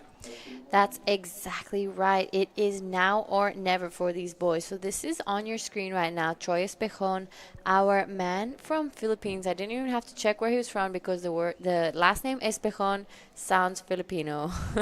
Even though it sounds Spanish, it's very Filipino. Right. I have been told that many of them have Spanish last names. Yeah, before the Philippines had the, American influence, the time where America, at least for a while, took control of the Philippines. It was a Spanish colony, but luckily now it's independent, but still the influence of the Spanish you can experience in many of the last names. All right, so we just saw a wave from Sandalu as well, our surfer from Sri Lanka. Yeah, I think so. My man Kishore. How is he your man? We did a few trainings together while we were in Bali, and this is him right now on your screen. On his backhand, floats it and actually manages to ride out of it. That was a really nice floater from Kishore Kumar. He is from India, right behind Natakron. Good looking wave. Nice bowl to it, so it's kind of just curving and bending towards him, which is exactly what you want. Let's see how he manages to finish this off. Unfortunately, pushes a little too hard and flies out the back. Yeah, it's quite amazing to see that Natakron is still under 18 because he's a strong, big fella, at least when it comes to surfing. He is your friend Kishore on that wave on a good high line, and then this amazing floater. You know what? I want to talk more about floaters, but before that, let's hear what Jesse is going to get out from Kasai Adachi, the winner of the last heat. Yeah, Kasei, making your way through round 3, we were just talking, it was a really slow heat out there. Got a good score at the start, but then you had to sit for a really long time. Yeah, there was slow heat, a little bit panicked too. Well, I couldn't catch waves so long behind, but I'm glad I made it heat. When you were kind of in that time where you had to stay calm, what did you do to make sure that you weren't freaking out when you got that other wave to get your other 6 through? Just cruising and everything. Yeah. And you have a same board you've been riding all event. It's the Slater Designs. It looks really fun under your feet. Anything more you can tell us about your equipment? Yeah, Slater Design, this one was so good. And Shape Protocol for good for like leaf break waves. So this nice board. And tell me about Team Japan. You guys look like you have so much fun together. What's it been like traveling with all of them? I mean, like, just everyone is fun, and I mean, communication is so good, but it's fun. And anything you want to say to anyone back home in Japan? あと1回あるので応援お願いします。 Amazing. Thank you so much. Congratulations on moving through. Back to you guys in the booth. Epic. Thank you so much, Jesse. A really well-spoken young man. And on your screen right now is Kishore Kumar. This is a replay that we had while we were watching that interview. So some really, really nice turns here from Kishore. He 4 or even 5 turns. I would love to see. There you go. Your floater. You wanted a floater. Kishore's like, here's your floater. Once again, the floater. And ladies and gentlemen, I want to make use of this opportunity to be here with Giada, professional surfer, surfing for Team Italy. You have a lot of QS experiences. We were talking about floater already in the first days. It is sort of a maneuver, and we will see it in the finishing of this last wave from Kishore. But before that, he really goes up to the wave on top of it and releases all that spray. Good compressing, and there you go with a nice little floater. It is sort of a technical maneuver that seems to be underappreciated from the judges. I wonder why that's the case. I don't know if it's really underappreciated. I think the word would be just maybe not as critical as maybe a vertical turn would be, or an air or a barrel. You know, at the end of the day, the judging criteria comes a lot in factor the fact how critical and how kind of dangerous your turn is, you know, and how much probability there is of falling off while you're doing that. So I think floaters, they're very beautiful, and I do really enjoy them, but I think they are not as high valued as maybe some other turns. So is it because you have the lip underneath you and you are not having, you know, deal with the lip crushing you, that is why it's less risky, and with that maybe you get less points for it? I would think so. I mean, I never took the judging course, but I would love to. But I think that would probably be the case. Interesting. So this is Troy from Team Philippines, who is, as you would put it, double dipping, surfing for the men's and also in the boys division. Yeah, so this was a really, really nice wave from Troy Espejon. Really pushed it on that second one. There we kind of saw him follow the lip line and airdrop to finish. So that was a really hard section from Troy, but he had it all under control. Already sitting on a 5.83. Kishore's last one comes in at a 6.83, so pushes him straight to the lead. He has a 2.67 as well. Our man Natakron a 3.83, and Sandalu sitting on a 4. So a few scores already come through. I'm sure we're waiting for the last of Troy to come. So this is a pretty great heat we've got in our hands. I wonder how Troy is going to manage his energy, because he already was surfing in the Open Man round 4. He is surfing currently in the under 18s, and he is actually going to surf also in the next round, the Open Man quarterfinals. So a lot of heats for him. I hope he's, you know, physically in shape to be capable to do so. Yeah. And here's the replay of Kishore's last wave, the surfer from India.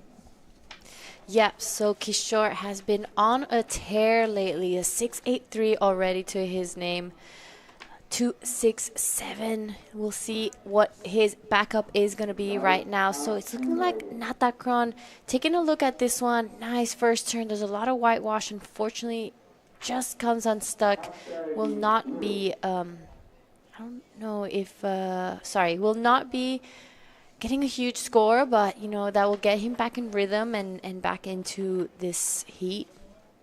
Actually, looking at the Open Men's quarterfinals, I see that it's Neil Sanchez and, of course, John Mark Tokong, who qualified for Team Philippines for the quarterfinals, and Troy won't be there. So that means he can go all in this heat, show us his best surfing, and try to make it to the next round of the under 18 boys. Yeah, so another big day of competition here for us in Maldives.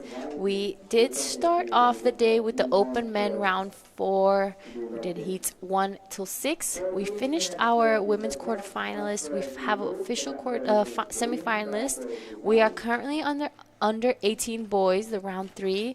And we will finish off the day with 4 heats of the men's open quarterfinals. So don't miss out on the action. This is another huge and critical day because we are going to be getting our finals day surfers from today. It's crazy. At the end, it feels like, more than halfway through. It's almost over.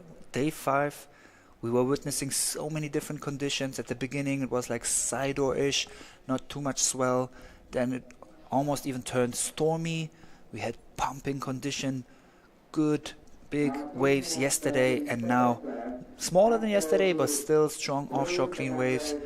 And not too many rounds, not too many heats to go until we arrive to the final heats. Yeah, that's exactly right. This week has gone so quickly. I feel like I just got here. And I think this is our first day where I see, the first blue skies. The sun came out. The waves are incredible. These are spectacular conditions to have a contest, especially as a contest as important as this one. As we've mentioned before, these are the Asian Game qualifiers, so everyone is putting their all. That's for sure. And we were just before that heat started talking about the comparison of weather and water temperature between here, Thulusdhoo, Maldives, and where you are based in Bali. And you said actually that Bali is a little bit colder, right? For sure, Bali is way colder than Maldives. I'm surfing with wetsuits and spring suits when I'm there right now, and hoodie, gloves, 5 millimeter. Almost. Okay. But yeah, the water, I think it's freezing. I was surfing in a bikini just before coming here, and I almost got hypothermia. So that is Troy Espejon now in the lead, of 5.83 and a 5.5. He wants to improve to stay there. Kishore closely behind. I mean, look at the scoreline. It's so close with first and second. Watching the replay of Troy, I still have to ask if I heard it right. Are you saying you had almost hypothermia in surfing Bali? Yes. Right. And imagine I'm going to Pantin after this, so I'm going to be dying. Okay. I was about to invite you to the Azores, where I live, but hearing this, I think probably you should not come, because in February we have like 13 degrees water temperature. Oh my God. I will admit this to you. I have cried once or twice, maybe 3 times because of cold water. Where was that? I think one time was in Pantin. Another time was in Portugal. And believe it or not, actually, I think in France as well, I had a bit of a cry because it was so cold. Okay. You might have to check your wetsuits there. So if I haven't made it too obvious, I don't handle cold water very well. Okay, I guess. But yeah, the warm water here is absolutely incredible. Even the wind, you see that it is windy, but it's not that cold wind that, makes you shiver. It's nice and warm, and especially with the sun out, you can see how gorgeous the water is right now. It's super inviting, and I can't wait to get a few waves in, hopefully this afternoon. Well, this is round number 3 of the boys. We will have the quarterfinals of the men after this, so I think there will be still plenty of daylight to go for some of the lefts, since you are exclusively surfing lefts. Jada's left. I've had a few people come up to be like, your left is good. I'm like, yeah, I know it's good. Actually, in my heat yesterday, I went for one of those lefts, and I was thinking of you. I was like, Jada would go, as does the surfer from Sri Lanka. He is going vertical on this one and even landing it. That was a good turn. Unfortunately, wasn't able to get another back up there, but I was looking like it was going to be a pretty decent score. Unfortunately, he's only sitting on 1 score, so not too much happening for our man in blue. He'll be wanting to get back out there pretty quickly to back this up. He's only sitting on a 4, but with 9 minutes left, there is plenty of time left in this under 18 boys heat. I'm really curious to see how the judges will score that last wave, because as you said, it was just one maneuver, but quite a clean one. So with this wave, you will really see where the focus of the judges is and how much they will value a mid-sized wave with one maneuver, but powerful and clean technique. Yep, totally agree. It's funny, Kishore has the highest wave of the heat, but he's still in second. Right. It's not often that you see that, so he will be, itching to be able to back that up quickly and get back into that first place. 8 minutes 30s to go for this heat number 2 of the boys. Filipino surfer against Indian Kishore Kumar in red, Natakran for Thailand, and Sandalu Mihiran for Sri Lanka.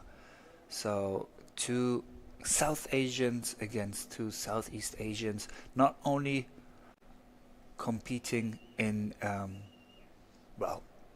this under 18 boys, but actually Kushar and Troy, and Natakron too, and maybe even the Sri Lankan, that I have to double check. They all, at least the first 3, participated in the males event. And for the males and females, it's not only about who is becoming the Asian champ, but also who gets qualified for the Asia Games 2026. Yeah, we've said it a few times, a really, really important contest we have right now in our hands. And this is Troy Espejon, our current heat leader. Taking a look at this one, he's keeping busy. He knows how dangerous the competitors are, so he wants to, keep building on his scoreline. Unfortunately, wasn't able to hold on to that, but that was looking like it was going to be a pretty good score. Nice backside surfing from the surfer in green, powerful, fast. But on this one, the lip just got him out of balance, so he couldn't land it. And the reason why the Asia Games are important, it's obviously because it's a big stage. So many countries in Asia will participate and watch this event. But at the same time, specifically for surfing, it's going to be super interesting. Not only will it be the first time that surfing will be part of this event, but also the ASF, the Asian Surfing Federation, will try their best to make it a qualifier for the next Olympic Games, which is the ones in Los Angeles in 2028, since another continent, the Americas, well, 2 of them, North and South America, they have a qualifying slot for the Olympic Games in the Pan Am Games. They had it in Tokyo and Paris, and most probably will have it in Los Angeles, and that's the aim for the ASF too. Yeah, I can see that being a fair game. If the Pan Ams can be a qualifier, I don't see why the Asian Games can't be either. So this is our man in blue playing a little bit of catch up. He has a nice looking wave right now, a few turns already in. He will need to make something big here at the end. Unfortunately, goes over the falls there. His last wave came in at a 293, so he is in third. He needs something pretty decent to get himself back into second and into a advancing position. So the 2.93 that he got as a backup score was a 1 wave maneuver. This one has 5 maneuvers, couldn't complete it, and none of those maneuvers were as radical as the 2.93. So let's see how the judges will score this one compared to the 1 maneuver wave. And it shows that today in these conditions the judges really want to see more variety. So just one maneuver won't be enough to get the high scores, since there is an open phase, the wave is not too fast, so the judges expect all the surfers out there to really show all the different turns that they have in their repertoire. Yeah, that's exactly right. I think part of the judging criteria today could be quality over quantity. So you could do 5 okay turns on a wave, but if you do 2 really good ones, you could score much higher than if you do 5, I would say, average turns. So I think they're going to make that pretty clear.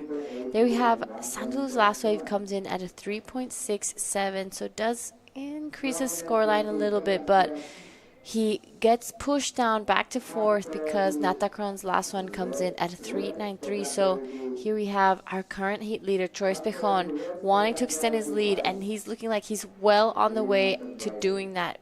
3-4 massive turns here for Troy Espejon. Yeah, what a display of technique. Not one of the bigger waves in there, but he does do the claim for a good reason, because he was able to show us how clean of a technique this young man has. And after checking it, it is Sandalu as the only pure participant of the under 18. All the others are doing the double dip, as does Troy, surfing.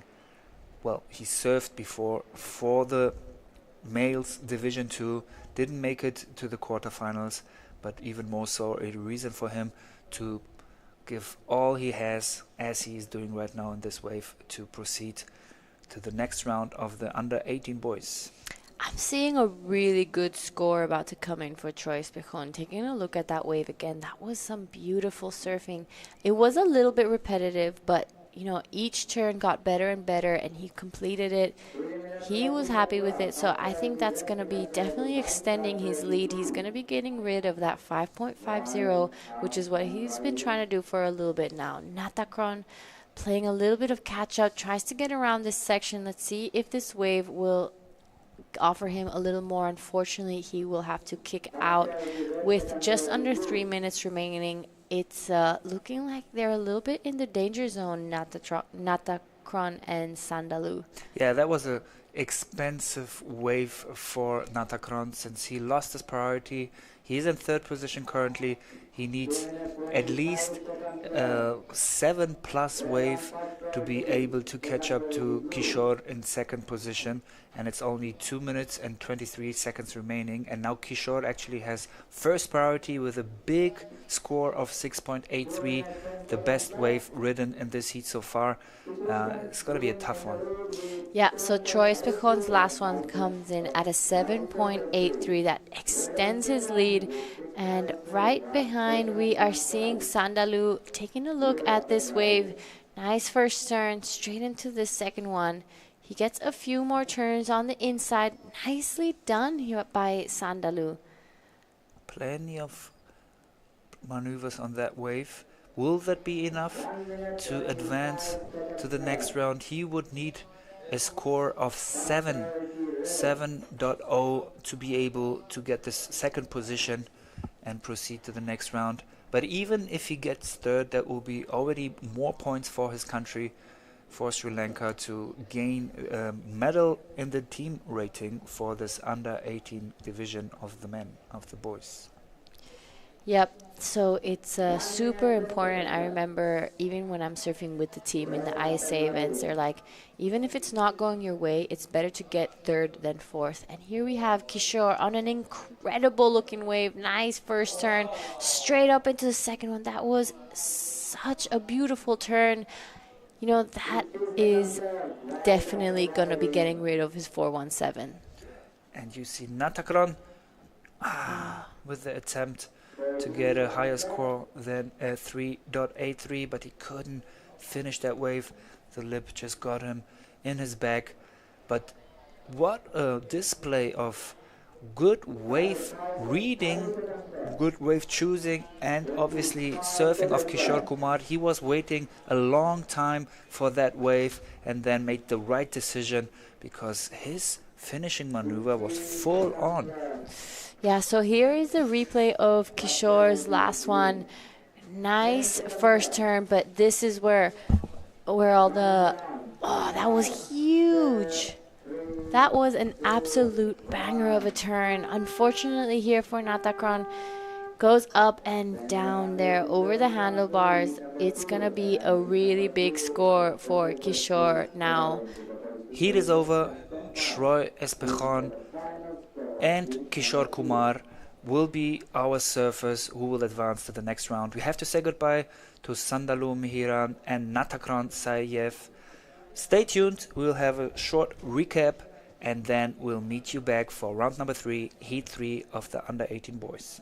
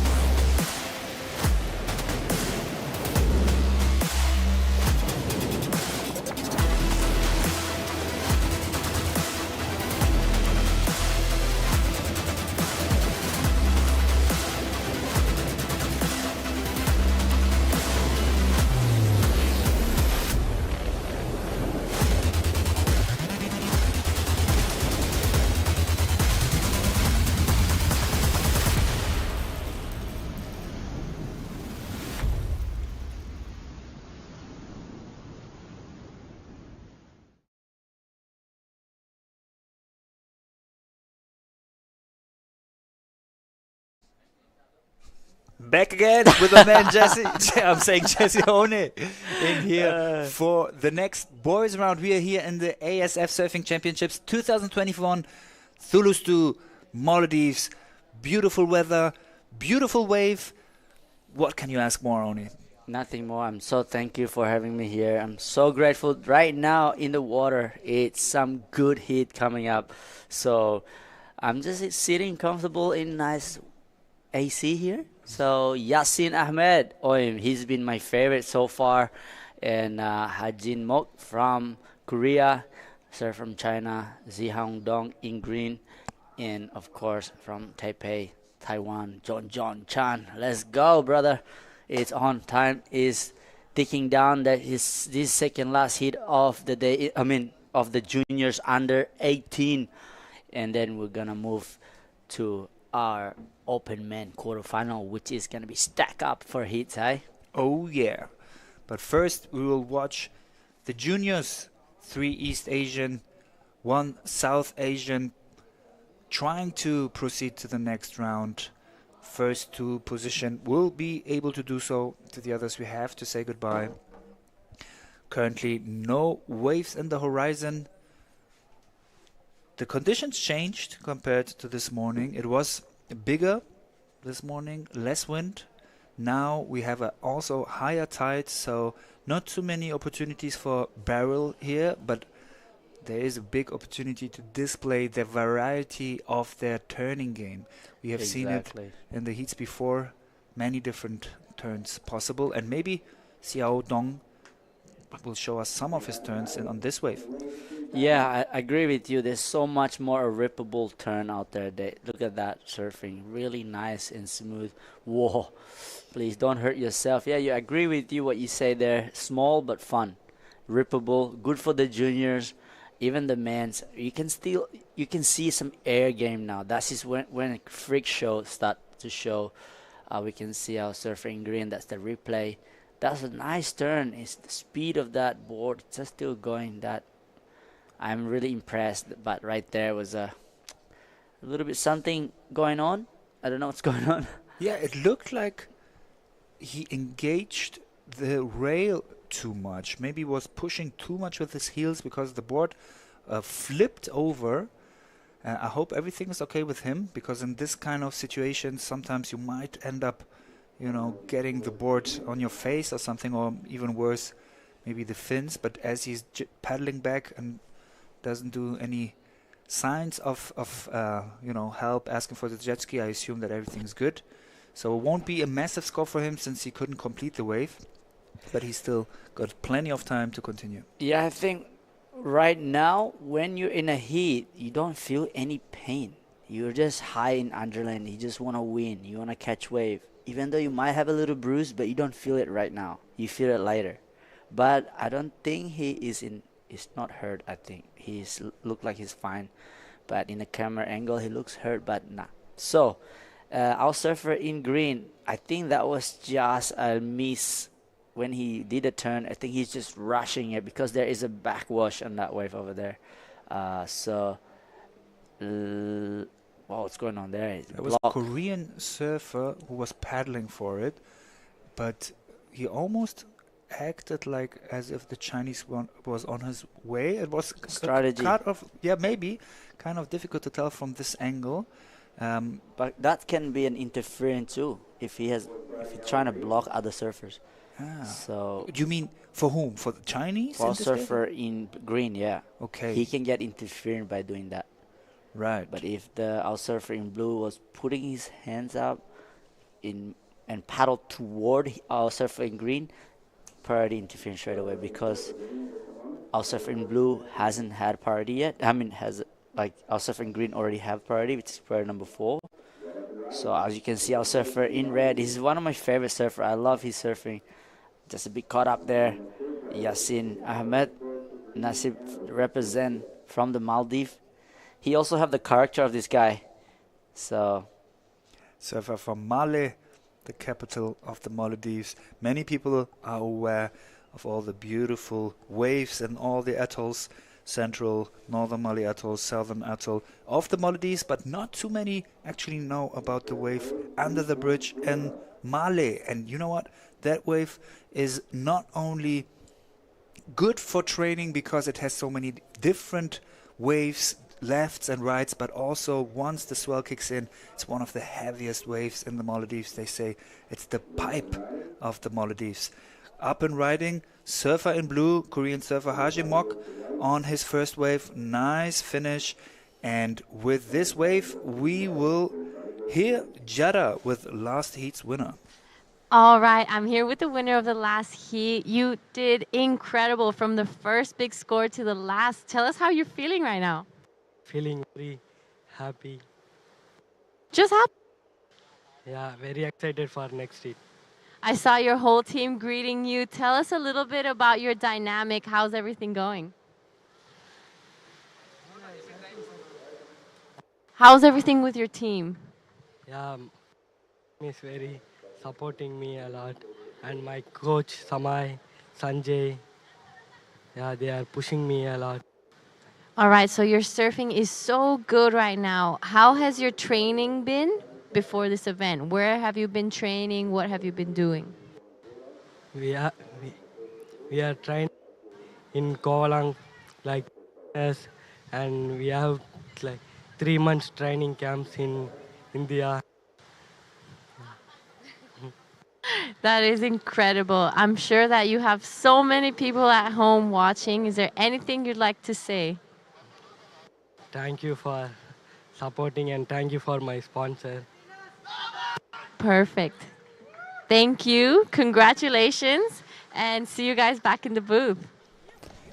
All right, thank you, Giada. Congratulations. That's the representative from India. He doesn't need to talk much. He just needs to win a heat. Exactly. He talks with his surfing. Yeah. He displayed great improvement and won this last heat of his. And here you can see the surfer in Korea surfing for the juniors with a nice jump there in the finish.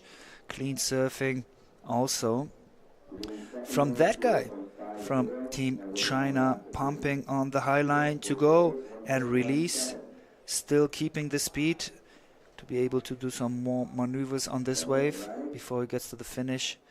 This time completing his ride, so better than his first wave most probably. And also from Chinese heritage, John Chan from Taiwan with his first wave. He is double dipping. He is surfing from Team Chinese Taipei in the juniors, but also competed in the males category. Yeah, I've got some insight about all this region. China's Taipei right here, so competitive. They are competing against each other. Yeah, there's Korean, there's Chinese, there's Taiwan. You know, like those people, those team has individual teams. So right now, what a great heat, you know. I'm sure every one of them watching, representing their region. And as we speak, Korean has improved a lot the last 2-3 years. Because before that, Taiwan was really good. They were like the leader, like they're winning. But after 2 years, the Korean have completely improved so much. Now they have a wave pool. Now they have a solid team. They have a good coach. So now, like Taiwan are fighting back, trying to get their team to get into this program again to be a better for the next event. As you can see right now, they witnessing that the Olympic unit, so the government are jumping in the team to join and support their athlete. And yeah, there you go, up and down between China and of course Taiwan right now. And here our local surfer from the Maldives. That was a nice turn. Yeah, so it's cool that I can see that competitiveness of this region. And that's when you can see more of them coming here soon. Right. To practice. Here is the Korean going out of this wave, since the surfer in red, the Maldivian surfer Yassin, having the priority. Nice vertical bottom turn here, but unfortunately needed to push a little bit harder on his tail. His board just digged into the wave, so he couldn't finish that one. And talking about the Korean surfer, first let's have a look at Team India, talking to Kishore, who just won his heat. And they are checking out the swell, having a big smile for the cameras. Not only for the cameras, actually, these guys are happy all the time in the beach. Yeah, talking about Korea, man, the Korean surfers, they told me that their change of temperature in the water is insane. So they are surfing in border shorts in summertime, but in wintertime they go out there with 5 to 6 mils, gloves, hoodies, booties. I can tell you, I know one person here in the Maldives who would never ever jump into that kind of condition. You know who I'm talking about? I totally understand what you mean. It's our friend Jada. She is even cold in Bali, surfing with wetsuits in Bali. Yeah. If you put Jada into the cold, she'll probably bite you back.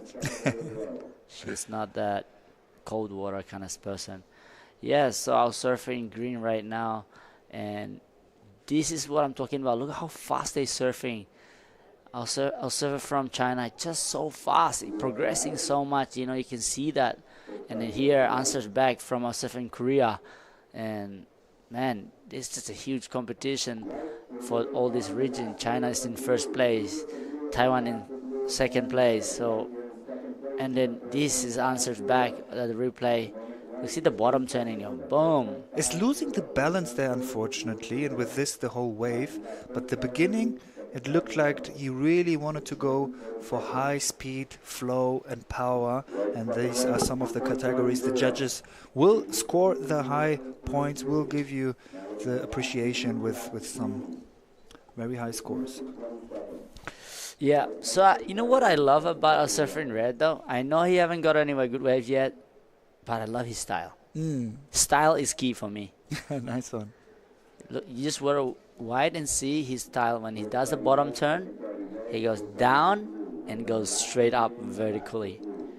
And no holding back from the surfer. In red, Yassin Ahmad Nasheed, we saw that his last wave where he really, as you said, went 12 o'clock to the top turn, but then needed a little bit more of a push on his tail to complete the wave. But he still has 5 minutes and 50 seconds to do that. Second priority, only John Chen would be allowed to take a wave if he would go. And now actually, since John is surfing right now, Yassin has got first priority.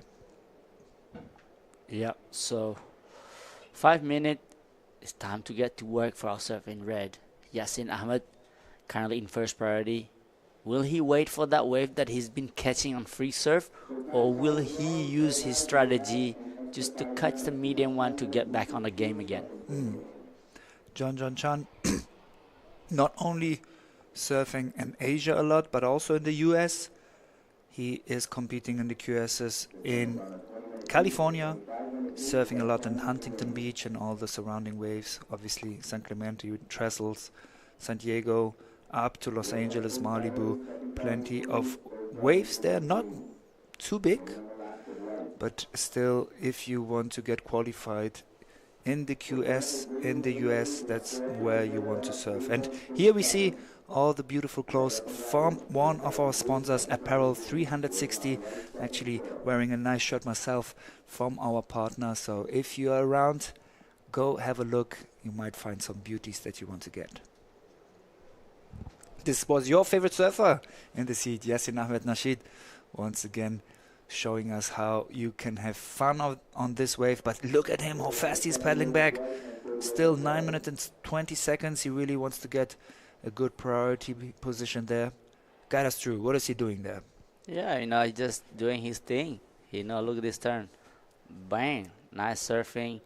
Just like, I think he listened to me. He just need to play the heat contest mode. It's not a free surfing mode right now. So he's catching that medium-sized wave, not waiting for that set that he's been waiting on free surf. So he's smart. So he knows now he's in the game. But he needs to get better now. That's why he's sprinting out. There's 8 minutes to go. So this is the time he's going to play the game right. And it's a dangerous opponent to have our surfer in in white right now, up and riding. Currently in third place. looking to back it up that wave, the 4.5. What he's gonna do here? Boom, ride it out. Nope. It's really Pity for hard him. because there's so much backwash in that part of the wave. So to complete it, to get a big score, or not a big score, like an average score, you really need to ride that But look out. at his first maneuver. Look at the amount of spray he's creating on that one. Wow. Almost a so- circle of spray. Unfortunately, not able to finish that floater, because with that one he might have gotten the best score of this heat. But let's see how the judges will score the very first maneuver. Talking about floaters, I was already talking about this with Jada in the heat before. What's your opinion on floaters? Do you see why, often though floaters are quite technical maneuver, nevertheless the judges would prefer hitting the lip instead of going for a floater? Well, floater is one of like a speed check kind of maneuver. Judges doesn't give it a reward for that because I don't know why, but it's kind of hard to do because you can really lose your balance. You can cut behind or you can fall off, and sometimes your board can fall first and then you fall on top of your board. That's the scary part about floater, but there's not much of its scoring potential. Exactly. So you said it. It's technically demanding, but nevertheless you won't get too many points for it. So me and Jada, we were thinking that's maybe because judges also want to see critical surfing, and if you would have the opportunity to do a floater, most of the time you could also do like a top turn with the lip instead. So maybe because on a floater you are having all that impact underneath you and not risking to get that lip on your back or wherever, maybe that is the reason why. But you know what? We will find it out on the next heats. I will talk to one of the judges. I'll try to talk to Perry Hatchett, the head judge of this event, one of the most experienced judges out there. Many decades the head judge of what used to be the ASP and now is the WSL. He was actually the guy inventing the two best wave score category that we see in all the surfing events, and he would know why the floaters won't give you that many points, and then in the next heats we will tell you. Exciting. Yeah, he's a legend as well. For sure. Not only do we have the elite of Asian surfers, some of the very best surfers in the world on the water. Nice. Look at Yasin! Yasin is Wow! working it hard right now. He knows his skill is there. He just needs to get that wave. There you go. Ooh, wow. Great surfing from the surfer from Mali. I could already hear the cheerings from the beach, even though us sitting in the judges booth in the water. But the locals want to see their small friend ripping, and he does it. Look at this. Sick. I love that's a tricky turn to do. Even this floater is hard to do, and he's managed to ride it out perfectly and looking for a finishing right there. Boom. Smart competitor, really impressive. So now he's pulling back at the back. He knows 5 minutes not enough, but he's gonna sprint. I think he's already at the back by now. Wow. So, curious to red. see the points for that last wave of Yasin Ahmad Nasheed. Will it be enough to get a better position? Would it be enough for the second? That would mean that he would have another chance in the next round, or at least will it be a better position than the fourth? Because also the higher you are ranked in the heat, the more points your country will get. Surfer in blue on the replay from Korea with a one maneuver wave here. And it's 4 minutes and 17 seconds left in this second to last heat. No, excuse me. There are in total 6 heats in the juniors men. So we are halfway through in 4 minutes. Look at next heat. That's a Taro Takai who did a 9-point ride on that air. He is next heat. Sorry. He's in the last heat of today, exactly. Yeah, he's in the last heat, sorry, not next heat. So that's something I'm looking forward to watch. Remember that air he pulled out? Absolutely. That was the first excellent range wave in the males category in this event.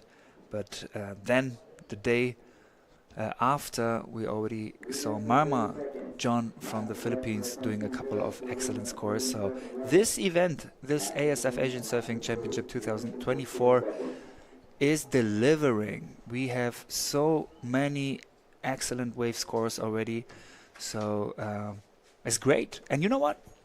The good thing about this event is, at least watching it from a competitive perspective, competition perspective, we have so many different conditions, all good conditions, but nevertheless different conditions, that we really can see the abilities of these surfers in many different wave conditions. And if you want to become the Asian champion, that's what we want to see. We want you to surf different waves and show us what you are capable to do in those conditions. Yesterday, for example, that was a nice one.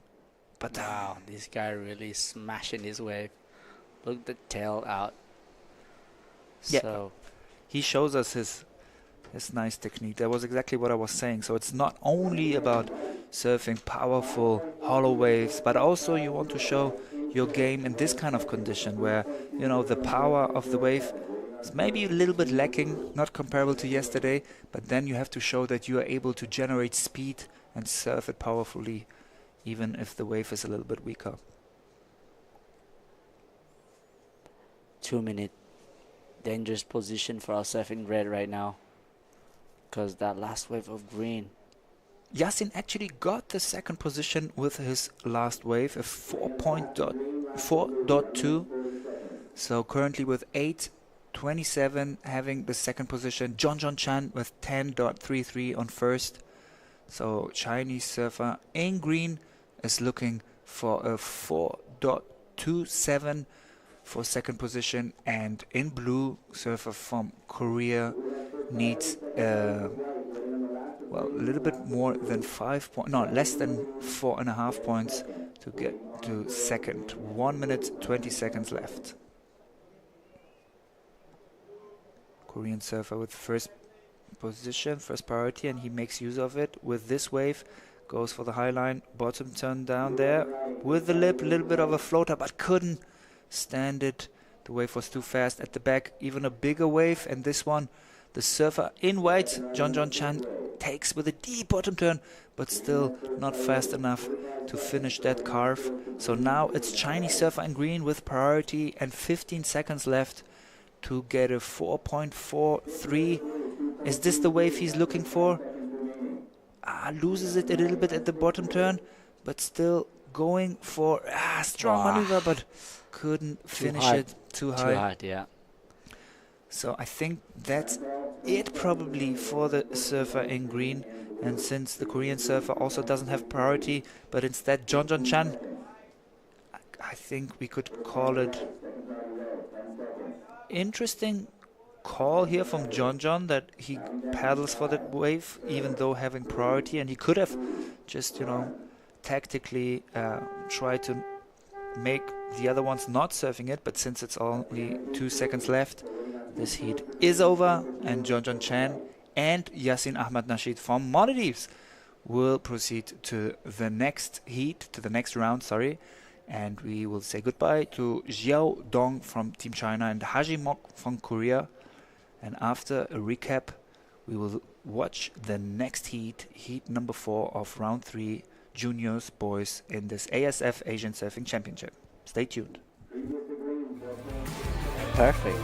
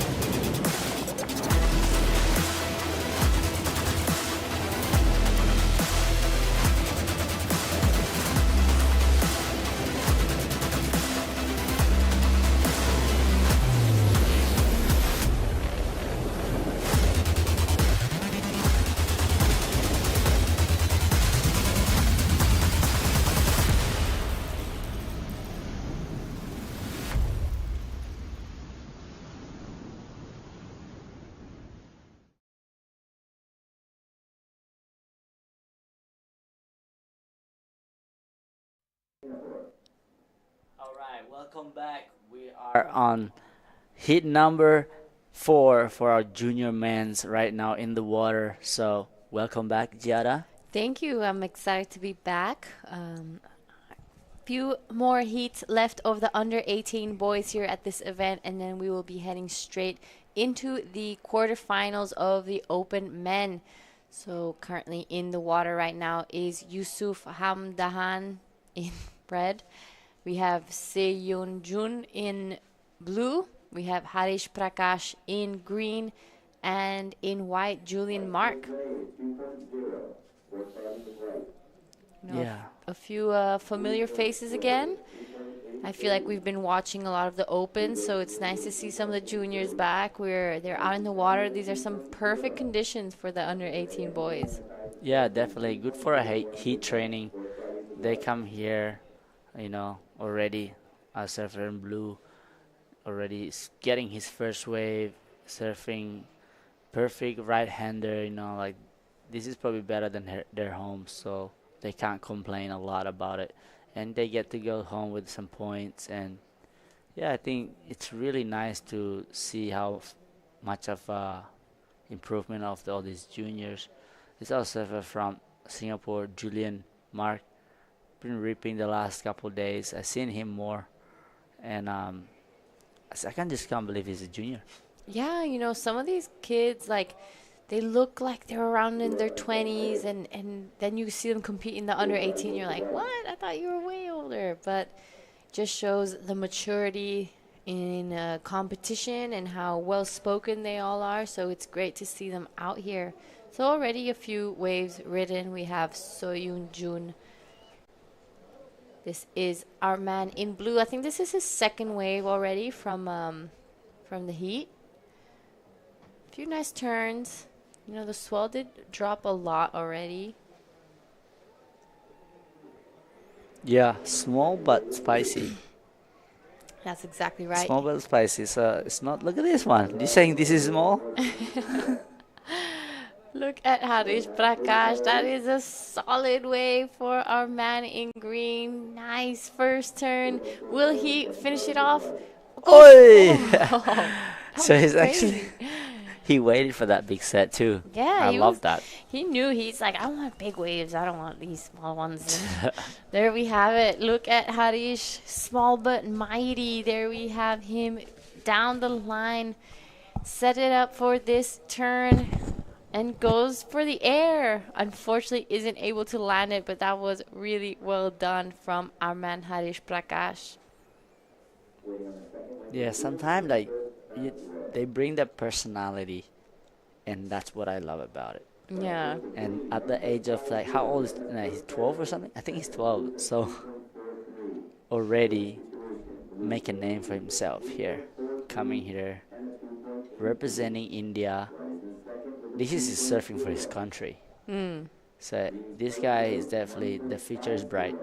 Yeah, that's a big moment for Harish. He's so young, but already at such a big stage. This contest is so important. It's the Asian qualifier. It's a qualifier for the Asian Games. So it's really important for everyone that's here. So I'm sure he's feeling a little bit of nerves, and he's up against these big dudes, little Harish Prakash, but he's been killing it. Yeah, for him, I don't think he has that much pressure because he's so young. He's just coming here to learn something what he can adjust when he go home. And I know next time he come back, this guy's gonna do some big airs. As we can see, our surfer in red, Kayan Zaki, representing from the Maldives. Nice wave. It's so hard wave to surf this one, but he rode it out perfectly. So there you go, completed out.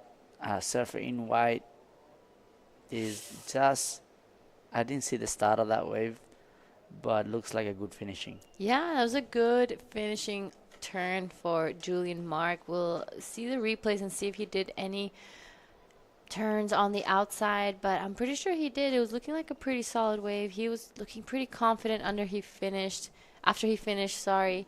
This is our man in red from the Maldives. Good few turns. You're right. This wave is so hard to surf. It has so much lump and bump on it. I think it could possibly be some leftover backwash from some of those boats crossing out the back. But this is our man in white. This is Julian Mark. Couple good turns out the back. Nice wave. Yeah, I think that 2 combo was enough to put a pressure for our surfer in green and red. But I think there's a couple of good scores for our surfer in red too. Here we go. Our surfer in blue up and riding. Nice first turn. Wow. Oh. All right, and with a little break in the action, we're going to head down to a post-heat interview.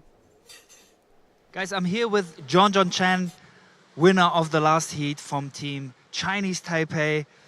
Bro, I've seen you since a couple of weeks here training on coke, surfing it in all different conditions. Also, I remember you were participating last year too, right? Yeah. Huge improvement of your skills, of your surfing compared to last year. What was it in the last months and years that you were training for that made you surf here so much better?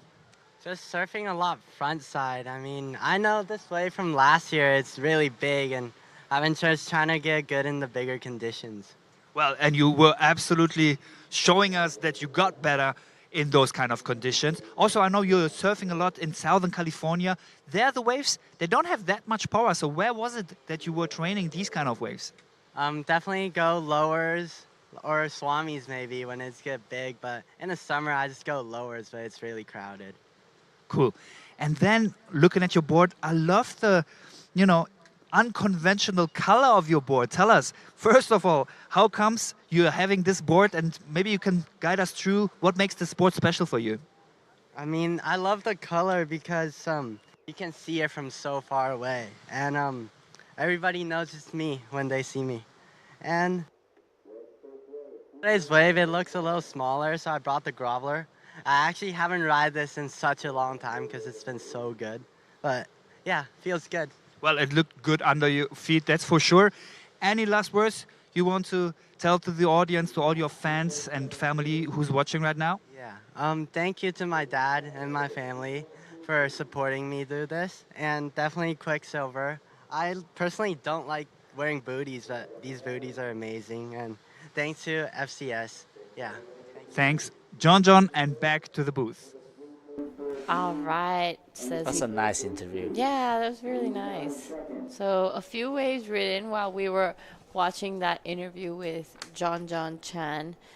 A few scores to come through. What do you think about booties? Do you like booties? I hate them. I wore them in Amsterdam. I was actually surfing, and it was so thick that I can't even get it out. I was almost had a panic attack. How do you get this thing out? So before we get back to the booties, this is our little man, Harish. Epic wave bouncing off the back. But yeah, I think I tried surfing with booties like once in my life. And it was... You can't connect with yourself in the... Like, you can't connect with your board. That's what I'm saying. You're like, feel like you're just standing up on top of something that's not a surfboard. Yeah, it's like uncomfortable. So that wax feeling is that when I realized, okay, I'm gonna surf. Yeah. Hey, booties, like, I'm not surfing. I'm just floating on top of the ocean. Feels so weird. So, no thank you to booties for me, but our surfer in blue, ripping here, looking to finish it off. All right. Oh. So he loved that one. Oh, he's trying to do the shuffle there. The shuffle? Yeah, you know the shuffle dance? Si Young Jun from Korea, up and right. I mean, now the replay. All right, this is a good-looking wave from our man from Korea. Good second turn there. Goes for a third. He finishes it off pretty nicely, so this was a good score. Bit of an airdrop finish there. See that shuffle? Yeah, I haven't seen one of those in a while. You know, it's funny. I saw... It's a climb. It's a claim. Yeah, he's actually doing that shuffle for a claim. So. I haven't seen that since like 2013 or something. Yeah. And it's funny, earlier I saw a dab. A dab? Yeah. Wow. I saw a bottle flip. I think We're going back the- in time. Yeah, the juniors are bringing back in time the old days. Yeah. Well, for them, it's like old school stuff. All right, so here's some this wave coming here for our Here's some surfer. swagger. It's pretty fast though. That one is kind of running off too fast. There you go, the boys. What's up? Yoo-hoo. What's up? What's up? And that is heat in the water right now. 12 minutes to go. Currently in first place, our surfer from the Singapore, Julian Mark. Second place, our surfer in blue, Se-Yoon John. And of course, some work to do for our surfer in green from India. And our local favorite, Kayan Zaki. Haven't got any wave yet. Only got one wave at 2.77. Currently in fourth place. With the priority though, Giada, I think he will have some good chance coming in the next few minutes. You know, I'm going to take this time while there's a little bit of a break in the action. I want to thank a few people that come to mind. So first of all, I want to give a big thank you to the organizers, Asian Surfing Federation, the Maldives Surfing Association, and the Ministry of Sports, Fitness, and Recreation. This has all been hosted by the Thulusdhoo Council. It's managed by the Surfing Association of Thulusdhoo. A big thank you to our hotel partner, Season Paradise, which is actually where we're staying. The food is absolutely incredible. The staff are lovely. The place is so clean and nice, and the location is gorgeous. This has all been powered by Diragu, and as well as a thank you to our April partner, April 360, and their associate partner, Niris Embroidery. Thank you to Print Lab for being the printing partner of this event. Thank you to Slow Tape for live streaming everything. Thank you to Various Art Studio for all the video highlights that we have been seeing. Exceptionally well done. Thank you to our supporting partner, Adaran Select Huduran Fushi, as well as Kuda Vilingili, located on the island next door where the Waves Chicken is. Big thank you to our travel partner, Tarika Express, and one of the most important as well, Bon Aqua, for providing us with water. Okay, well, thank you, Jada, for announcing that. But our surfer in white is also catching some waves. Yeah, currently in first place. That was a 4-point ride and a 3.33. What do you think? This one, you think better than 3.33? So, I think the turn was really well done, but I don't think that it will be going into his top two. Maybe if he got an extra turn in or maybe a floater to finish that last section, it would have maybe given him those extra points. But fortunately, I'm not a judge, so I'm not sure as well. So it's looking like a little bit of really, really close scores between first and second. A little bit of catching up to do for third and fourth. They are sitting on heat total scores of 3.73 and 2.77. So they do need to do a little bit of catching up. There we have a bit of team support. I think that was probably Team Korea, but I'm not too sure. Look at this lineup. Who's piling for this one? Look like our surfer in red. He has priority. He's going to go for this one. Here we go. Everyone's watching. Watch out for this. Kayan Zaki up and riding. Nice first turn. Into another one. Bam. Makes that out. Wow, I like that one. So that's a good fight back for our surfer in red. Right behind him, Se-Yoon Jun from Korea. Nice first turn. Straight into the second one. Right in the pocket. Does a bit of a check turn there, and unfortunately this wave just running away from him, so he will have to jump off. But I'm pretty sure Kayan Zaki's last wave will be definitely going into his Well, it'll go in his top two because he's only sitting on a 277, but I think that was probably the best wave of the heat for now. And here goes our little Let's man. go. Yeah, that was a nice turn for our surfer in green, Haris Prakash. Such a small guy, but small but spicy. Woo! He's trying to do a nice big turn and a closeout. So 7 minutes to go, buddy. Like, get out the back. Try and get that wave again. Here's a replay, Jada. Talk me through this one. Yeah, this is a replay of our man in red. Nice first opening turn. Gets around that whitewash section.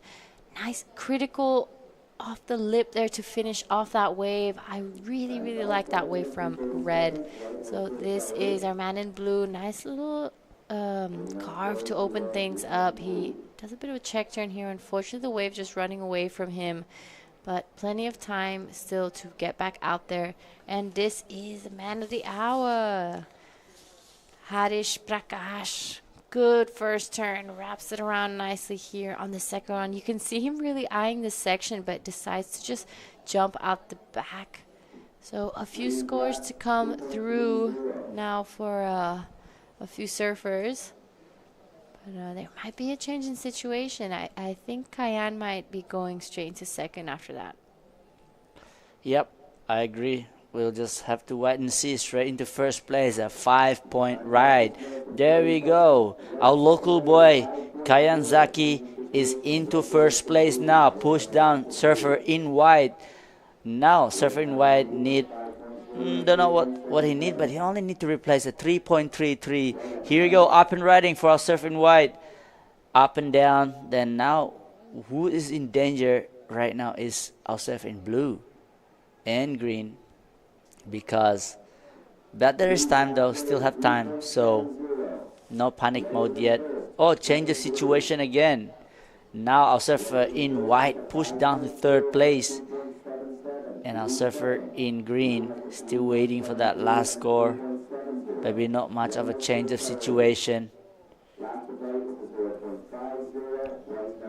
There's some waves coming now at the back. There's gonna be someone on this wave. Who will be on this one? Looks like our surfing green is paddling. Cannot get it, so it will be someone else behind this. Maybe our surfing green. Currently priority holder is our surfer in red. Second priority is our surfer in white.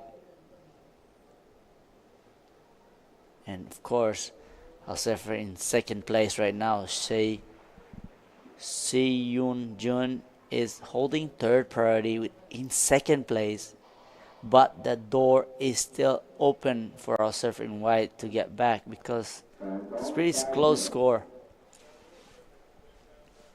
That's exactly right. If you're looking at the scoreline from third to first, it's so close. They're all in their sevens. There's not too much difference between all those three surfers. Harish Prakash now a little bit of catching up to do, but he's a mighty surfer. He has what it takes. We just passed the 5-minute mark.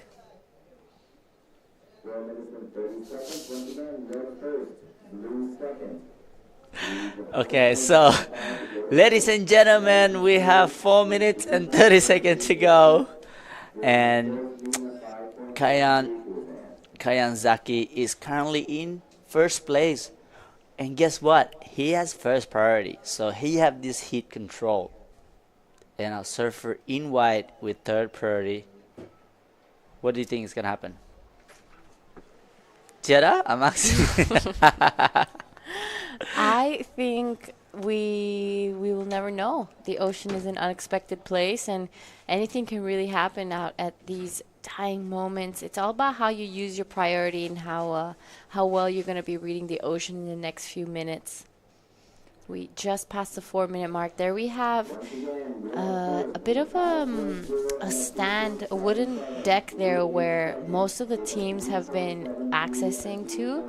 And there, right in front of that deck, is the keyhole to be able to paddle in and out of the lineup. There's a bit of a walkway, and fortunately, and thank you so much to the locals, have actually cleared that walkway and keyhole of sea urchins so we can safely walk in and out of there.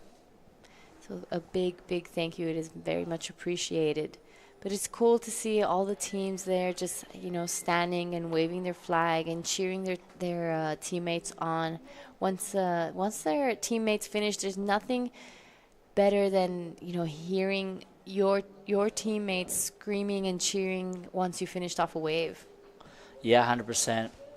Gonna give you a good goosebump when you walk around with your flags on, cheering for it, especially when they get good waves. You just feel like, wow. You just want to go out there and give them big hugs. That's exactly right. It just makes this, our sport can be a little individual at times, and it can get a little lonely on the road when you're always traveling by yourself. But, these team events make it that much more exciting because you're not just wanting to pass heats yourself, but so you also want your team to pass. And talking about nice turn. well done things, there we have Kayan Zaki wants to get rid of a 2.77. What do you think? I love it. This one. Look at this one. Boom. Really smart surfing for our surfing red. He's not wasting any moment. He just take his time, finish it really nice and clean, ride it out perfectly. So that's why he got that 5 point. I think he will replace that 2.77 for sure. Yeah, I think he'll definitely be extending his lead a little longer now. It is all eyes on Julian Mark. He wants to get back into an advancing position. He needs to go into second place. Unfortunately, falls off. I don't think that will be the score he's looking for. Will he get another chance? There's a minute and a half remaining. A 3.97. Last wave of red. Yep, so he does extend his lead. He's a little bit farther up than everyone else on the field, so it's looking like it might be a battle for Surfing second. red is in front, but surfing white is scratching anything now. There's a minute to go. Jada, there's some sets coming, and there's on green. Blue. Will he use his priority on this big set? Maybe not. Look like it's green. Green loves the bigger wave. A small guy, but loves big set. He just got in a barrel. I don't know. So 45 seconds to go for this surfer in the water right now. Oh, that was so cute. Our surfer in white is looking for a score. So will he go on this one though? Looks like he's just bit too deep. Our surfer in red is gonna take this one. Time is ticking out. There you go. Nice surfing for our surfing red. Came out. There you go. So I think time is already like 10 seconds to go. Wow. So a bit of a replay here from our man in red. A bit of a check turn. He floats around this section. Doesn't get too much done. It won't be going into his top two. We will be seeing him in the next round, though. Big congratulations to red and blue. Thank you for all the other participants. All right. And a bit of a team view there. With that, we will be heading off to a quick heat recap, and we'll see you guys in Heat 5.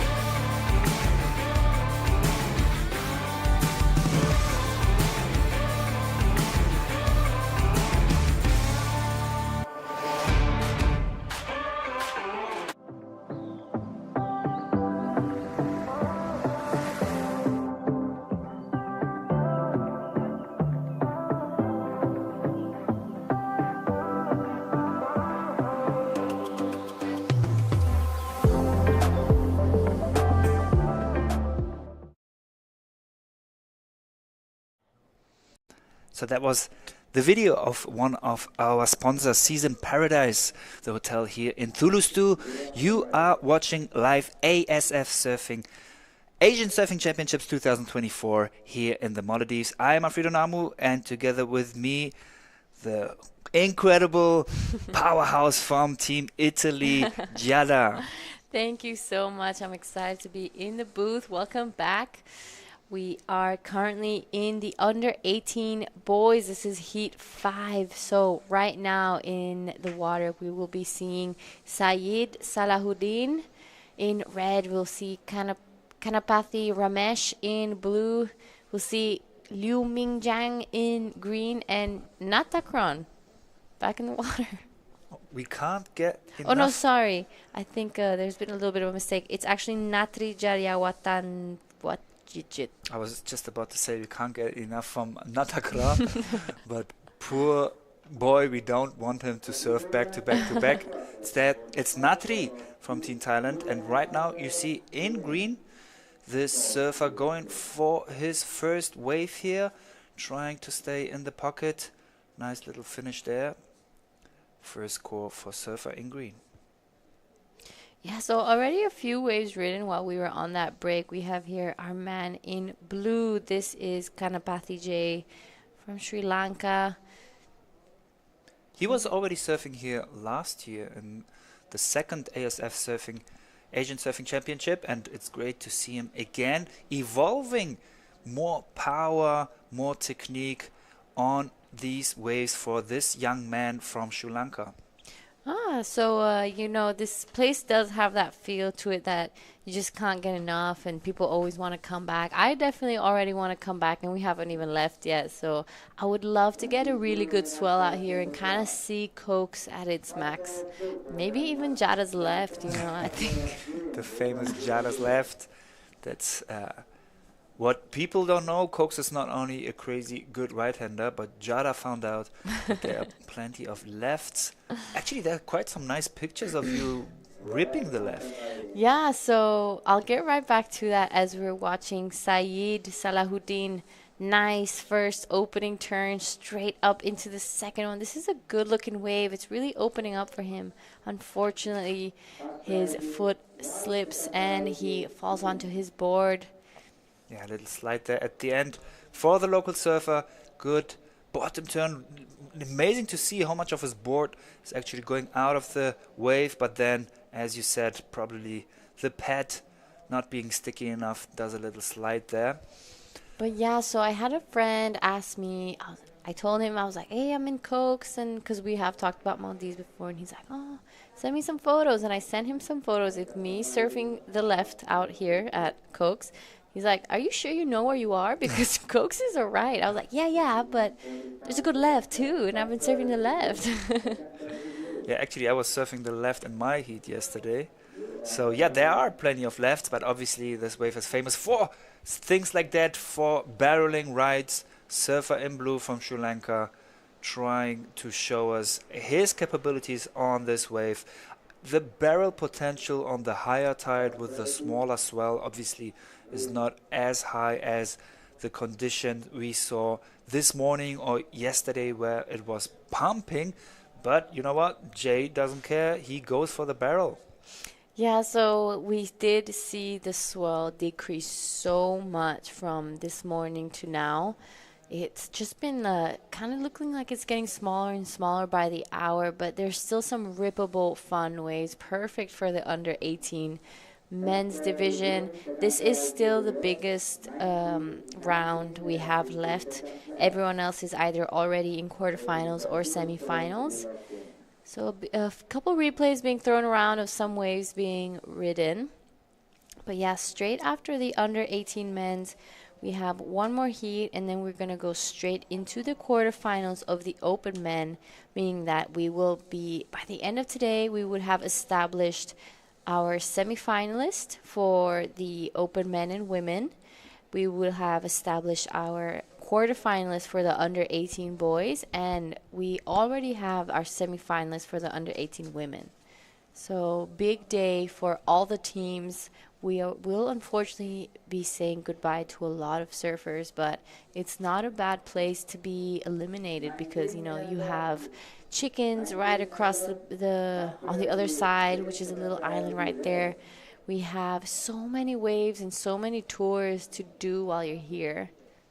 But Natri focuses on Cokes, the surfer from Thailand, on this wave, trying to get one of the two slots, the two positions that will let him proceed to the next round.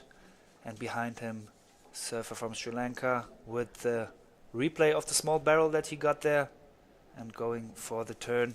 Strong push in his pad, you can see all the spray. He's even projecting into the face of the wave. That shows powerful surfing. So, Yara, you as a professional surfer, how much of your preparation for your competitions is actually pure surfing, and how much is things like, you know, spending time in the gym, conditioning, being fit? Is there like a ratio? I think, well, there definitely is a ratio, but it does vary a lot depending where I am and how far away the contest is. I mean, how far away as in the date. And I'll get right back to that. So if we're going to watch a few waves written here, this is Kanapathy. You know what? I mean, obviously he won't get a lot of points for this wave since he wasn't able to really go hard on, on any maneuvers here. But it's still amazing to see this ability to not get clipped by the lip. We will see it in a replay. But before, we will have another wave from the surfer in right, Natri from Team Thailand. But I'm really excited to see him on the replay, just resilient, not caring that the lip is giving him a punch in the face, but just keeps on going. And I can see that you are also enjoying this. Yeah, it's great. I just having a little giggle. That's awesome. That's what we're here for, having fun. So before we see that replay, let's get back to your conditioning training. All right. Okay. Back to what I was saying. So, well, yeah. So it depends how far away the contest is, as in the dates. So we'll see if some of the some of the replays. Sorry, guys. Some of the replays now. This is Kanapathy. Nice last wave. So it just all depends how far away the contest is. Like if I still have a couple months left, because you know usually they tend to confirm contests like around 2 months before, or if it's a really big event, a couple months before, and there the ratio from like gym to surf is quite equal. It's quite equal, so yeah, like there's a lot of gym training as long as a lot of surf training as well. And as you get closer to the event date, it's a lot more surfing, I would say. But because the waves are so good in Bali, I tend to surf a lot more than I go to the gym because I don't want to like overwork. Fair enough. Well, you definitely don't want to be too tired once you start surfing. And you know, even in some occasions, depending on how you train, too much muscle can actually slow you down, right? Yeah, it can be. You can actually. Yeah. Well, I don't know. It changes a lot. I guess a lot of people have different opinions about that. That's actually a pretty interesting point. I've heard a few of both sides where some people train really, really hard and they like really want a lot of muscle and gain extra weight to have like bigger spray and all that. But other people say, no, you have to be a lot lighter and yeah, I think it just also depends what type of contest you're surfing and what wave it is. So yeah, it's a little bit of a mixed bag of of information there. Yeah, you know, there are different types of muscles. We call it type 1 and type 2, whereas type 2 is more explosive powers. People you know, 100-meter sprinters and on and forth, they really want to focus on their type 2 muscles to be able to generate that huge amount of speed and power for a short amount of time, whereas the type 1 muscles, they are not so fast, but instead isometric power, really like long distance power on and forth. So it really depends on which type of muscles you're training, and then obviously how you're training them. Are you going from maximal power or more like endurance? There's a lot you can do right, but also wrong with the with your training. Let's dig deeper into how to prepare yourself for these kind of events. But I'm sorry, always saying Jesse to Oni, but what I meant is Oni is there with the last heat winner, and after this wave from Saeed Salahuddin, which he didn't manage to complete, I will ask Oni to tell us a little bit more about last heat's winner. All right, thank you, Afri. Not Jess, it's Oni. So, man, congratulations. Thank you. I was watching your surfing and very smart. First couple of minutes you didn't get the wave, and then you find your rhythm. Tell me about it. Yeah, I waited a few minutes to get the good wave. It was my game plan, and I got lucky. I got a good wave. I got 2 nice snaps, and I was able to make a good score out of it. And later, I was so tired I had to get back to get priority. Man, you look great. So, like, contest strategy, do you do like heat training and stuff here, or just because you watch surf movies? I watch surf movies too, but I watch the waves a lot. I intended to do it. Yeah, who's your coaching here? Who's your coach? Hussein Arif Ibu. And they tell you what to do before you paddle out? Yeah, he tells me a lot, and thank him a lot too. Nice. So I guess you have a lot of support and everybody's watching you. Do you have any word for them? Yeah, I want to say thank you to everyone for coming supporting me, especially the coach too, and my dad too. Oh, so you got the whole family here watching you. All right. So everyone who is watching, congratulations. Go get some rest, and you'll be surfing again tomorrow? Yeah. All right, there it goes. Team Maldives, let's go. Woo! Awesome. Thank you so much. Such a fun interview. I love the under 18 post-heat interviews because they're just so raw and fun. And speaking of, here is a few replays while we were away. So a couple really nice turns. Unfortunately, he falls off on that last one, but he did go back-to-back, so he catches a smaller inside one. Nice little check turn there. Saeed Salahuddin for Team Maldives. Super respectful guy in the water, and obviously a charger. One of the big talents for Team Maldives. Currently in the second position with a 8-1-7. Needs to paddle back to get back to the priority board. First position currently surfer in blue, Jay Kanapati for Team Sri Lanka with a 9.5. Third position, Chinese Taipei, Liu Mingjiang and Natri for Team Thailand with 5.46. Paddling on this wave with second priority, trying to do some maneuvers, but didn't work out on that one. Fun fact about Natri, he actually lived for 1 year in Italy, and he speaks fluent Italian. Interesting. And I wonder where he got to be such a good surfer, because he's mainly surfing in Thailand, and no offense to you, but from what I know, Italy hasn't got like too many barrels. So how comes he knows how to surf this reef break? I wouldn't know, but I guess it's muscle memory. I don't know. They're getting back to muscle. What a nice... Didn't muscle his way out on this one.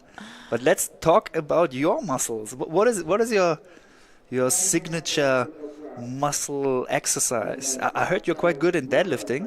Yeah, I like deadlifts. Couple of replays being thrown around. I actually really enjoy running.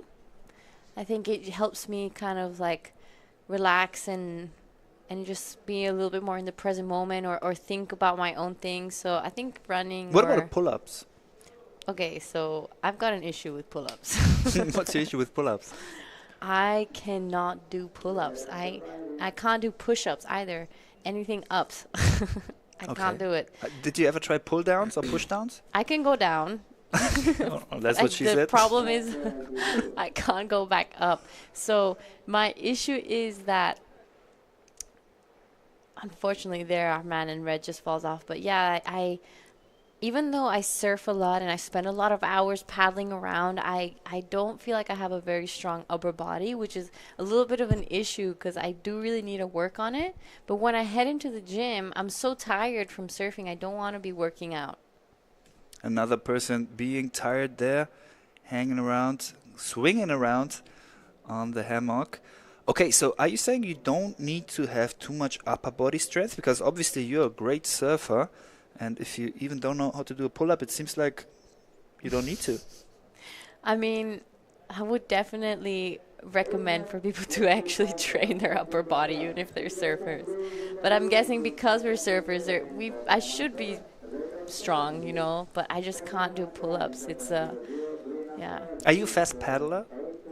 Not really, no. Okay, but you get. I'm a strong paddler, but I'm not a fast paddler. What's the difference? That I can slow, like my strokes, the timing of my strokes are slow, but I get far. You know, not a great image for myself, but my team actually sometimes calls me, in Spanish we call it perezoso, a sloth, because they say that I paddle like a sloth, but that I always manage to get onto the waves. So they get really impressed because they're always there. They're like, oh, she's never going to make it. And then they see me on it. So they're like, oh, wow. So. You see, that to me sounds like you have good type 1 muscles, but you have to maybe push it a little bit with the type 2 ones. My explosiveness is not great. Right. So I'm strong, but I'm not fast. Okay, there you go. Yeah. What type of muscle are you? I would say you're type 2. I think so, yeah. I do have some explosive movements. You know, apart from surfing, what I really love to do is grappling. And there are different styles. Some people are really strong in isometric exercises, meaning are able to really hold, you know, intense positions for long, whereas I sort of more go into explosiveness. But yeah, with surfing, I feel like, as you just proved it, it's sort of both, right? You can either come from the direction of the long distance paddler, and long distance is what this guy was paddling for, Natri, on a high line, setting the turn, and this time, once again, he couldn't finish it. Seems to be getting more tricky, this part of the wave, because this is what happened to Natri already on his last wave. Did you actually say he's fluent in Italian? Fluent. He speaks better Italian than me. No way. Yeah, for sure. He is absolutely fluent. I was there. I was getting ready to do a post-heat interview, and I hear someone in Italian like, hey, so you're Italian, right? Do you speak Italian? I was like, I turned around, and it was Natri, and I was like, yeah, I do. How do you speak Italian? Are you Thai? And he's like, oh, I just lived for a year in Italy, so I learned how to speak. 4 years? No, 1 year. 1 year, okay. Wow. And he just came back, and there you go. Wow, just 1 year. You know what? I'm living in Portugal since over 3 years, and I'm far, far away of being fluent in Portuguese. So seems like this guy not only has the talent to be a good surfer, but also to be a language genius, apparently. Yeah, it's crazy how everyone is gifted in their own thing. Like, I'm sure he really does speak fluent Italian, and I think he's really gifted probably in learning languages. As we're seeing Saeed in second position currently, nice couple turns there. Unconventional way to get back on track, but what he needs now is to secure his second position. And he's got some good scores there, 2 4th.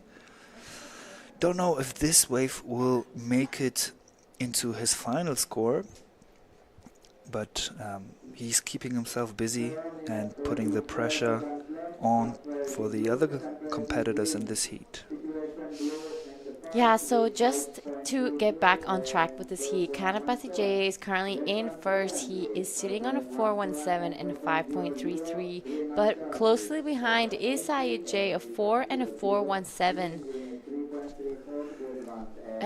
So Lu Mingjiang is in third, a 3 and a 4, 8-3. He does have second priority. He will be fighting to get back into an advancing position. And Natri Jariawatanawijit is in fourth. You know, there's not a big score difference between all these surfers. If you're looking at their score lines, it's still really, really close. So no one with a solid lead just yet, but it's still 4 minutes left, so plenty of time.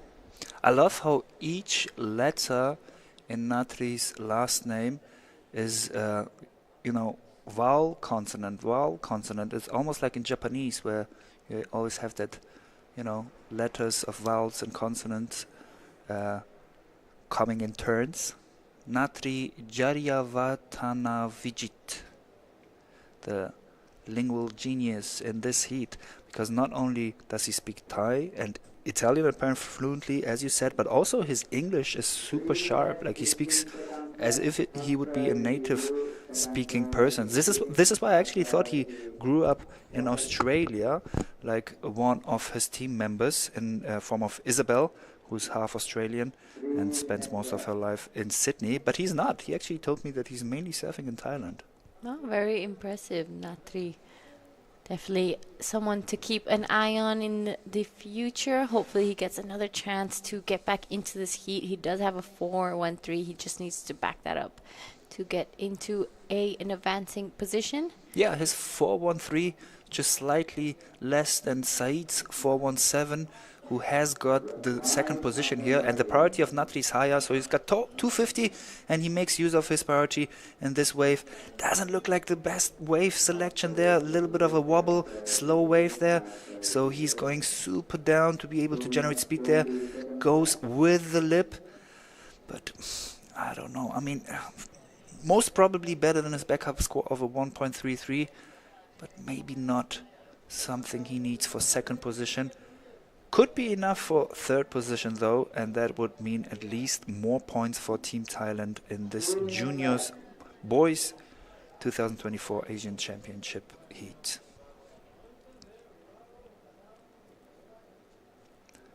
This Asian Surfing Championship is organized by the ASF, Asian Surfing Federation, together with Maldives Surfing Association, MSA, and the support of the Ministry of Sports, Fitness and Recreation.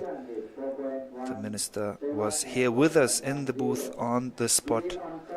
It is hosted by Thulusdhoo Council, managed by Surfing Association of Thulusdhoo, hotel partner Season Paradise, powered by Diragu, apparel partner Apparel 360, associate partner Niris Embroidery, printing partner Print Lab, streaming partner Slow Tape, video highlights partner Various Art Studios, supporting partner Adaran Select Hudranafushi, supporting partner to Kuda Villingili, the island and resort of the Wave Chickens that is across the channel. Travel partner Tarika Express and hydrate partner Bon Aqua. 1 minute left in heat number 5, second to last heat of this round. Under 18 boys currently in the lead.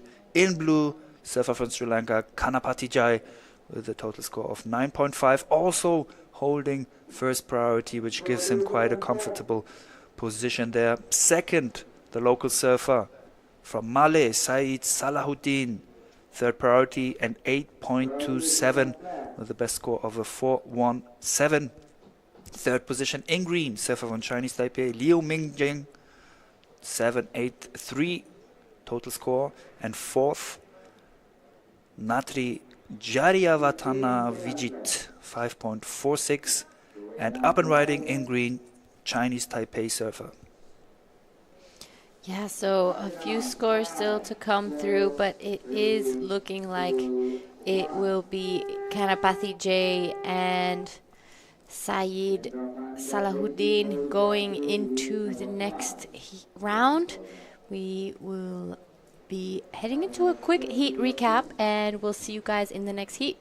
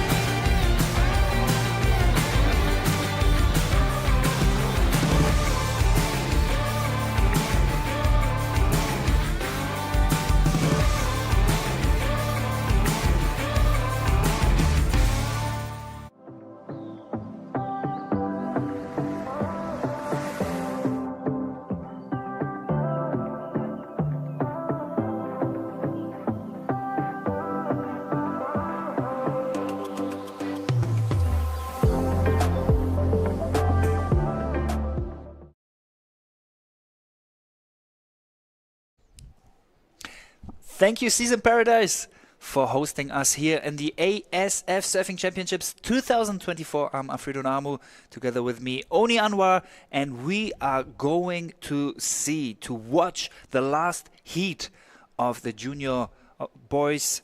Heat number 6 with Japanese Taro Takai, from Korea, Do Hoon Yun, from China, Cheng Zheng Wang, and from Kingdom of Saudi Arabia, Suleiman Linjawi.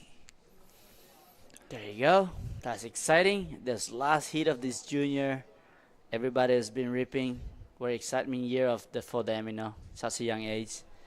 Already putting some good scores. As you can see, our surfer in red right now up and riding. Bam, look at that. Super spicy. Really sharp, really quick. Ka-ching! And throws a lot of spray. Taro from Japan, the first surfer with an excellent score in this event. And also from Saudi Arabia. Well done, Suleiman Linjavi, the surfer from West Asia, the only one against the 3 East Asian. And the East Asian obviously having a lot of experience, coming from countries where surfing, at least since the 2016 games, the Olympic Games in Rio de Janeiro, where it was declared that surfing will be Olympic, do have a big support from their country. That's only recently the case with Suleiman Linjawi from Saudi Arabia. We will talk more about that. But before, from Team China, Cheng Zheng Wang on a nice backhand surfing, doing some good spray on his top turns before I exiting. really like this one, to be honest. Look at this, pushing really hard on his tail into this another one. Boom. I think the judges will reward that. And what I love to see with these juniors is how much they can go down on their knees. Me, on my end 30s here, I'm really struggling to bend those knees, but not the juniors. That's how you really, should surf waves like this when they are smaller, having less power. This is how you really want to generate not only speed, but power with going down on your knees and then just releasing once you go up to do your top turn. Yeah, when you're young, you can just do anything in life. You just wake up, you can feel fresh again the next day. You can surf 6-7 hours today, and tomorrow you feel fine. Bro, what are you talking about? You're just 31. You are still young, man. You're probably in the climax, aren't you, physically? Or do you really feel like already some stuff going on with your body that you didn't have a couple of years ago? Yeah, of course, because I'm really bad at stretching. I hate stretching. You do? All right. Especially if I've been surfing all day, all I want to do is just eat and go straight to sleep. But being a high-level athlete, stretch is part of your routine. You should be stretch more than actually you do your fitness training. Because if you don't stretch those glutes, it's, even you go surf, you already tense all the other muscles around your back. So for me, when I was a kid, I never liked to stretch. That's why it's affecting me a little bit now. But yeah, I just need to get my ass up into the gym. Do Ho-yeon stretching on his scarves here with a nice finish. So good first wave for the surfer in blue. Talking about stretching for your surfing progression, is there a particular program that you have, or is it just any muscle that you feel like you want to give a stretch? Yeah, of course. That's part of the routine. I work with your own coach, like fitness coach. You say, I want to do more bigger air or land it really nice softly. So you work specific movement for your knees and your ankle, your back and everything, your shoulder. So of course, yeah, there's so many, not much of a weight stuff, but just more like body movement training, gymnastica. And even you tell me you do wrestling too, right? Grappling, yeah. Wrestling is part of it, but grappling is a little bit more holistic and has got different focuses. On the replay, we see Taro doing a quick but nice turn there, going high line, generating speed to set up the air, goes up, but his board goes without him and he falls down. But we do know that this guy knows how to do some airs. He showed us a full rotation into the flats on the second day of this ASF Surfing Championships 2024. Coming back to the stretching, What do you think? Why is it so important to stretch? Is it mainly to have the flexibility, or is it like prevention of injuries? Yeah, Yeah, that's it. the Yeah, combination of these two. combination both two, and also like yeah, just to uh, if you want to progress, you have to release the muscle that you've been using all day. You can be Right. walking or surfing or even sleeping. When you wake up, you definitely need to warm up your body because that to wake up every muscle that in your ankle, knees, and everything. I agree.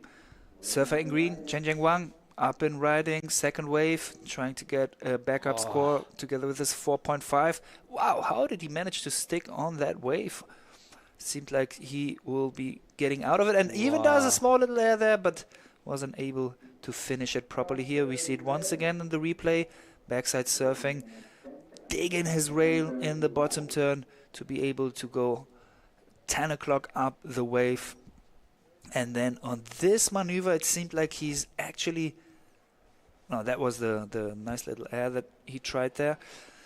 Back to the stretching. So you were talking about how it helps you to stay fit. We will try to talk about this a little bit more after the interview of Jada with Jay Kanapati from Team Sri Lanka, who just won the last heat. All right, I'm here with the winner of the last heat. Congratulations. It's looking pretty rough out there. Tell us a little bit about the conditions and how much it's changed.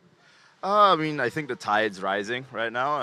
It was first sort of 10 minutes, there was a couple waves coming through, but then the last like 10, 15 minutes was like not really any sets. One came, but it was pretty much just closing out, and it was just like waiting, and then nothing. But as soon as we got out the water, a bomb set came through. But I mean, that's just classic, right? I saw you a few times looking for a few barrels out there. So was that part of your heat strategy the whole time, or was that just a little bit, just because you saw it out?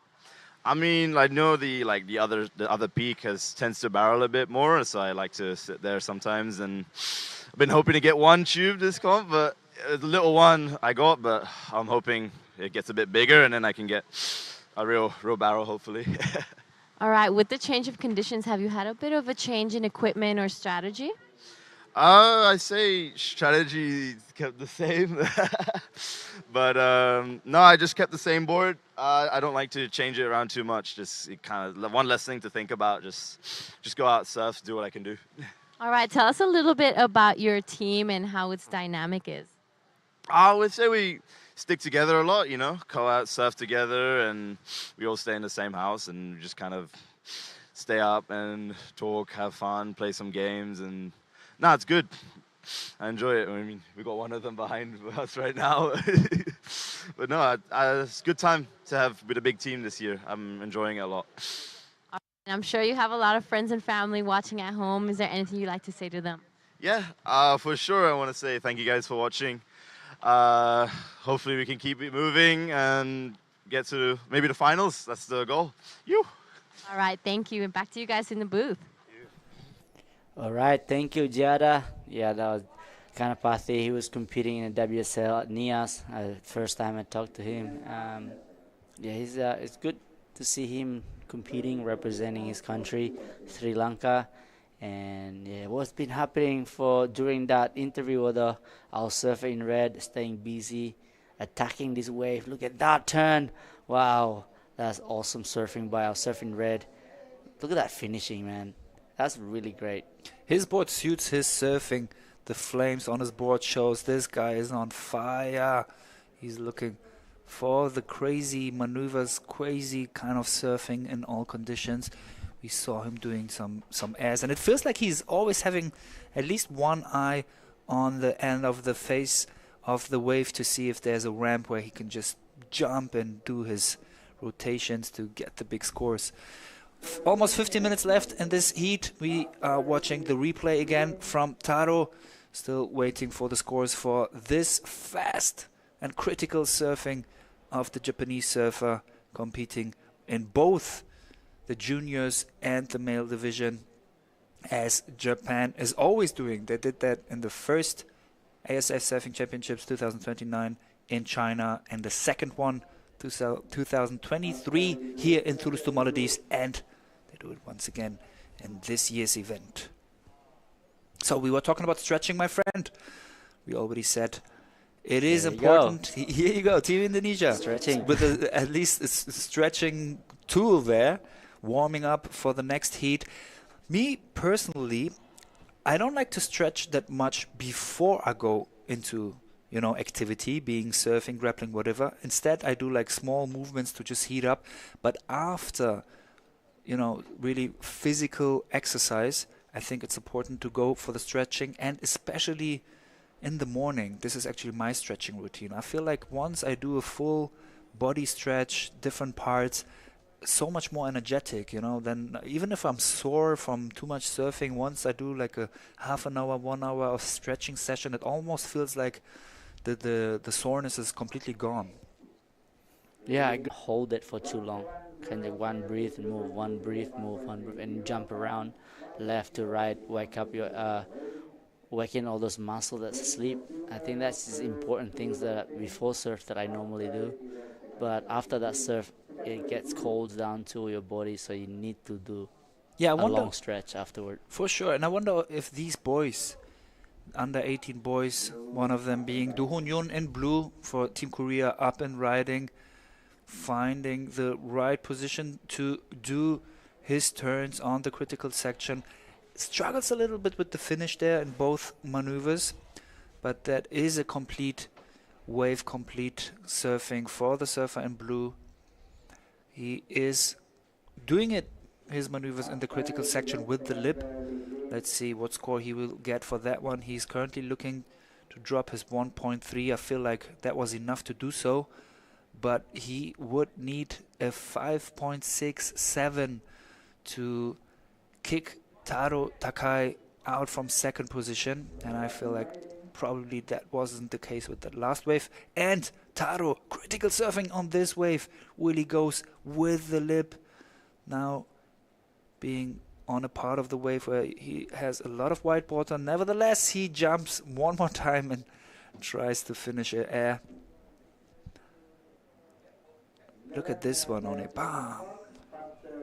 Yeah, I think this wave selection for surfing red wasn't that good. I don't know why he goes on that one, but I think it's not a bad tactic to actually just throw dice on catching every wave that comes, because sometimes you can sit out there for too long and you don't catch any wave. For example, I was surfing green out there, sitting quietly, but the time is ticking out, and that's, I think, our surfing red knows the strategy that he has the talent. He can do air on a closeout. So he's, like I said, he's just throwing some dice. There you go. He is now first place. So he's not really want to wait around at the back there, but because he got the talent to use a bad wave into a good score. Yeah, I'm amazed by the score he got for that one. 7.33. He has taken the lead with that wave with a 14.16 total score. Currently 10 minutes and 10 seconds left in this heat 6 of the round number 3. It is the last heat. So Chinese surfer in green with first priority, having a 9.83 and needs a, well, first we'll see the replay again from the Japanese surfer with this fast, flowish surfing. Wow, and then even having a little floater on the back of the lip. Nice surfing there. So the Japanese is looking for a go to the calculation. It is sort of like a 7 point something there to take the lead in this heat. But he will proceed to the next round also with the second position. So he could also, instead of trying to, get the first position, just make use of his priority and try to not let Do Yun from Team Korea in blue and Suleiman Linjawi from Team Saudi Arabia take any good waves so he can solidify this second spot. Who's your favorite uniform in this event, in this team? Oh, that's an interesting question. Let me think about it. I mean, the Japanese clothes, nice and neat. This dark blue definitely will get some style points from me. What else do we have? I think, Later on, I will walk around a little bit and have a close look and try to see. What about yours? Do you have a favorite team uniform in this? Yeah, I this like the event? Japanese one. Japanese is cool, eh? Yeah, I think everybody agree with that.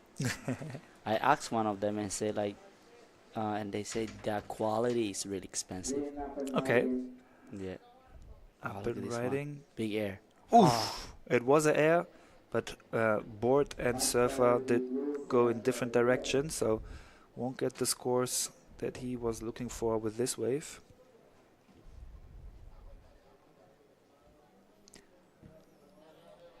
Seven minutes 55.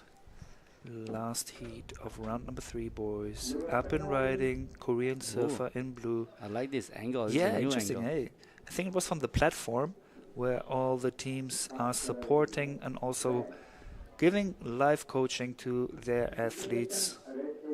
And here you can see the angle from the judges booth. We are sitting underneath the judges, the commentary booth.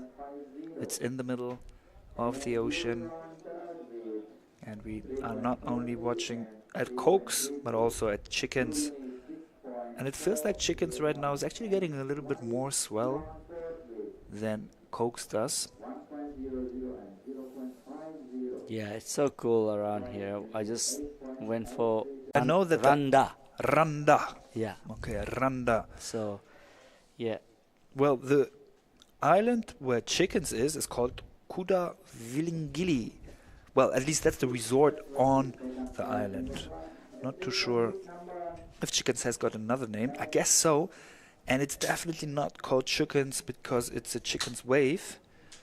It is called chickens because there used to be a chicken farm there, but chickens is far away of being a chickie wave. And he's explained to me what Randa means. It was gold.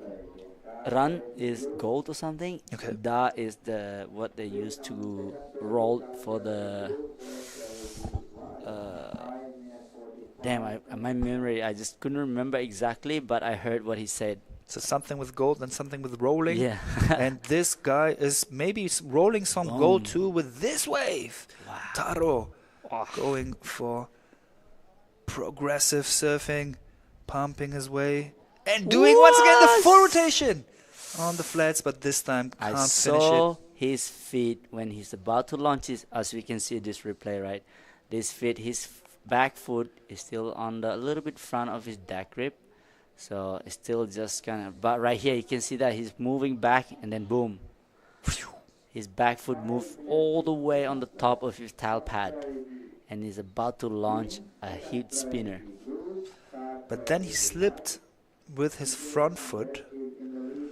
Do you think if he would have held his rail, he could have landed that one? Maybe we can see in slow motion. Yeah, that would be great. If you on would that see air. We'd like to see a slow motion in the air. Then we could really give it a deep analysis. There you go, my friend. Tell us, what is going on here? So right here, he got really nice timing it perfectly on the Sexita throw spray. And right here, for example, like right here, his feet look on the back, boom. So I think his front foot just missed a place because he spinned it too hard. Mm-hmm. So if he was in the center, he would land that for sure. His front foot was landing in the middle of the board, it would be just right out perfectly like the last time he did. Because his feet was off a bit, like a bit closer to the rail, that's why it falls down. You think he took the decision to do a full rotation on this air before he went up, or was it more in the air that he thought of, doing the 360? He had the speed, so he was going for full spin because he had speed. Mm-hmm. Like John Mark Tokong told you, he had a huge spin. If it was John Mark, he would do alley-oop, for example, right? But for Taro, he's gonna go full 360. So 720 maybe. You ever managed to do 720? Nah, it's hard. I did a couple of 720s, but always without the board. Look at this guy, our surfing green, currently in second place. That was a really nice turn. Makes our surfer in blue harder to catch up with him. And Suleiman Linjawi on another attempt. Well done, my small friend from Saudi Arabia. Stoked to be on round 3. First participation for the young fella.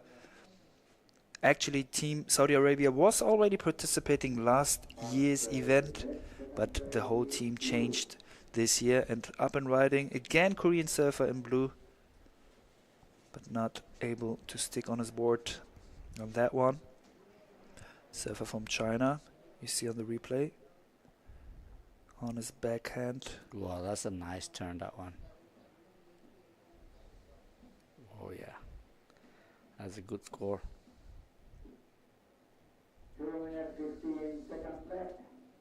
2 minutes 20 seconds left. Last heat of round 3, boys under 18 in ASF Surfing Championships here in Thulusdhoo, Maldives. Taro Takai from Team Japan, as you would expect. First position, followed by a Chinese surfer in green, Chen Jianwang.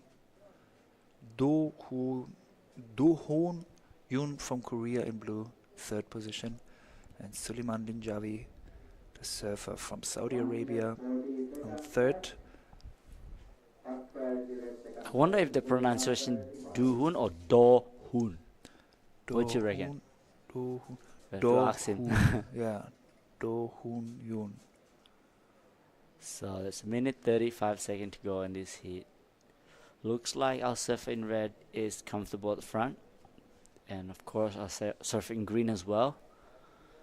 So that means I am most probably going to do the interview with Taro Takai. Yep. How is his English skills? Do you remember? Oh, very good. Yeah? Very good, yeah? So good, yeah. So good, yeah? You know what? Maybe I'll try to do the interview in Japanese. Yeah. You think my Japanese is as good as his English, yeah? Yeah. I'll try. Konnichiwa. That I can say. Genki desu ka? That I won't say. But there's a big set coming in the Whoa. back. Is it Holy surfable set. for... Oof, man, what is going on? It's one of the sets of the morning. One of the biggest set, yeah. Probably everybody's too deep on that one. It's barreling. Taro, where are you, my friend? This would have been your chance. Wow, he just missed that one.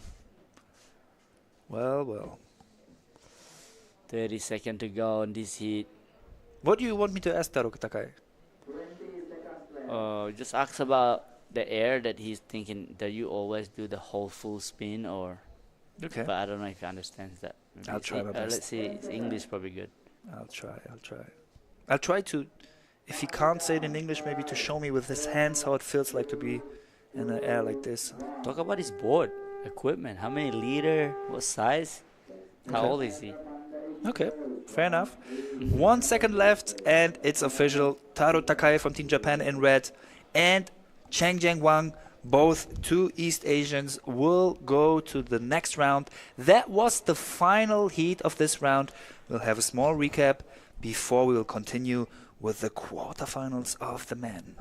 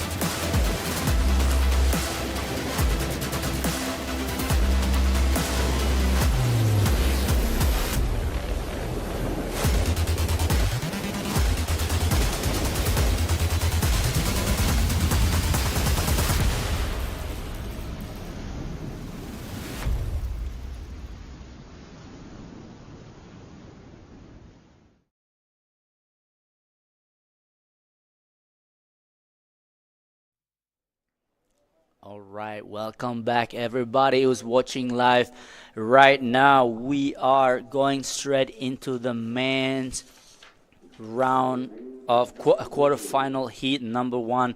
In the water, we have John Mark Tokong wearing red, and in blue, we have our surfer from Japan in blue, and of course, our local hero, Hood Ahmed, is representing the Maldives, is in green. Wow, he's up and riding right now. He's not messing around, straight away in the first wave. Boom, another turn again for a surfer. This is Hood Ahmed. Nice turn again. Looking for a finishing.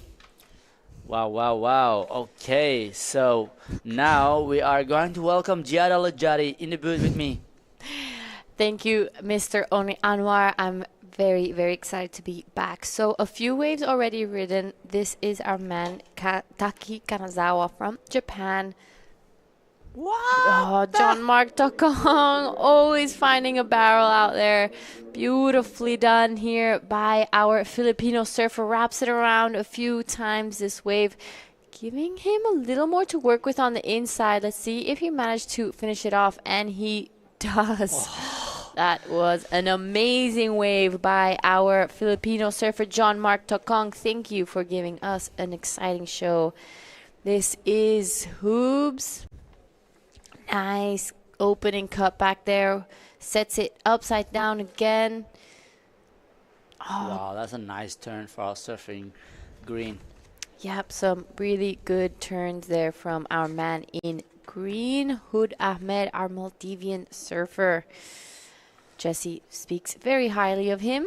Yeah, he's a really good guy. You know, he's chill and he does the surf guiding on the boat, and now he's here surfing, representing his country. He is.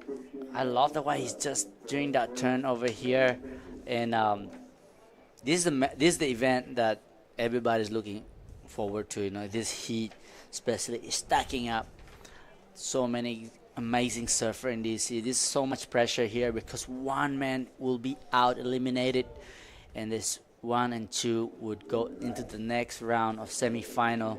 So there we go. Right now, Taki Kanazawa on the smaller wave, grinding through this one.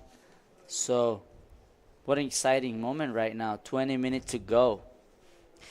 Yep, so we are reaching the back end of this competition. This is a quarterfinal heat one. A good looking wave from our man in blue, Taki Kanazawa. Nice couple turns here. It's looking like this wave is really bowling up for him, so we will be seeing some pretty good scores come through. I'm so excited to see what John Mark Tokong got on his last one. That is an incredible way to start a heat. He got barreled, he took to the air, he did turns. I mean, there's really nothing missing there. Yeah, he's putting pressure right as the buzzer started, as the heat started. Look at this.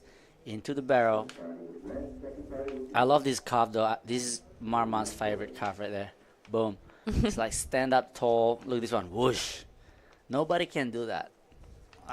Open arm, open body, everything, and just wrap it around into this air. Boom. Wow. You know, Marmar is such a loved character by the community of surfing. Literally everyone that comes across him always, like, he brings a smile to people's faces. He has this energy about him, and he really shows it in the water as well. I mean, he's so explosive, and his turns are really sharp, and he's good. He's a really all-rounded surfer. And talking about good surfers, we're gonna head down with Afri and the winner of the last heat. Taru Takai, konnichiwa. Konnichiwa. My friend, fire on your board. Why? Because I wanna fire in my heat, so yes, it's fire. You were on fire for sure. You are not from Chiba, no? Yes, I'm from Shona. Good wave? No good wave. Why? Why no good wave? Because it's always small wave and so many people. Where did you learn to surf big wave? No. Yes, I wanna learn more. Okinawa, big wave? Yes, Okinawa is very good wave, but I haven't been to Okinawa. Hawaii? Yes, Hawaii or Indonesia.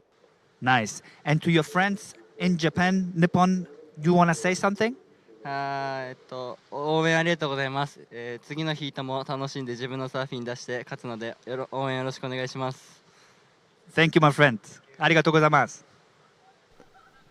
Awesome. Thank you so much. I love that design on his surfboard. It's looking absolutely It's fire. fiery. It's fire.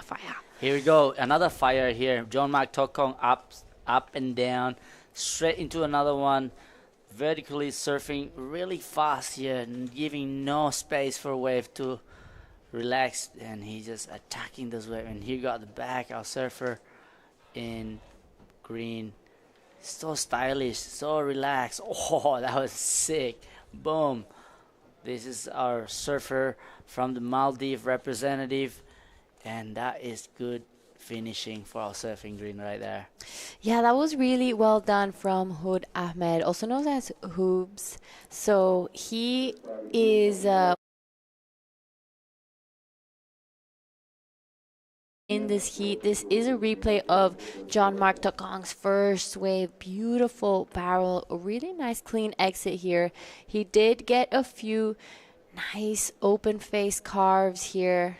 I love a little bit of a double pump there to get back to the whitewash. You just see that after he gets barreled, he comes out with so much speed that he has to kind of wash it off. So he does these few turns and then finishes it off with a beautiful air. This is some really high quality surfing from John Mark Tokong, and he's been showing us this type of quality surfing throughout the entire event. So it's such a great refreshment to see, and I'm excited to see him surf the rest of this heat. Yeah, I love that open arm carve he does here. And right here, just topping it out with this air. It's just so special. This way, look at this pop. Ready? Doosh. Bam. Right there, just spin it around. Look at the judges. What's up? He knows that's a good wave. We know that's a good wave. Yeah. So it's a pretty big score coming through. And there we have it. John Mark Tokong already with a 7.67 and a 5.50 to his name. Hoobs with a 4 and a 4.17. There we have Taki Kanazawa with a 5.50, only a 1 as a backup. So a little bit of catching up to do, but there are still just under 16 minutes left in this heat. That is plenty of time. These surfers are going to get a lot more opportunity this afternoon in Heat 1 quarterfinals. We are going to be finishing off today with all the other 3 heats of the quarterfinals. We will be solidifying the semifinalists for this event. We already have the women's semifinalists. We have the under 18 boys quarterfinalists. We have our under 18 girls semifinalists. So this is going to be a really important moment in this event. Yeah, it's an exciting moment right now. As just to begin, the waves are actually pretty fun too. Now the tide dropping and some waves out there for everybody. And everybody in the next couple heat is gonna be super exciting. This couple Japanese, Indonesian, India, Philippines, wow, China. They are fighting for their spot. Here we go, up and riding. Our surfer from the Philippines, John Mark Tokong, into a straight grab. Unfortunately, coming on stuck on that one. And that is the replay of it. So yeah, John Mark just having fun out there right now. He just wanna do some airs, some barrels, some carve. What else is John Mark Tokong's weapon out there? There is literally nothing that he can't do. He has been killing it the entire event. He has constantly and consistently got into the 9s. He's gotten to the 7s and 8s. So I'm just waiting for him to start getting into the 10s too. Look at this slow motion. Yeah, this is the slow motion of that last wave of John Mark Tokong. He unfortunately didn't ride out of this one, but it's rare to see him not to. Usually he always tends to ride out of everything. It's not common to see him fall. Different grab as well. And here's another one. And second attempt for John Mark Tokong. What he's gonna do? Huge air reverse. Woo! He don't want to break that the board. So, yeah. Currently, that board actually is creased, and he's putting a sticker on top of it. So, half broken. And here is the replay. Looking for a section. I just loving that pop right there. Boom. Oh, that was so nicely done. But we will hopefully be seeing some of the other guys get a few solid waves out here as well. You can see John Mark Tokong has been training a lot in the gym. Since I saw him when he was starting competing, he's just a little stick man. But now you can see this power coming out because he's putting so much training in the gym, like working on his cardio, working on his like legs and power on his paddling. You know, even the body. He's a dad as well, so he got that dad bod, but he covered with some muscle. And so John Mark Tokong is on fire. Yeah, already John. posting 30 total score of a 13.7. So yeah, great start. There's 12 minutes to go. Yeah, so just since we're already pouring a little bit of sugar on Jean-Marc Tokong, he had an incredible run out at Nias at the QS 5000 earlier this year. He was looking unstoppable. It was barreling off its head, and he was constantly passing heats, getting those really high scores. It was I call it one of the best events we've ever had in wave-wise. But he was a standout, I think, there, and it really just showed that every heat he got into, he was getting more confident by the minute. Yeah, so right now, though, he's not in the Philippines or Cloud9, so he's out of his comfort zone. But our local surfer, Hood Ahmed, is our local hero right now in the Maldives.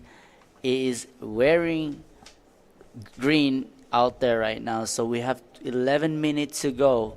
His score is a 4.0 and a 4.17, but behind it, Taki Kanazawa from Japan in blue with a 5.5 and a 1 point ride. It's gonna be exciting of situation soon, but currently priority is with blue, second priority is green.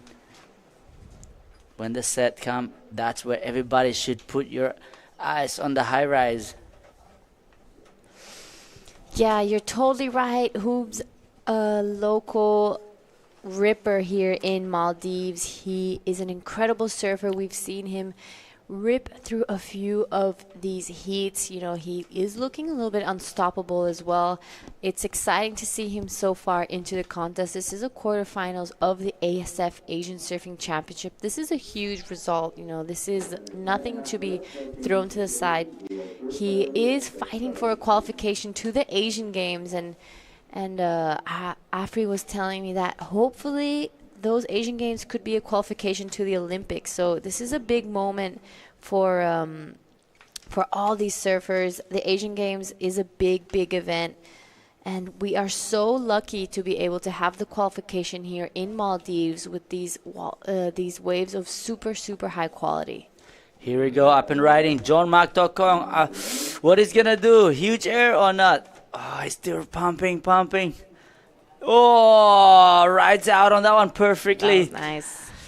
I think that will be a better. He's done 5.5. Wow, John Mark Tokong, as you can see on the screen, he is the replay. He didn't want to do the first one. He did air in the second section. That was absolutely nuts. That was a beautiful air by John Mark Tokong. That is exactly what we are looking for. He will be throwing away that 5.5 pretty quickly. This is now our Maldivian surfer, Hoobs. Nice first opening turn, straight up into the second one. Will he get to finish this one off? And he does. So he will be throwing away that 4, in my opinion. Yep, I like that one surfing better. He just throws the tail more. He complete the wave really nicely. Look at this one. He's set up for the high line into this bang that throws the tail out into another one. Boom. Really good recover into another one. So it definitely will be the replacement of a 4-point ride. And that's going to put a little pressure for our surfer in blue right now. So this is the slow motion for our surfer in red. Look, this one. He didn't want to do the air in the first section here. He decided because there is not enough time to launch, but right here, Boom.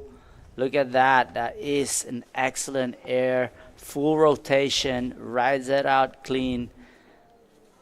That is John Mark Tokong from the Philippines. Ladies and gentlemen, with a total score of a 13.17. So we're still waiting for that last score of red. Yeah, that is going to be a really good score coming through for John Mark Takong. He will be extending his lead. This is now Taki Kanazawa. Unfortunately, just a one turn and has to jump out. He has a 5-5 to his name. He just wants to get rid of that one. Yeah, so now is a situation's gonna be exciting because Taki Kanazawa just lost priority. We took in that wave. Now the priority is go with John Mark Tokong. Second priority, we're not sure yet, but looks like our surfer in green will get the priority. And it'll be exciting of a situation because 7 minutes ago, and Taki Kanazawa with third priority looking for a score, and where our surfing green right now has the control over Taki Kanazawa, surfing blue. So will green will be hanging around next to blue, or will green let it go? Okay, so again, that's the replay. Unfortunately, the wave just ran off for our surfer in blue. But right now, though, exciting moment for everyone who's watching. The local surfer, Hood Ahmed, from local Maldives, representing Maldives in second place. He needs to stay in second in this heat to advance to the semi-final because only one person will get eliminated. As you can see, our surfer is in blue up and riding on a smaller wave. So nice turn here. Everybody's watching. Everybody's looking at it. There you go. He rides out on this one. Taki Kanazawa. It's an exciting moment. Yeah, that's exactly right. So we're going to take a look at this replay. He is playing a little bit of catch-up here, our man from Japan. Some really solid turns. He finished it off really nicely. It was in the pocket. It was nice. It was clean. Some really, really good surfing there from Taki Kanazawa. He wants to get rid of that 3-4-3. He has a 5-5. So will he be able to go back into an advancing position after that last one? Or will Hoobs be able to use his second priority and improve his scoreline? So it's all a matter of what the waves are able to provide now. So Taki Kanazawa did take quite a while to start that ball rolling again. He finally got it. He got these past two waves. Here is a replay from the last wave of John Mark Takong. You can just see him really highlighting it and setting it up for this air. So much space between his board and the wave. You know, just shows how high he went. Here are a few replays. So looking like John Mark Tokong again. Oh. Don't break your board, my friend. You need that for the final, maybe semi-final. So I guess I love the part about John Mark Tokong. He's just having fun out there. You know, the waves looks fun. No one out on a free surfing. You know, look, this launch, whoosh. So he didn't even went for a free surf before the event start. So John Mark Tokong just kind of take it easy. And right now he's in a comp and he's really showing everything. Okay, so as you can see, the priority in the water right now is with green. Second priority with blue. So there's only 4-minute situation change. Our surfer in blue is in second place right now with a 5.5 and a 5.5. So surfer in green need to go to work right now. We're looking to replace that a 4.17. So there will be a wave coming or not, we don't know. We'll keep on watching because it's an exciting moment at the moment. Look at this wave coming.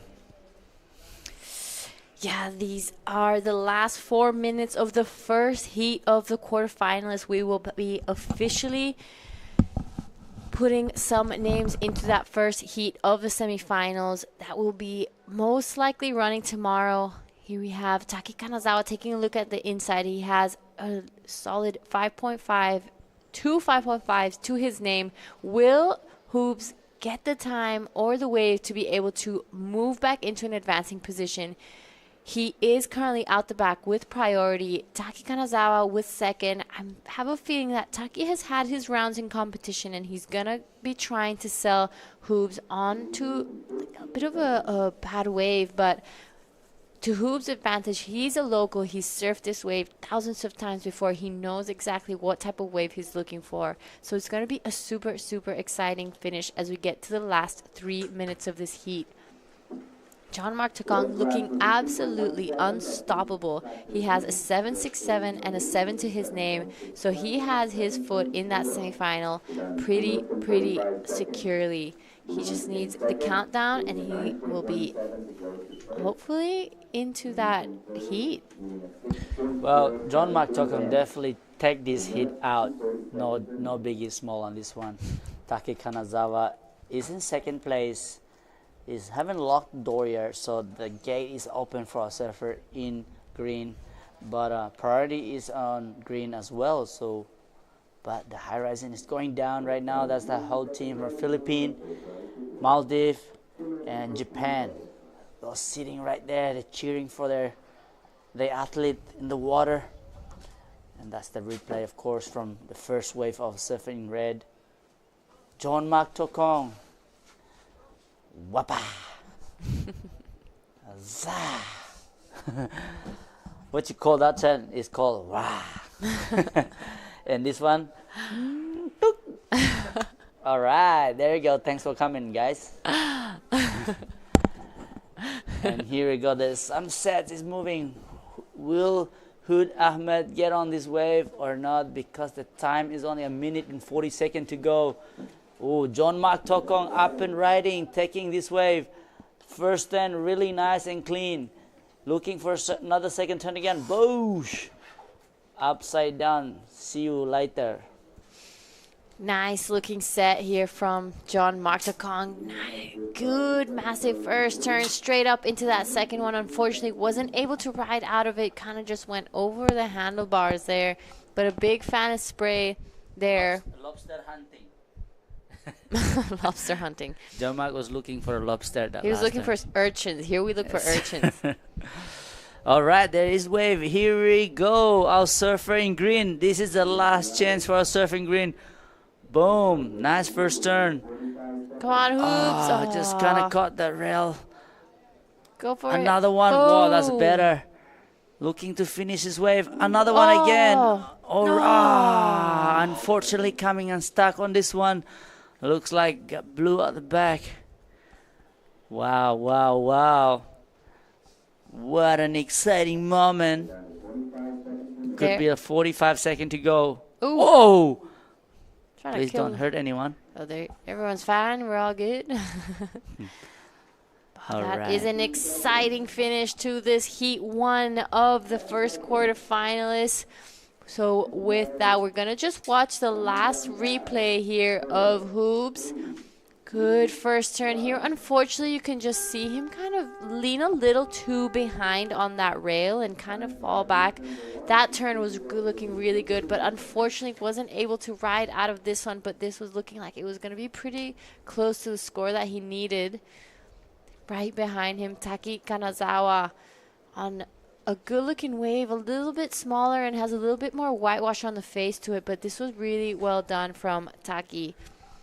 So it's definitely Jean-Marc Takong in the lead, and we will have to go down to a quick heat recap, and we'll see you guys in Heat 2 of the quarterfinals Open Men.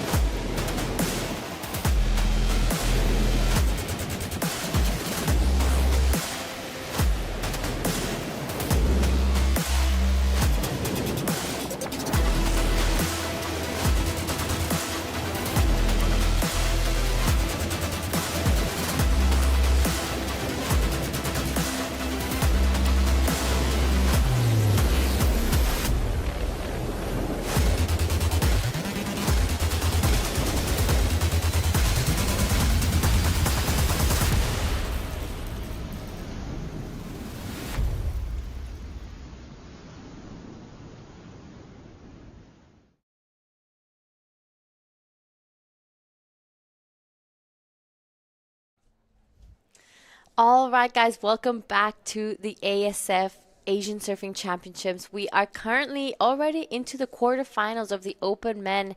In the booth with me is Afri. Welcome back. We have had an incredible first heat again. You know, John Martakong absolutely killing that one. And it's looking like our Japanese surfer Taiki Kanazawa taking second place. Unfortunately, Who's wasn't able to back up that last score in that last wave he caught, but he did an incredible run here at the ASF Asian Surfing Championships. Without a doubt, but unfortunately, that means no more surfers from Maldives in this men's quarterfinal. Instead, we are going to see heat number 2 with another Japanese surfer in Kazai Adachi in red, and one Indonesian, Imadejoy Satriawan, and from India, Harish Muthu. So this right now on your screen is our man from Japan, Kaisei Adachi. He will be hoping to, he's not hoping to do anything. He's already done it. That was a great finishing turn there from our Japanese surfer. So it's looking like everyone paddling back out. Everyone's caught in a few waves while we were on that break. This is our Balinese surfer, Madejoy.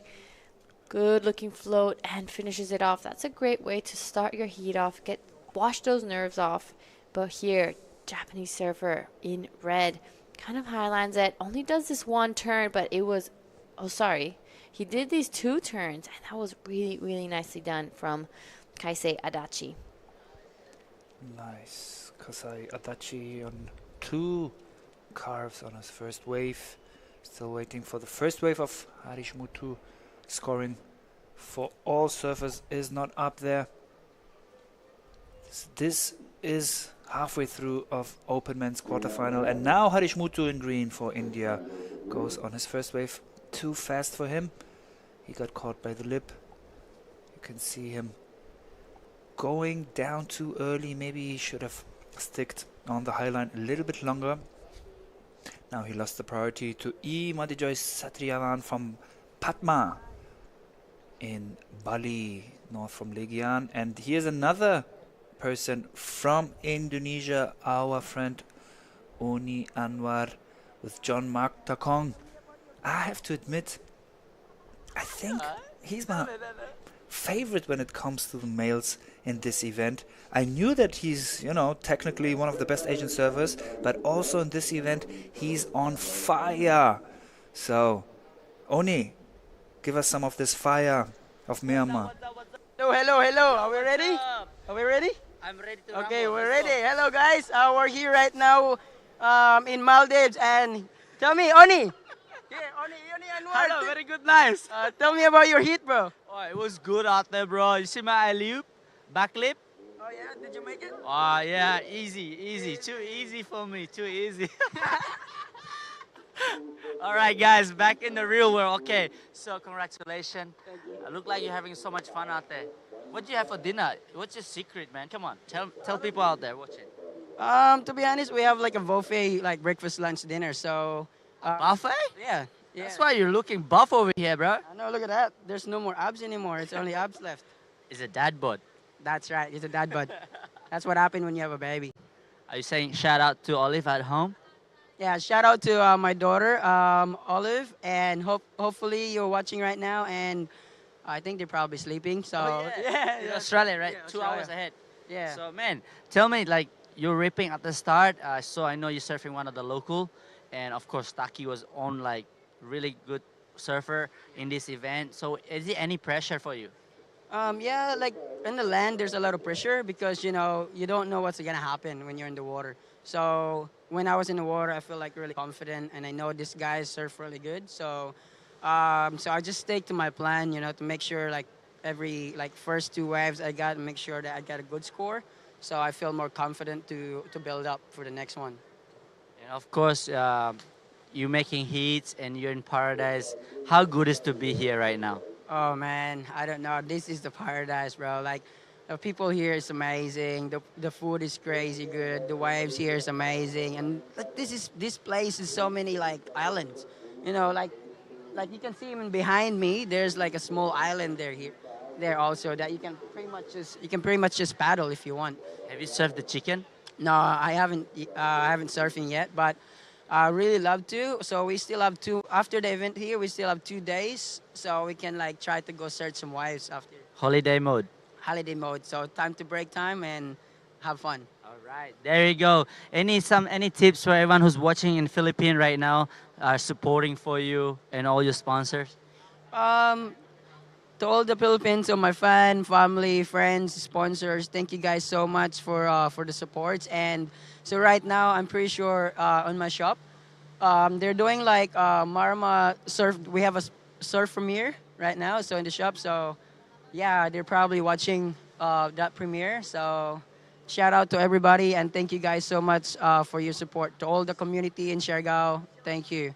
And shout out to my coach Bjorn, Manuel, and Joel, my caddy coach Johnny. And, so I think you've been in the water today maybe 6 times. So thank you. All right, there you go. Just keep winning hits. Maybe next time when you win, bring the whole team with you and we can do an interview together. So there you go, ladies and gentlemen, whoever's watching, congratulations to our surfer in red, Jomak Tokong from the Philippines. He's into the semi-final, and I'll see you soon, my friend. See you soon. Thank Let's you. go. Terima kasih. See ya. Thank you to both long hair, brown, Southeast Asian beauties for this crazy interview.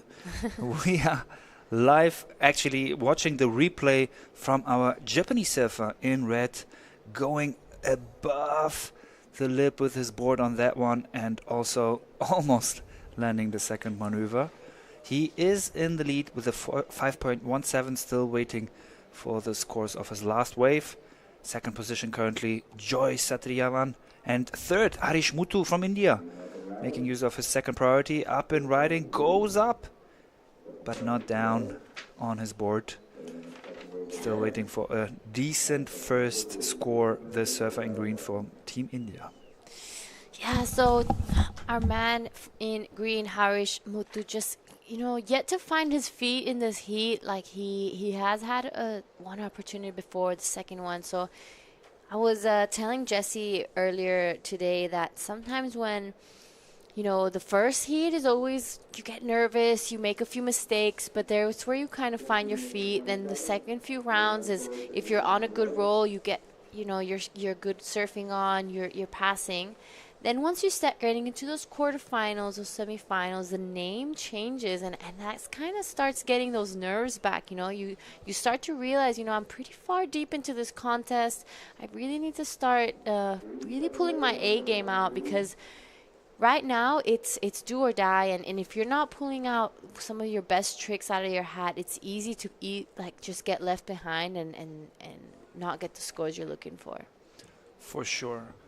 And I think this kind of feeling especially is true right now for Harish Muthu, the Indian surfer, surfing against two of the favorites of this event, two of the traditional elite Asian surfing nations in Indonesia and Japan.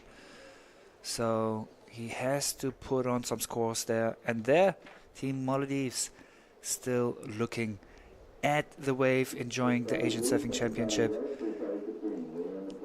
looking at their home spot of Cokes. Yep, that's right. And in saying that, though, sometimes when you do get back into those nerves and you start making those little mistakes, it's good to just take a step back, breathe, and be like, okay, back to basics. 2 waves, 2 turns, we got this. Nice one. 13 minutes, 50 seconds to go back to the basics for all the surfers here. Since there aren't any massive scores out there yet, that means that everybody still has a good chance to get to the semifinals. And once you're in the semifinals, getting a medal is so close in reach. Only thing they need to do is get the first or second position here, and the score for the Japanese surfer just got in. It's a 3.27, so that's his backup score. He's having an 8.44 as a total score. Up and riding once again, Japanese surfer. So our man Kaisei Adachi under priority gets a pretty good looking wave here. He gets a nice first turn in, gets past that section, a big fan of spray here, floats it around and just giving that variety to the judges, you know, keeping it spicy, keeping it different. You know, the judges have been watching surfing all day, so I think it's a super important variable to be able to give that variety. Here we have good first turn. You see him highline this section and sets it up for this second one. I think that's going to be the money turn of this wave. Really, really well done from Kaisei Adachi, just really showing his maturity in competition. I think Kaisei is actually only 16 years old. Wow. 16-year-old surfer from Japan showing us a carve and 2 snaps on a super fast wave. See it in the slow-mo, going for a deep bottom turn here and pushing the back foot before he transitions again with a little pump there, going down, compressing, little in between pump there before he gets out his right hand to go up and bam, nice snap there. Whole half of his board was outside of the wave. Engaging the rail again for the finish with the lip. That will be a good score, definitely higher than his backup score. And actually he goes for one more snap with the lip there and landing it complete. Yep, really, really well done there from Kaisei. He's definitely going to be getting rid of that 327 that is backing up his 5. So now it is Harish Mutu needing to get rid of that one. He got nice first turn straight into the second one, sets it up. This is a good looking wave for our Indian surfer, and he does manage to shut it down. That was really, really well done from our man in green. Here is a quick replay. You know, this is a little bit of a check turn. He gets a little bit stuck there on the top, wraps it around. That was much better. This check turn, and I love this turn. I think this is my favorite. He just really followed the lip line and stuck with it and came out of it with so much speed. So really nicely done from Harish Mutu. Yeah, I love how he didn't overcommit on the last maneuver. You know, easily you could get yourself into this mindset of, okay, I have to do 100%, push it all the way through. But I think he would have screwed the last bit if he would have done so. Instead, he has got a complete wave there, so best wave so far for him. And up and riding, Madijoy Satriyamana on the mission to show the others what he is capable of. Oh my God. This was an incredible wave by Madijoy. That was some impeccable surfing. I love the power that he has in these first 2 turns. Look how he jams that tail. He gets around this section and really leans back into it. That spray that he throws in that second and third turn was incredible. So much speed, so much flow. I think this could possibly be the best wave of the heat for now. For sure, I'll say it will be. Though the 6 of Kazai was quite a good one, but the amount of spray, the energy that he puts into this wave, doesn't lose any speed, has got the flow, goes for the critical sections, incredible technique, anticipation of the wave. Wow! That has to be the best wave of the heat so far. Yeah, let's not forget that this wave is a lot bigger, I think, than most of the other waves ridden in this heat. So that plays a big part of the scoring. And speaking of bigger waves, we just saw Kaisei unfortunately just fall over on a wave here, but this was looking like it was going to be a pretty good one as well. Yeah, right. He had his board turned 270 degrees, but then lost it a little bit on the lip, wasn't able to straighten it into the coast, and with that fell. But he still has 8 minutes 33. And last wave for Harish Mutu was a 4.33. He took second position with that wave, but we're still waiting for the big score of Imadijoy Satriyaman to come. Yeah, we're waiting for one more score for Joy to come in, and I'm almost certain that is going to be a change in situation. The power that he had throughout those turns and the speed was just another level.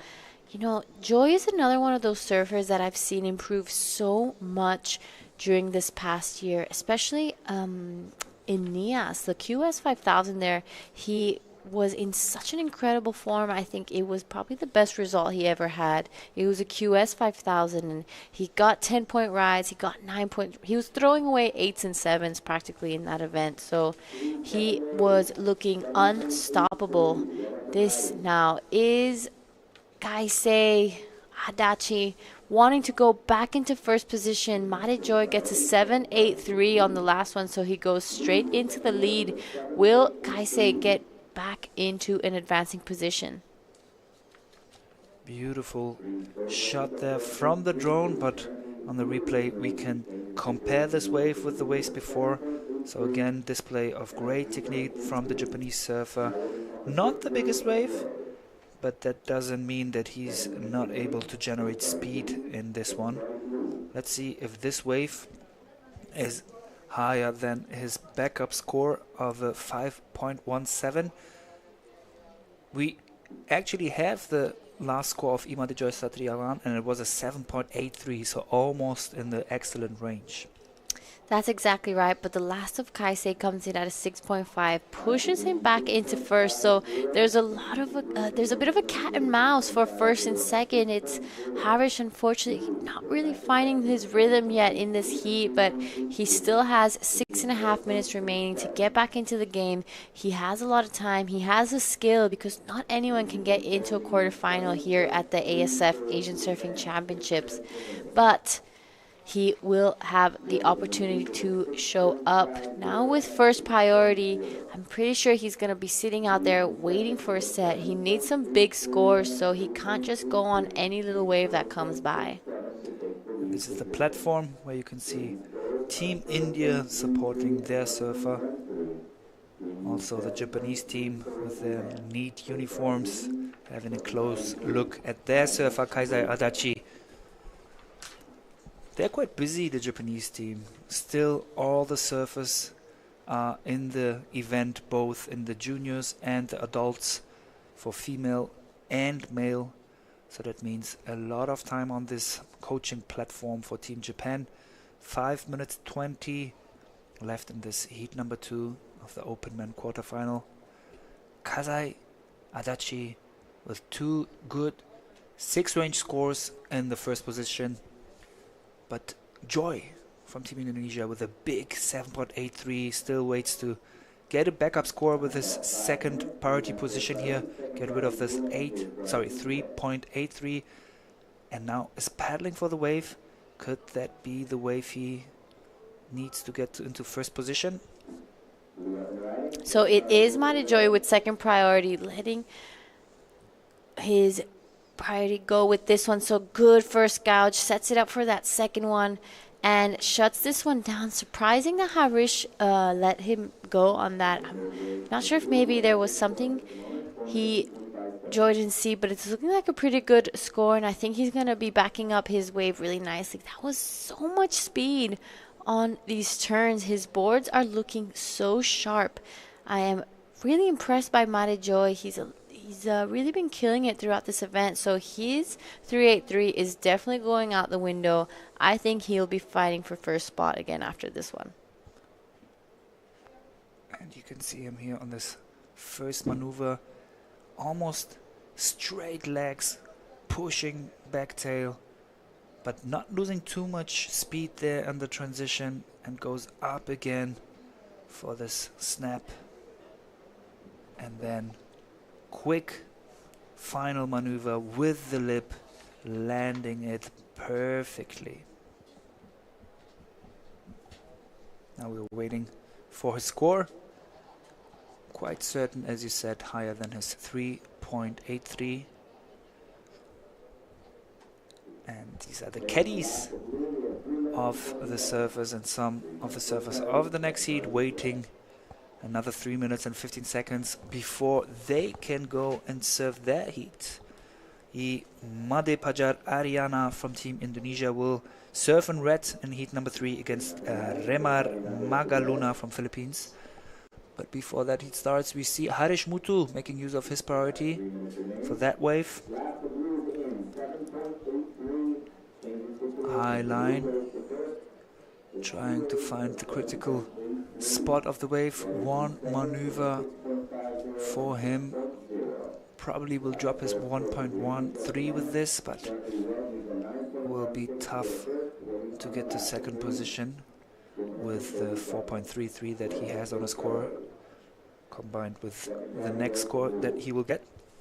And the next heat we will also see again a Japanese surfer, Iku Watanabe. So in all the first 3 heats of the quarterfinals, you'll have a Japanese surfer. So the last of Madejoy comes in at a 7.83. That pushes him straight into first again. He is in a clear and steady lead. He's got 1 foot into that semifinal. Kaisei into second. Unfortunately, Harish, I think that last wave he caught was a little bit of a priority mistake. I think he could have waited for a little bit of a better one, but it could be those nerves just starting to kick in for him. But he still has a minute 40 to get back into this game. He will be needing a pretty big score though. Kaisei with priority out the back, Madejoy with second. So unless a 3-wave set comes, it's gonna be, well, as I spoke to soon, there we have Harish taking for the air. He knows he has to go big. He knows he has to do something really impressive to get that attention of the judges and get the score he's looking for. With a minute 25 left, it's looking like there's a few really nice waves coming through. This is our Japanese surfer Kaisei. Adachi, big first gouge, sets it up for this second one. Oh, unfortunately, that looked kind of painful. But right behind him, Madejoy, really good form here. That was an incredible turn. That second one was even better. He is looking absolutely unstoppable. And just as I say that, he just goes over the handlebars. But Madejoy looking in some really, really good form. So it is now the 2 surfers in first and second. I don't think those scores are going to be, or those waves are going to be affecting their scoreline, but take a look at that lineup. I mean, that is incredible.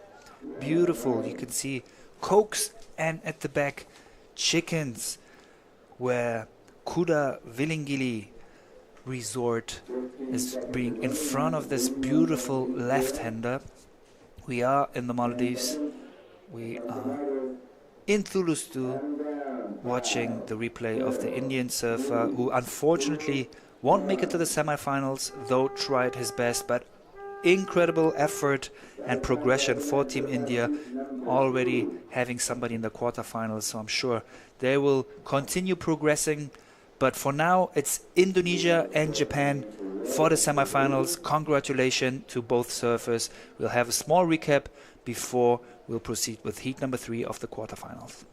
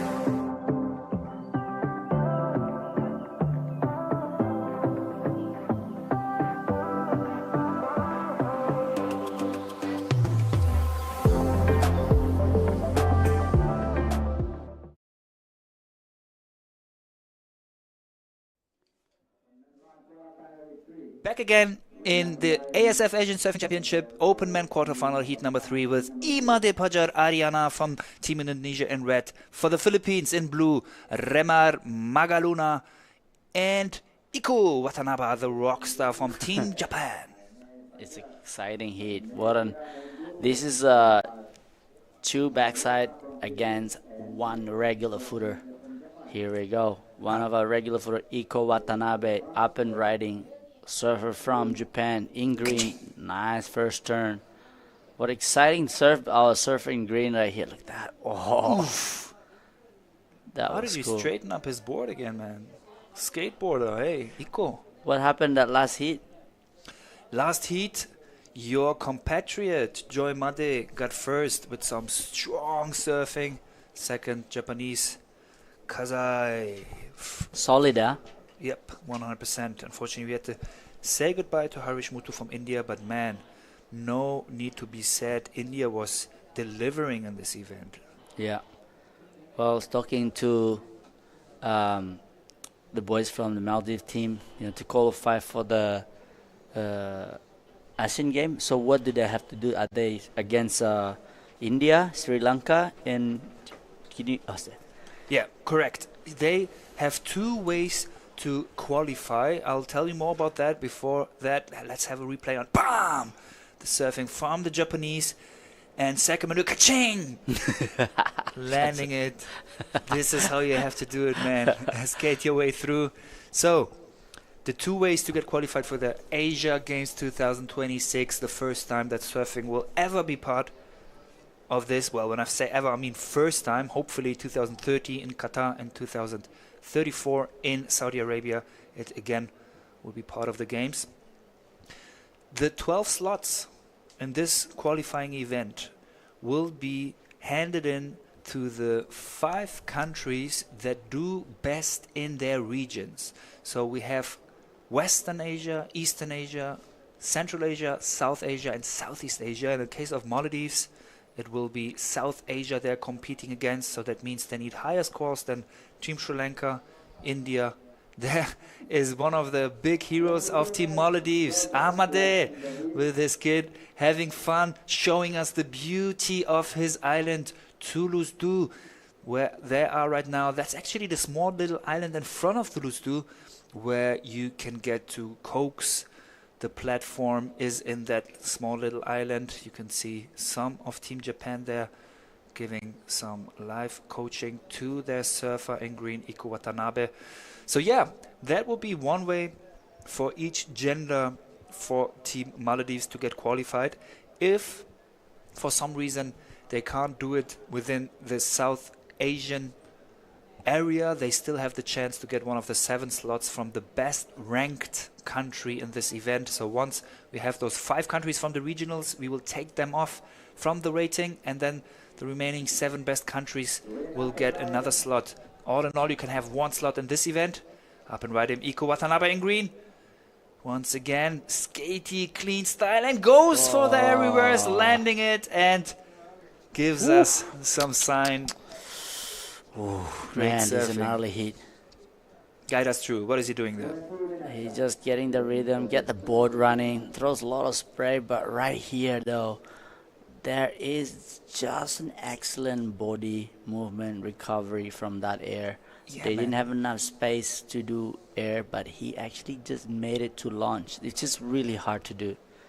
Because Yeah. sometimes when you're doing an air, you need to at least a space to do a launch to get that body ready.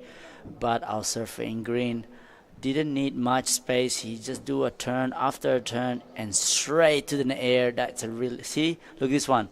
He did a turn right here, boom, and this wave is running off. That's the key of having a good equipment like a surfboard. So his board is probably on point, and then right here, douche. That is an excellent ride out, balance, core muscle, knee, ankle, everything, and there you go. That's reward. What's up? And I'm amazed how he worked against the force of the pivot. It looked like he would fall into his back, but instead he was turning his head towards the shore, and with that his whole body and surfboard followed, and he was able to land that wave and got a 6.83. So already 6 minutes into the heat, he put all the surfers into a combo situation. Still waiting for the first wave for the other two competitors, but Iko has got a good lead in here already. Yeah, I think putting pressure straight away for our surfer in red and blue, it's a good way to do it for Iko Watanabe. So our surfer in red is dangerous. He can do air as well. And our surfer in blue, he has that backside attack. It's aggressive surfer, so you cannot doubt on these two guys. So just get a wide look at these sets coming in now. It's rolling in. Is it one of the wide ones that is difficult to make, or will one of the surfers paddle in? I do see surfer in blue, Rimar Magaluna from Philippines, paddling for this one, speeding his way through. Is he going for the barrel? Yes, he is. Stalling. Does he make it out? It's really tricky because the waves are not allowing you to get barrel. It's a lot of chops and done over here. And he has not much choice because the waves are actually running off from him. So the only choice he can do is that pull in that barrel. So bigger set is not a good choice. Medium sized one like Iko took is the one you need to take, because there is not many good sets that allow you to get big, excellent scores. Yeah, the tide is quite high by now. And with this swell size, as you said, it's tricky to go for the bigger ones, as they're almost too fast to make it through. But you know what? There was a little bit of a chance for the surfer in blue to fight his way through, maybe straighten up and just, go really low on your knees, be tense on your whole body, and just try to not get knocked down by the lip. So who knows, maybe he's going for another barrel in the remaining 17:45 seconds. We will continue with this heat, but before that, let's get to Jada with Joy Made from Team Indonesia. I'm down here with Made Joy. You are looking absolutely unstoppable. You are looking fast and strong. Tell us a little bit about your routine at home and how you've been training for this event. Back at home, I didn't training so much. Just trying to focus on my surf, because I know this wave is pretty much almost like Karamas and Yang Yang, pretty much almost same like we're in Bali. So just focusing on my surfing, always finishing, and every time always enjoy. You know, I think I've asked you this before, but I'll ask you again because you've had such an incredible event in Nias. You went so far. You were, for me, one of the highlights of the entire event. Are you bringing some of that confidence that you had in Nias and taking it here at this event with you? Yeah, for sure. Nias is QS 5000 is actually a pretty big event for us as a Indonesian, especially. They made it in one in Krui and then one in Nias. So yeah, that's two events pretty actually make me a lot confident more, and then I bring it here to Maldives, so pretty much confident enough. So this is the second heat you surfed today. Tell us a little bit what you did from the first and second heat. How do you, prepare and get ready? After my first surf, I back at my camp and then start doing a little bit of stretching again, taking maybe 30-minute nap, and then another boiled egg with jam. That's actually yeah, I was pretty scared little bit because I had Kaise, one of the Japanese. He quite fast and yeah, quite similar like I would say Dani.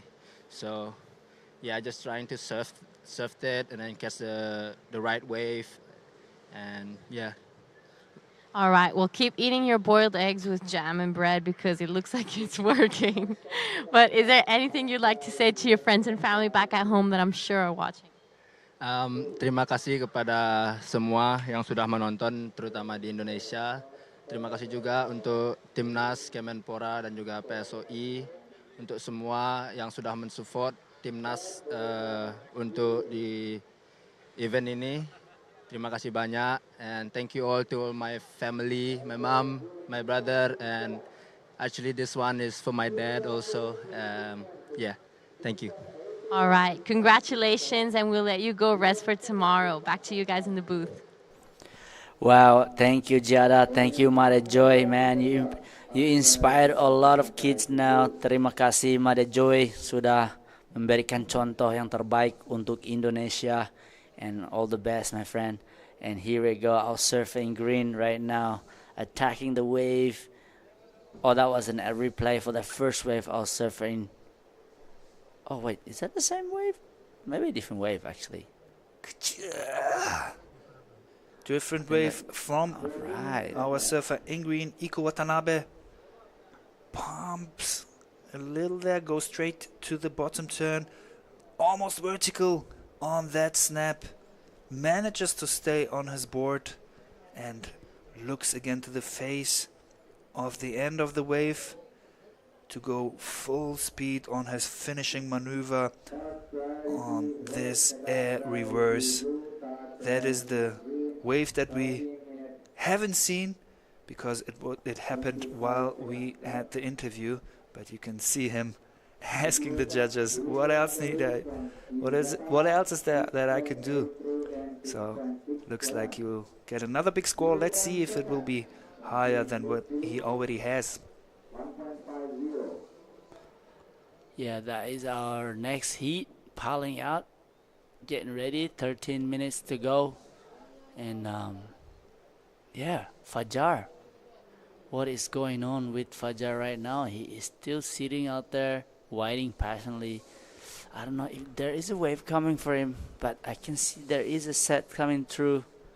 Will he go? Yep, I can see he's piling toward wide. Maybe there will be an air show here for our surfer in red. There is another one left. Jada's left. Pepsi's. Iko Watanabe playing around here, but then decides to not go for it. Instead paddle back again. He's got 12 minutes 30 seconds. And we're still waiting for the scores for Imadi Pajar Aryana.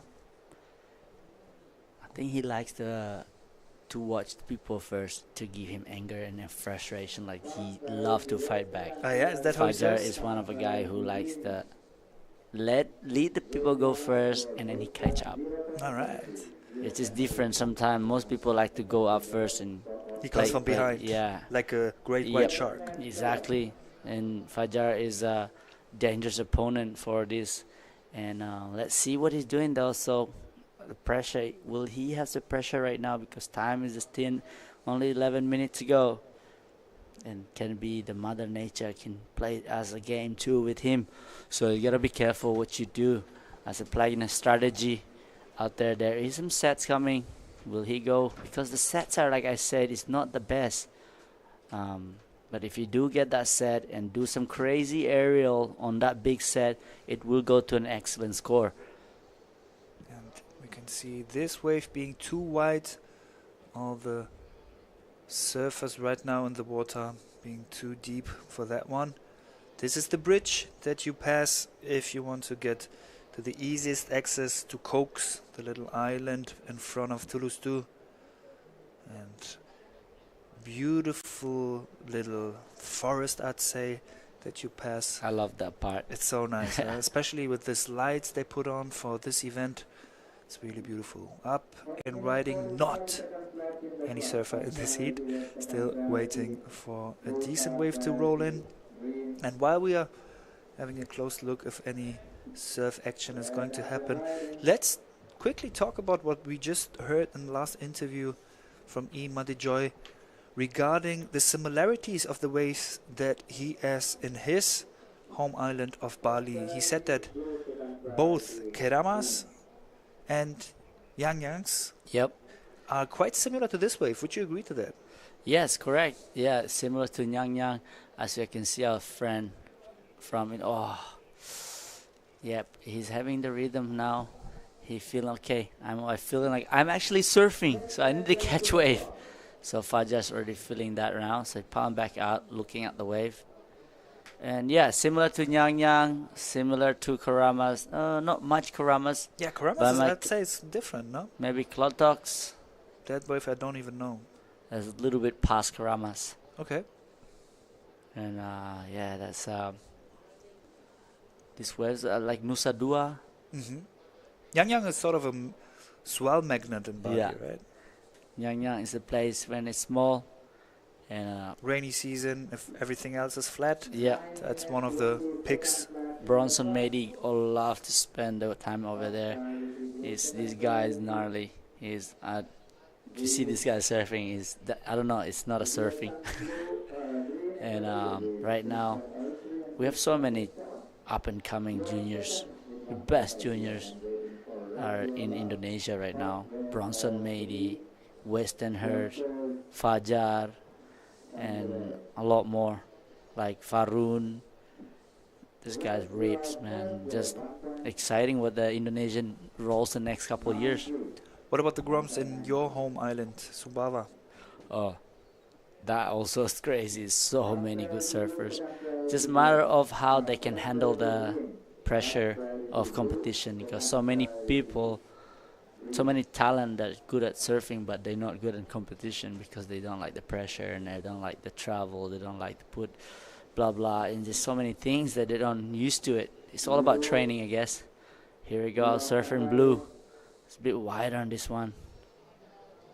Is he going for the barrel again on this one? Wow, First nice turn. carve. Super speed. Manages to stay with the wave.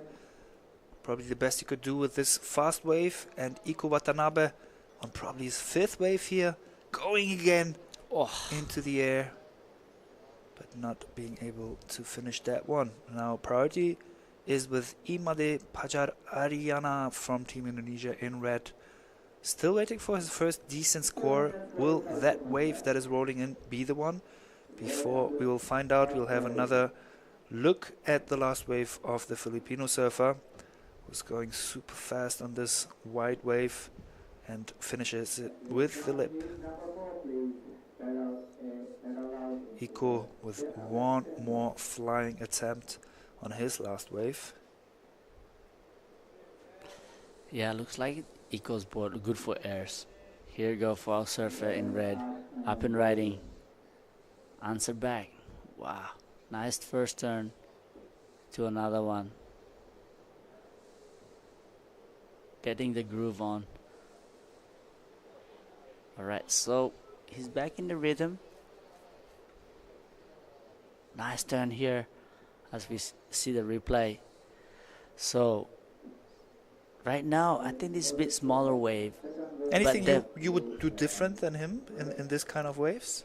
I'll probably go one turn because he doesn't have any good score right now, so he probably need to just surf it safe to build a house.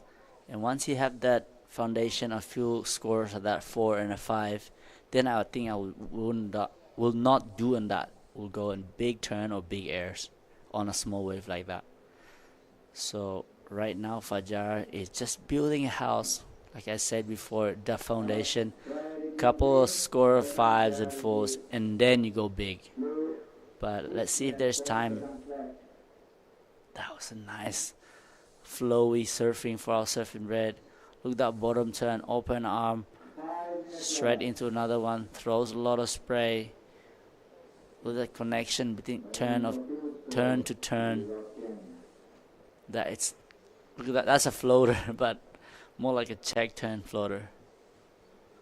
So love how almost 2/3 of his board is sticking out on the final snap. yeah, that's just toothpick for you, I reckon.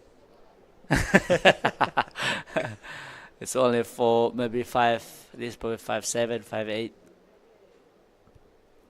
5.5 minutes to go on the second to last heat for today's day number 5 of the ASF Surfing Championships in Thulusdhoo, Maldives.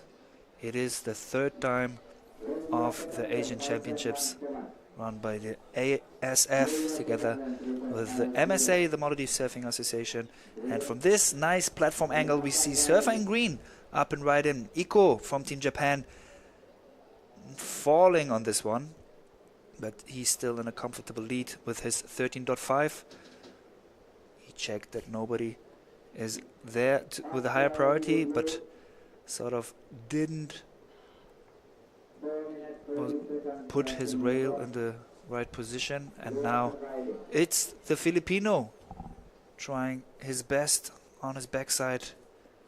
Nice critical surfing from him. Good fight back. This is dangerous for our Made Fajar because our surfer from the Philippines really surfed that wave really nicely. Boom. Bam. But not much a vertical snap and surfing, but just perfect, smooth riding it out. Nothing critical. While we're waiting for the scores, big thank you to the Ministry of Sports, Fitness and Recreation of the Maldives. Without them, this event wouldn't take place here. It is hosted by Thulusdhoo Council, managed by Surfing Association of Thulusdhoo, hotel partner Season Paradise, powered by Diragu, apparel partner Apparel 360, associate partner Niris Embroidery, printing partner Print Lab, streaming partner Slow Tape, video highlights partner Various Art Studio, supporting partner Adaran Select Hiduranufushi, supporting partner 2 Kuda Willingili, the island where you find chickens, the surf spot, travel partner Tarika Express, and hydrate partner Bonaqua. Terima kasih. Sama-sama. 3 minutes 25 seconds left. That's a cool angle this side up. It is, huh? With a little greenery there. You kind of fully see what's happening next when you look at this angle. And you also see the real size of the wave, you know? Yep. Here you actually see that it's much more powerful than you would expect, only seeing it from the front. And Iko, once again, is he going flying again? Yep. He is. Boom. Oof. He's pushing his ass here. Super dangerous. It's really like scary there because so much sea urchin. Maybe he's into sea urchins, who knows? Like me. Are you? I right? love sea urchin. Which part of your body do you like sea urchins most? Nah, I like to eat it. You do? With the spikes? Nah. You just like swallow it in one? And in Lakey Peak, we used to eat that after surf. We just Alright. go hunt sea urchin and then we just cook it on a bonfire. Like we let a fire up and just eat it. Oh, oof. Was that a call for? Yeah, priority change. Ah. That it's when you paddle for a wave, you have to change what's it called. If you commit, I don't know though. I want to see that actually. Yeah. I want to see what happened to that because 2 minutes left. right here. And Look he at will this. see. Well, if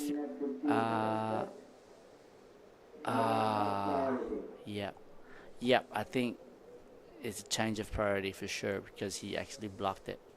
I'm not sure. And is it just a change of priority, or could that even be an interference? Not interference. Maybe just a priority change.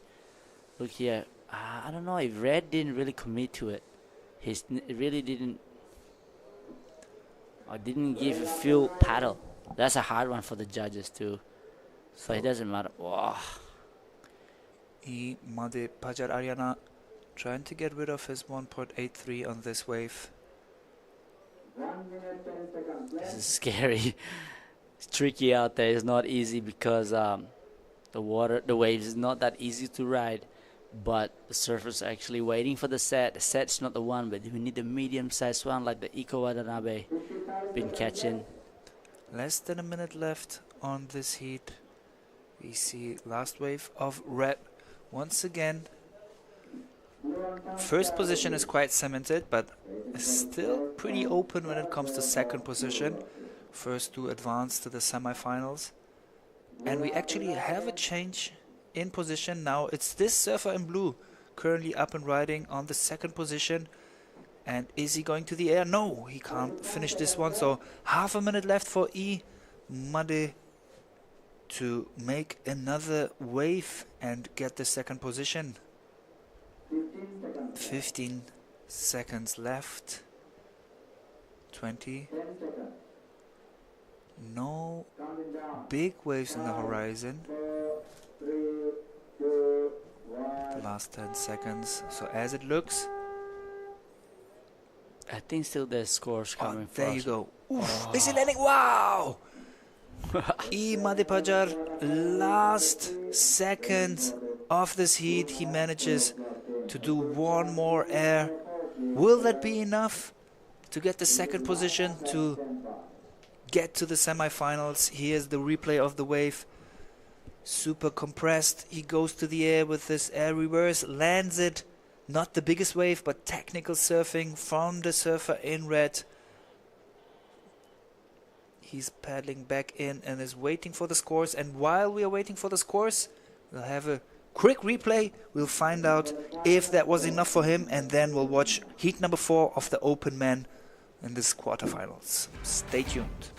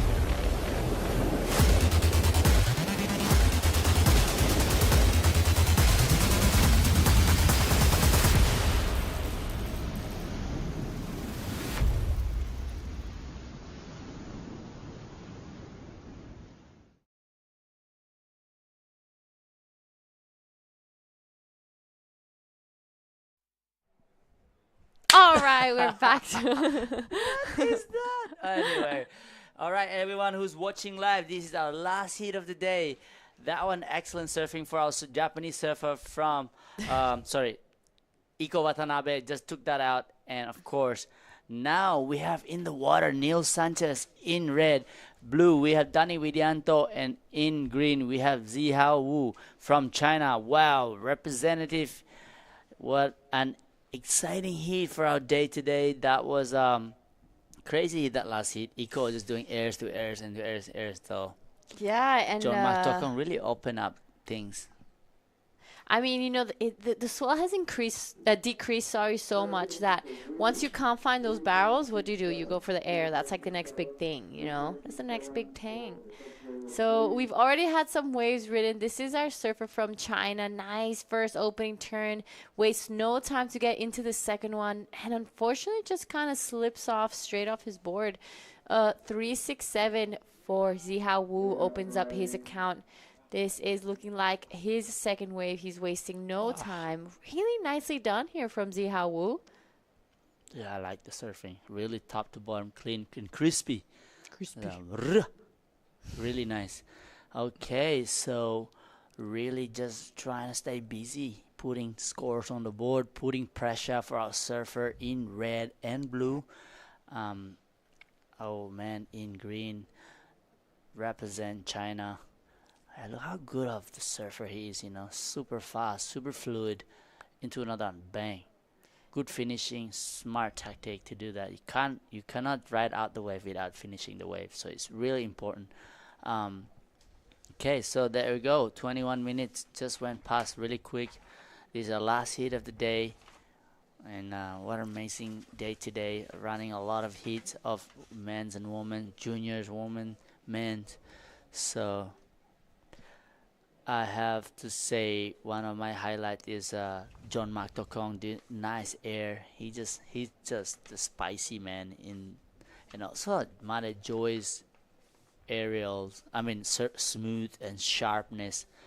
Just really shocked me how mature of a surfer he is, and just showing that to others competitor that it don't need to be just air. You can do a nice big turn and you can nice big carving and finish the wave perfectly. So yeah, Mane Joy and John Mark Tokong stand out for me. What about you today, Giada? Well, clearly John Mark Tokong was obviously a highlight. I thought that was some incredible and impeccable surfing from him. He hardly made any mistakes throughout the whole day. And I'll get right back to my highlights as we're watching Danny Widianto. 2 really nice turns, goes into that third one, kind of pushes the tail on this fourth one. This is a smaller one, but he did get 4 really good turns in. We'll watch the replay.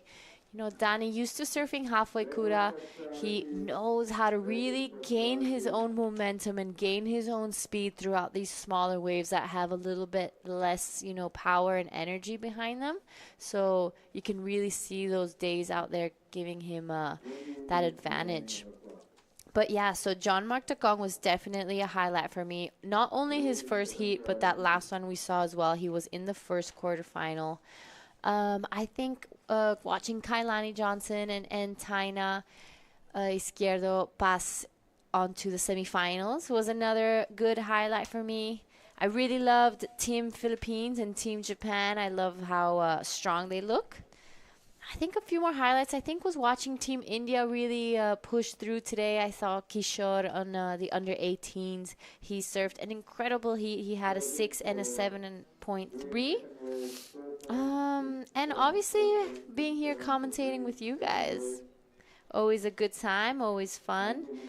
And I don't think I would want to be doing this with anyone else right now. Yeah, unfortunately, we miss our co-commentator. Jessie's not feeling well right now, so that's why we're just doing her part right now. So I hope she's feeling better. Okay, maybe she just need to drink some Coca-Cola. Yeah, that's right. And speaking of fizzy, this beautiful first turn from Danny Widianto. Nice fan of spray out the back. That was a really, really good wave from Danny Widianto. Let's just watch this replay again. That was beautifully done. There we go. So much speed, power, and flow. That is exactly what the judges are looking for, especially in moments like this where the tide is high. There's not that many sets through, so Danny really taking advantage of the situation. Exactly, Danny Widianto looking sharp. The 6.5, his opener, and straight away he's gonna open up something good soon. I think that one could be really close to his 6 because, that wave was not as many turns, but I feel like the quality of the turns were a lot better. I could be wrong, but, it's just at the end some personal preference. There you go. It's a 5.33, so our surfer in blue putting pressure straight away. And now second place, 3.67 and a 4.67 for our surfer in green. But Neil Sanchez waiting very passionately, but it's not about waiting actually. I was just watching out there when I look at it, that there's a current up there. There's a strong current pushes you off the lineup, so you're not always. It's not easy to stay in a position for that wave to come. Hmm. So yeah, he has to have a skill of like strength of paddling to stay in the line. You know, actually, I just remembered, speaking of Made Joy, just now before the interview, I was getting ready. He came up. He's like, you know, I never get Oni. Why don't I get Oni to do the interview? And I was like, oh, excuse me. He was like, no, that's not what I meant. I was like, oh, I know what you meant. But speaking of interviews, we're going to head down with Afri and the winner of the last heat. Take it away. One more time with the Japanese rock star, Iko. Man, you are really trying to show us one air after the others. What is it about airs that fascinates you so much? 何回も試合の後半でエアを決めようと頑張ってたと思うんですけども、なんでそんなにエアを頑張りたいってやろうと思ったんですか？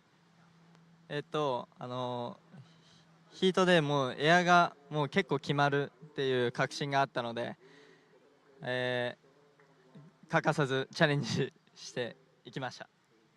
Yeah, I thought if I make an air, that will define the heat, and I'll be comfortable, winning the game. So that's why I kept trying.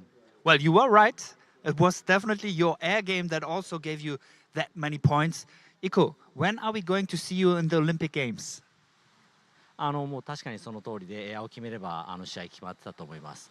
今後オリンピックに向けてなんか抱負とかありますか？4年後のロス五輪に向けて体もこれから作ってベストな状態でロス五輪に向けて頑張りたいと思います。Yeah, I would like to participate in the LA 28. I will keep my training. I will be bigger and I'll be better. Man, you have the talent, you have the technique. Now the question is, will you have the energy? Because you are not only participating in the males division, but also in the under 18. So tell us, what will you do today? Are you going to have some nice free serve at Cokes, or are you going to preserve your energy for tomorrow? Under 18 も出てたっけ? No, I was not participating in the under 18. Well, open men. Right, you did so last year. Now I remember. Nevertheless, are you going to have another surf at Cokes, free surfing, or just preserving energy? 今日この後また海に入りますか？それかもうあまり疲れないようにちょっと休むか？なんか今後どんな形で時間を過ごしていきますか？そうですね。今日はヒートも2回やって疲れたので、あともう自分の体のフィーリングがめちゃくちゃいいので、明日に向けてバッテリー貯めと寝ます。よく寝ます。Yeah, I had 2 very good heats, and I'm feeling really good on the waves and with the boards. So I will just try to save energy today and make sure I will be on fire tomorrow. That sounds like a reasonable decision, and we want to see you on fire again for the semifinals. So enjoy the beauty of this island, relax, and any final words to your fans in Japan? 応援ありがとうございます。次のセミファイナル、ファイナルと続くと思うので、絶対優勝できるように頑張ります。Well said. Thank you, my friend. Back to you to the booth. All right. Thank you, Iko. Thank you, Afri. That was a great interview. So that is now he's really just taking it easy, going home. He really want to win this event. So probably sitting out watching the heat right now is also going to help him to win this event. Yeah, that's exactly right. And, being in the semifinals, he's surfed so many heats already, so he must be pretty exhausted. He knows this wave. He's been out there a few times. Speaking of surfing, that is Neil Sanchez. Just a little bit of a punt at the last part of that wave. That was super exciting. Let's see what he did in the first part. So nice kind of float to get past his section. A little bit of, just a comodín, as we say in Spanish, just to get through those sections. So besides that last turn, there wasn't too much happening on the outside, but that's his first wave of the heat, so he needs to start getting his ball rolling. He needs to start getting back into it. This is Zihao Wu now on his backhand. Has a 4.67 and a 3.67, so some nice turns in here. Smaller looking wave, but nicely done nonetheless from Zihawu. Yeah, I love the progression from our Chinese surfer. Like I'm so surprised how good they are surfing now. So putting good score on the board. Now Neil Sanchez has to get to work because 12 minutes ago that last wave was a smaller wave. So need to pick the right wave because Zihao Wu is dangerous opponent. Already posting some good score, 5.67, and he need to change replace that 3.67. Is probably already did that with the last wave. Yeah, that's exactly right. The Chinese team has just improved so much throughout the years. They've really put their hard work. They've put the dedication, and Jesse did mention a quote that I have heard quite a few times in my life before, but I think the Chinese team really demonstrated is hard work beats talent when talent doesn't work. When talent doesn't work hard. Sorry. So thank you, Jesse, for reminding us of that quote, and it's so true that you can just really see how many hours and days of dedication they put. They're constantly traveling, they're constantly on the road, so it's so great. And the results show they already have an Olympian. We had Si Chiang in the Paris 2024, so it's going to be a great scene. Yeah, so now that Indonesia also behind it, Dani Widianto, what do you think about the Indonesian team now? The Indonesian team is looking so strong. I mean, Indonesia has created, in my personal opinion, some of the best surfers in the world, from back in the day, from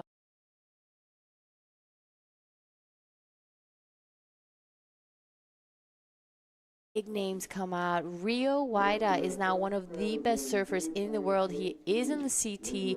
He's stayed there, so showing that he deserves to be there. He's qualified for both of the Olympics. So Indonesia is a huge name in surfing sport, and you can really see their improvement in competition surfing. We have the best waves in the world, and everyone travels from all around the world just to come surf waves in Indonesia.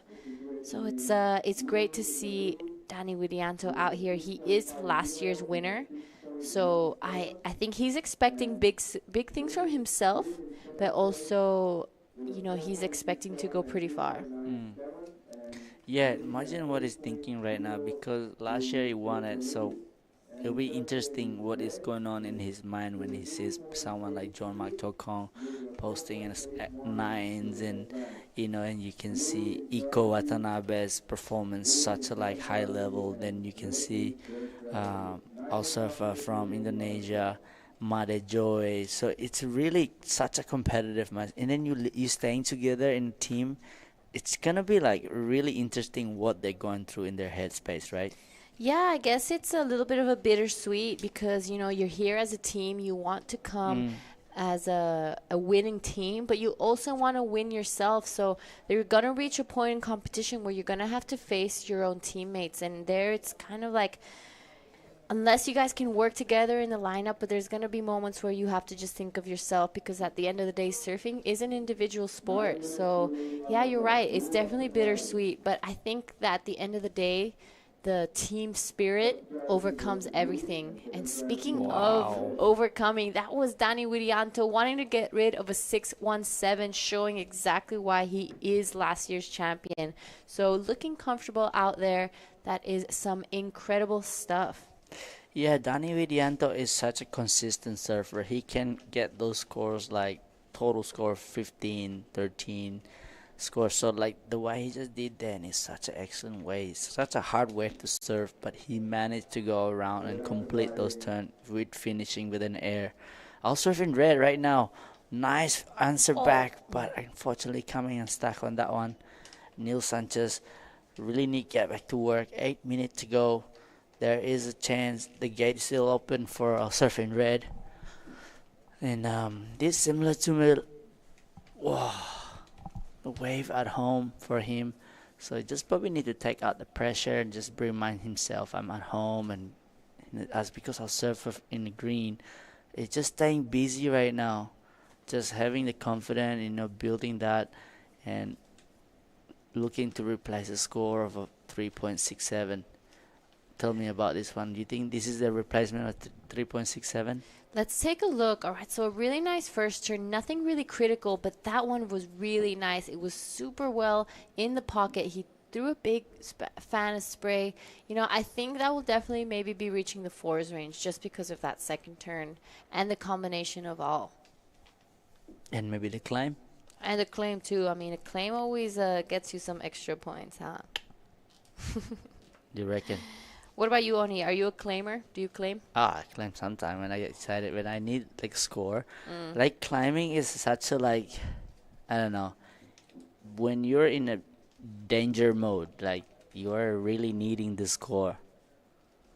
And I know you don't like climbing, but when there's time that you really need that score and you feel like you kind of feel it did, but then you just want to like, yes, I completed it. But then you look at the back of the video, it's like, why did I just claim that wave? So you're like claiming a 2-foot slop. Yeah.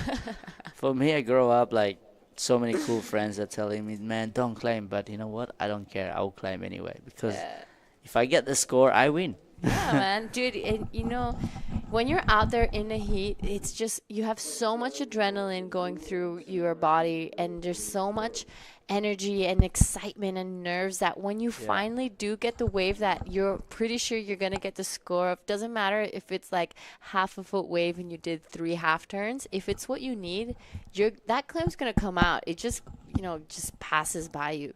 And actually, speaking of claims, it's out of all the photos and incredible videos we had coming out of Tahiti, the one viral photo was Gabriel Medina's claim.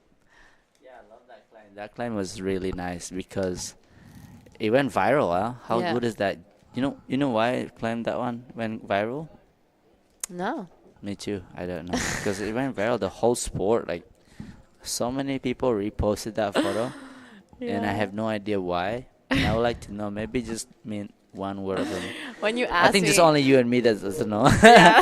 Everybody knows, but just you and me. So it's me and you who just no idea why. We don't have Everyone's like, space. there's like a full backstory to it. And we're just like, we just like the photo.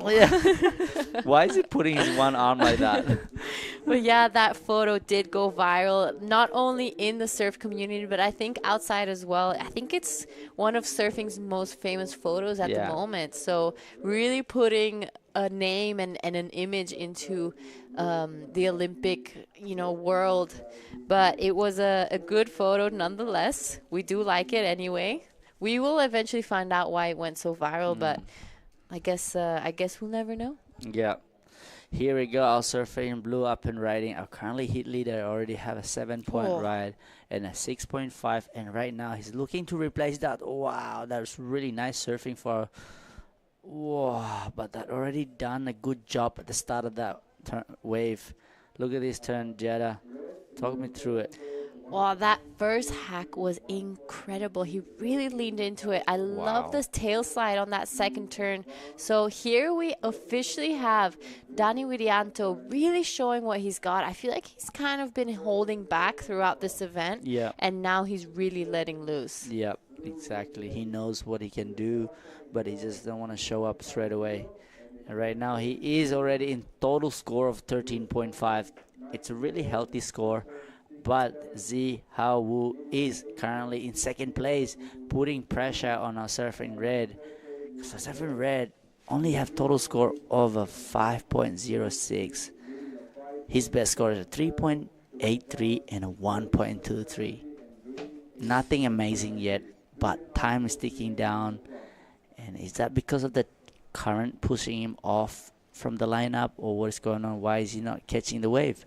There's a lot of things happening out there that we don't know because we only watch the screen. But I'm sure, I think the Mother Nature is pushing him off from the lineup. You can look down from here. There's a spot out there that you can see and get a wave. And I heard tomorrow it will be either a final day for the men's and the women's, because as the wave is going to be good tomorrow. Yeah. Oni, actually, I think I have a question for you. before we get back into tomorrow's day. Neil Sanchez has been killing it throughout the whole event, you know, and something we've mentioned earlier.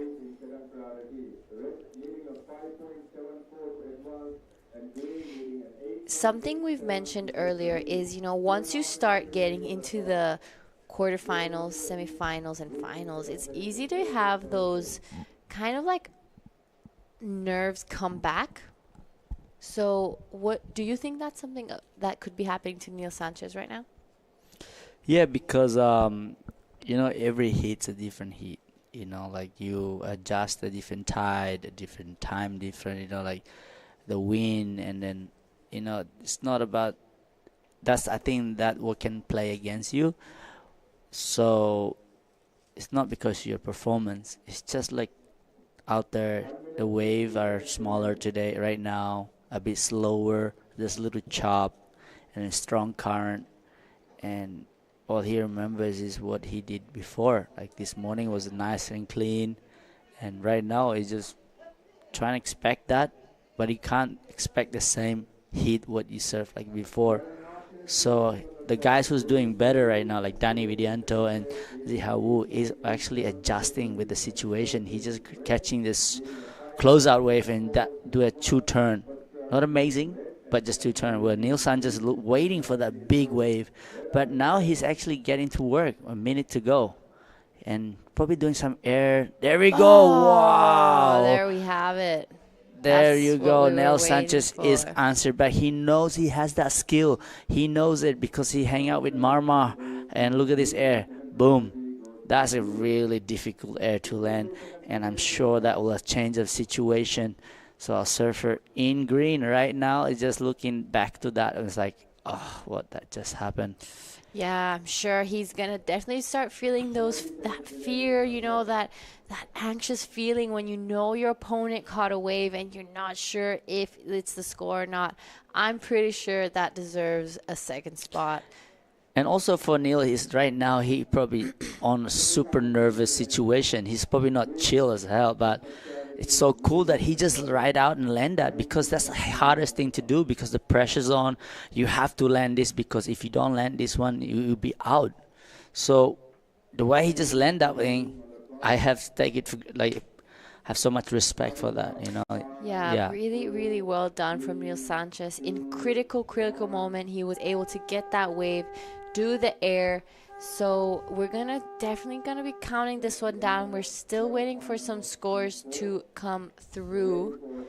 But with that, we're gonna head to a quick recap of this heat, and we're gonna finish off with the closing.